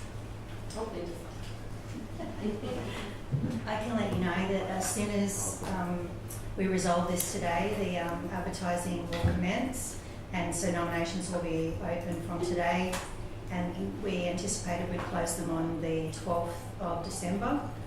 And I just wanted to point out in the attachments that came with my report, I left out one of the categories. Environment was in there, so I can bring up those terms if you want to have a look at them, but I didn't have environment in the 2026 terms of reference. So that was the only thing. I'm happy to bring them up if you want to have a look. Otherwise, we can go ahead. Good work, Linda. Thank you for that. All good. Mr Mayor, I'd just like to say that not only are these awards very special to our whole community, I really encourage everyone in the community to start nominating people who are, they believe that are worthy. Now, when we look at some of the actual award categories, and we look at Citizen of the Year, this Citizen of the Year doesn't have to be in that same year. It can be over a number of years that the citizen has worked for the community selflessly. So there is a little bit of confusion around Citizen of the Year in the last couple of years, but it doesn't have to be within that last year.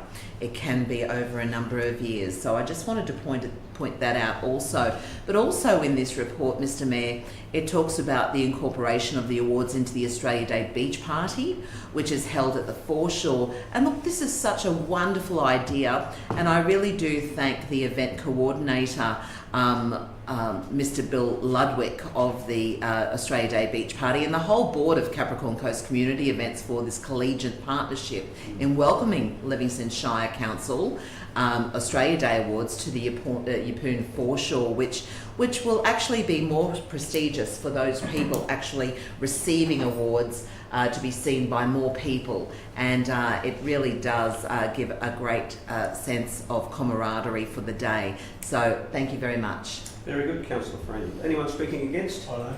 Question. Yep, question. This is no one's fault. I'm just wondering whether there could be a rotation of the chair.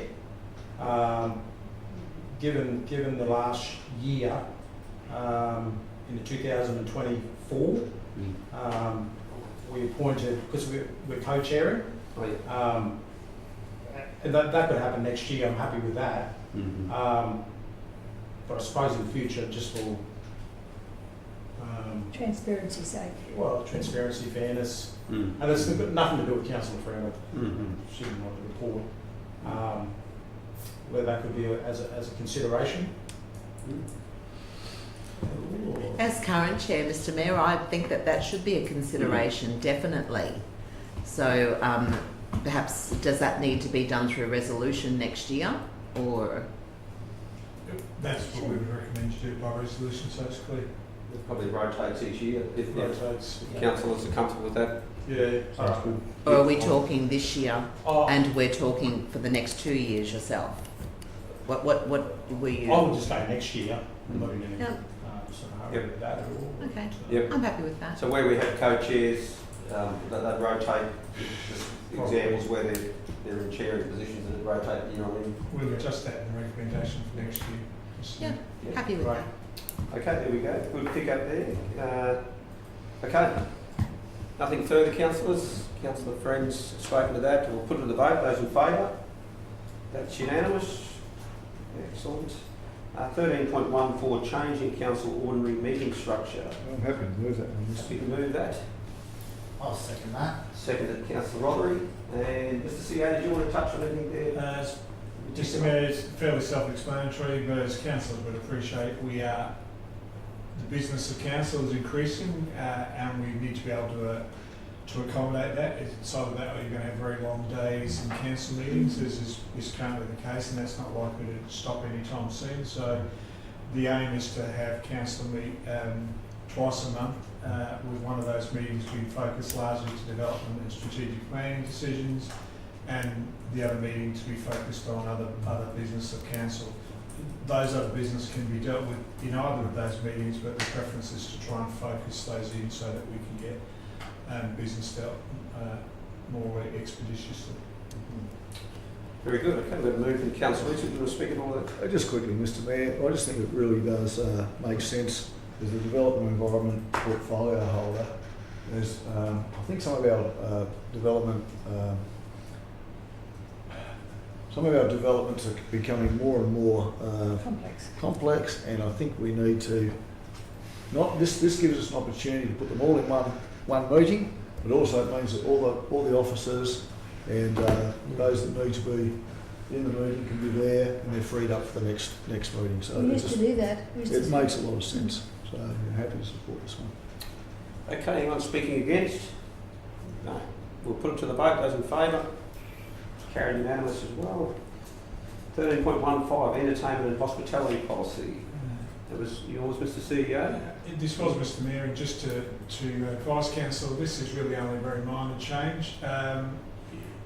One of the things I noticed in the policy, for instance, is we talk about, I think in 5.2, the provision of being able to provide a cup of tea or coffee to people when they come to the council chambers, but it does appear to me that the council area is not just confined to the council chambers, and it would seem somewhat mean, in my view, to put it bluntly, if we were to deprive members of the community or the opportunity for councillors or officers to be able to buy someone a cup of tea or coffee while they're meeting in the surrounds. They don't always come here, and we shouldn't always expect them to have to come here, but really all we're suggesting is a minor change to allow councillors to buy a cup of tea or coffee while you're talking to your constituents out in the field.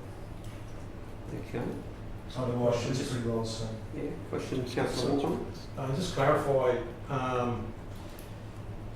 so is this saying that the tea and coffee councillors can like sort of purchase at their own discretion with constituents, but a light refreshment requires a CEO would be a councillor will come. Okay.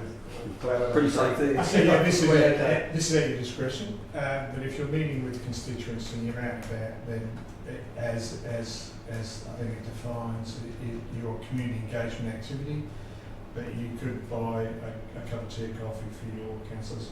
I do urge you to make sure you keep receipts and don't lose them. Otherwise, we may not be as generous of spirit in reimbursing you if you can't produce the evidence. But that's really all this is about. We don't want to have a blowout. We're encouraging 3-course meals and a bottle of wine, a bottle of Chardonnay. That's not what this is about. It is public monies, and we're conscious of that. But we do also recognise that part of good community engagement sometimes is being able to pull someone aside and say, look, come and buy a cup of coffee, come and tell me your problems, and let's deal with it. That's really what we're just trying to reflect that as a customer-oriented organisation without appearing meaning that. Mr. Chairman, through you to the CEO, something that I thought about the other day, while we've been going around with our community consultations, we haven't had any cups of tea anywhere, except in Marlborough, and the people there privately put on a good deed for us. I thought it could send them some small donation. Would that be appropriate? We already paid them. I think whenever we're doing those things in we normally do pay for some of that. Yes. Have we done that? They don't Yes. provide it. We organise as part of our engagement activities to pay for those. Yes. Okay, well, I wasn't aware of that. Mm. Yeah, just I Well, thought that's it was good to nice hear. because Mm. they went to a lot of trouble and gave us a lot of variety. It was lovely too. It was lovely. It was. Yeah, thank Okay, no further questions? If we have a mover or a seconder at all? you. Yes, Moved Councillor Mather, seconded Councillor Eastwood. Councillor Mather, do you want to? that's fine, Mr. Chairman. Okay, anyone speaking against? We'll put that to the vote. Those in favour? It's carried. Urgent business. Well, I did have 2 notices of motion which missed the vote, and rightly so, as the CEO said. But I'd be happy to let one of those go if you'd give consideration to the other one. And the other one is a maintenance job on Curriman Creek Road, Michael, and Post Office Road. Okay. Councillor Mather, can I just ask you just Not Curriman Creek Road, to address the Hoffman's Road. So of the two, which did you feel warranted I think the other one was to be considered under urgent business? Which of those are the two? the one that really requires urgent business. It can't wait another month. Can and you, that's if we have that up on the Can I screen? just say, Councillor Yeah. Mather, Hoffman's Road's being done this month coming. They tell I me. spoke to Michael a couple of weeks ago, or Jeff. Right. Well, I think we went through this going back a way. I got an email 2 weeks ago saying from Jeff that Hoffman's Road will be done in November. It's In on the grades. November. We're Won't in, wait we're, that we're long. in November. We're going We're in not in November. It's In a couple of days we will. 27th. It's pretty close. It's in a shopping state. Notwithstanding that, Councillor Mather, I guess based on what Councillor Watson's pointed out, we are the 27th of October, so we're very close realistically I to was told the end of November. Here we go. November. We've got And a if you have a great... look at it, just go and have a look at it, you make up your own mind. Yeah, well, we did have a good look the other day, and we Yeah, well, those who certainly went concur that there were some really concerns there that I think our Councillor Friend was on, yourself. Councillor Watson, you've got Just trying to information find the there. email now, that's all. And the other one that was in the notice Yep. was the Post Office Road. Yep. Because I spoke to Jeff on this one, Yep. and I commented, or it was put to me, the corrugation's back after 2-3 weeks of maintenance. And that's for the first kilometre, not all the road. That's for the first kilometre. Okay. Sorry, I'm just trying to find it. And even Jeff said that's a bit unusual that it's back already. So this lady's whose husband got a brain injury. Okay, Councillor Mather, so given that Hoffman's is flagged to be carried out in November, Look, Mr. Chairman, I'm not happy about waiting till November because the road is in a terrible state now. It's 3-4 days ago, Councillor Mather. 3 or 4 days. Did somebody say? it's the 22nd today, that's all, so it's very... Yeah, but when? Another month from now. It says here, the only change is that we're now thinking the road will be graded in November or maybe at latest early December. Yeah. Or maybe. You stretch it out to January next. No, I'm not happy with that, Mr. Mayor. You can go over the top if you want, but I won't. No, but I want to give the chance for... It's not for me. No, it's not for me. It's well, these I want to people give who the chance have for done you to- damage to their vehicles because we just consistently let it go later and I later want and to give the later. chance for you to represent your constituents on your portfolio. We're one. We remember that? We're one. We are. Maybe Michael can give an update. I have a bit more. I want Michael to say. Thank you, Michael. So this is the urgent motion that you believe out of the two is the one you'd like us to consider as being Yes, urgent. that's the one. Not for me. It's for them. No, I recognise that you don't live on Hoffman's Road and I respect that. Okay. Over to you, Mike. So the grading program for November hasn't been released yet, but looking at the maintenance grading register, it is being earmarked by officers for November. This is Hoffman's Road. I couldn't say when it was going to be, but it's early, mid or late November, but Councillor Watson's got a note there from Manager Construction and Maintenance saying late November. May I read what I've got from Jeff? Would that help? Yeah. It just says here, the first 4.2 kilometres from Keppel Sands End has an average roughness of 3.7. I'm just going by what I'm reading, okay? Whilst the last 700 metres at the Kawonga end has an average of 7.3. The length of 700 metres is beyond what we consider to be isolated repair, and as such our assessment is for no works at this stage.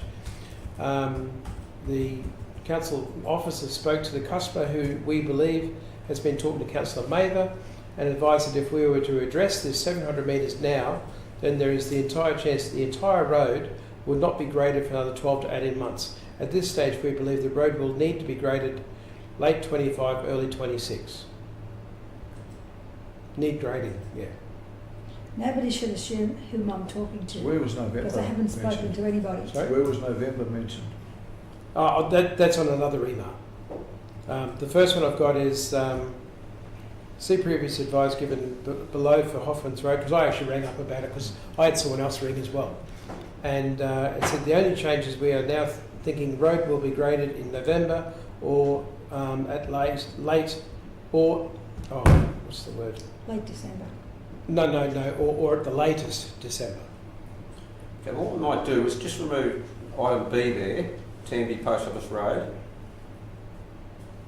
from I want it the graded too. from the motion.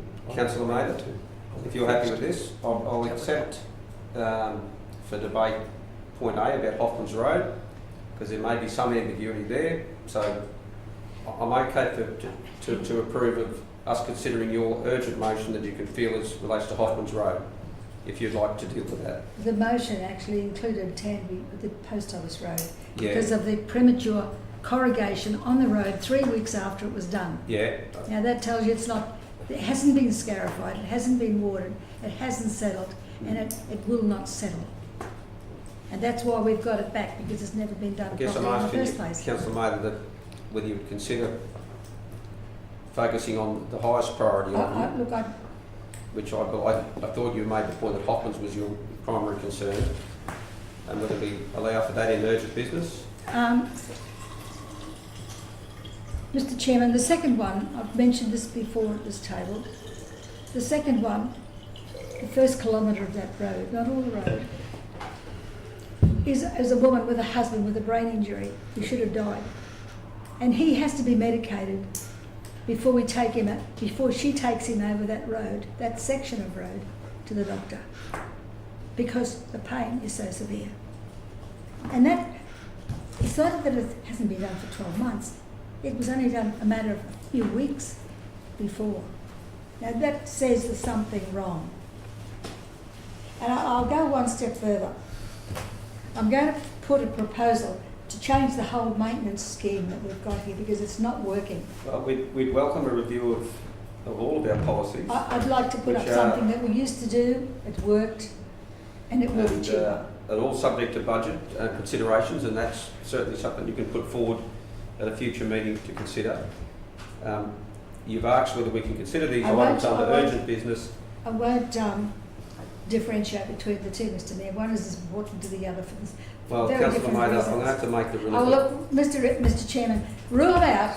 Yep. Rule them out, don't worry about it. I'll just go and explain to the people that it's not as important as the other one. Councillor Mather. And to them, it is Can I important. suggest an idea? We already had something saying that Hoffman's is going to be done this month. Why don't you suggest post office? 'Cause then- I've already spoken to Jeff weeks ago on that one. And the question is, we'll monitor it. Just try it. Well, I've been there again. I don't want to be making excuses for this organisation. That's why I said Excuse Chair, I have to actually leave. I'll Okay. just say goodbye. Thank you, Councillor Rodri. Thank you for that. On that ground, Councillor Mather, you put me in an awkward position. I'm not going to deal with their urgent business. Well, Mr Chairman, you do what you think is necessary. Thank you. Okay, on that moment, we'll move on. In that case, to our closed session of 16.1 to deal with matters relating to eligible land suitable for sale due to rate arrears, which must be considered first in the confidential section because it triggers 254J3G. It contains information relating to negotiations related to a commercial matter involving the local government for which a public discussion would be likely to prejudice the interests of the local government. And so Councillor, we've got a mover and a seconder to go into closed session. Moved Councillor Walcon, seconded Councillor Friend. All those in favour? Yep, that's unanimous. Thank you, Linda.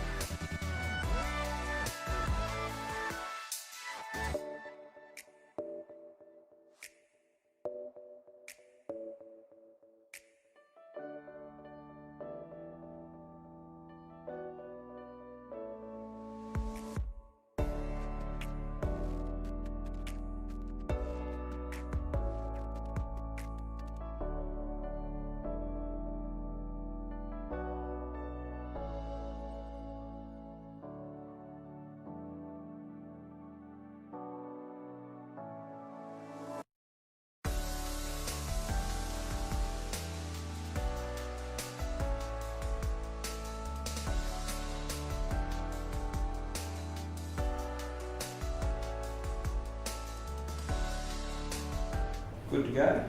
That one. Okay, welcome back.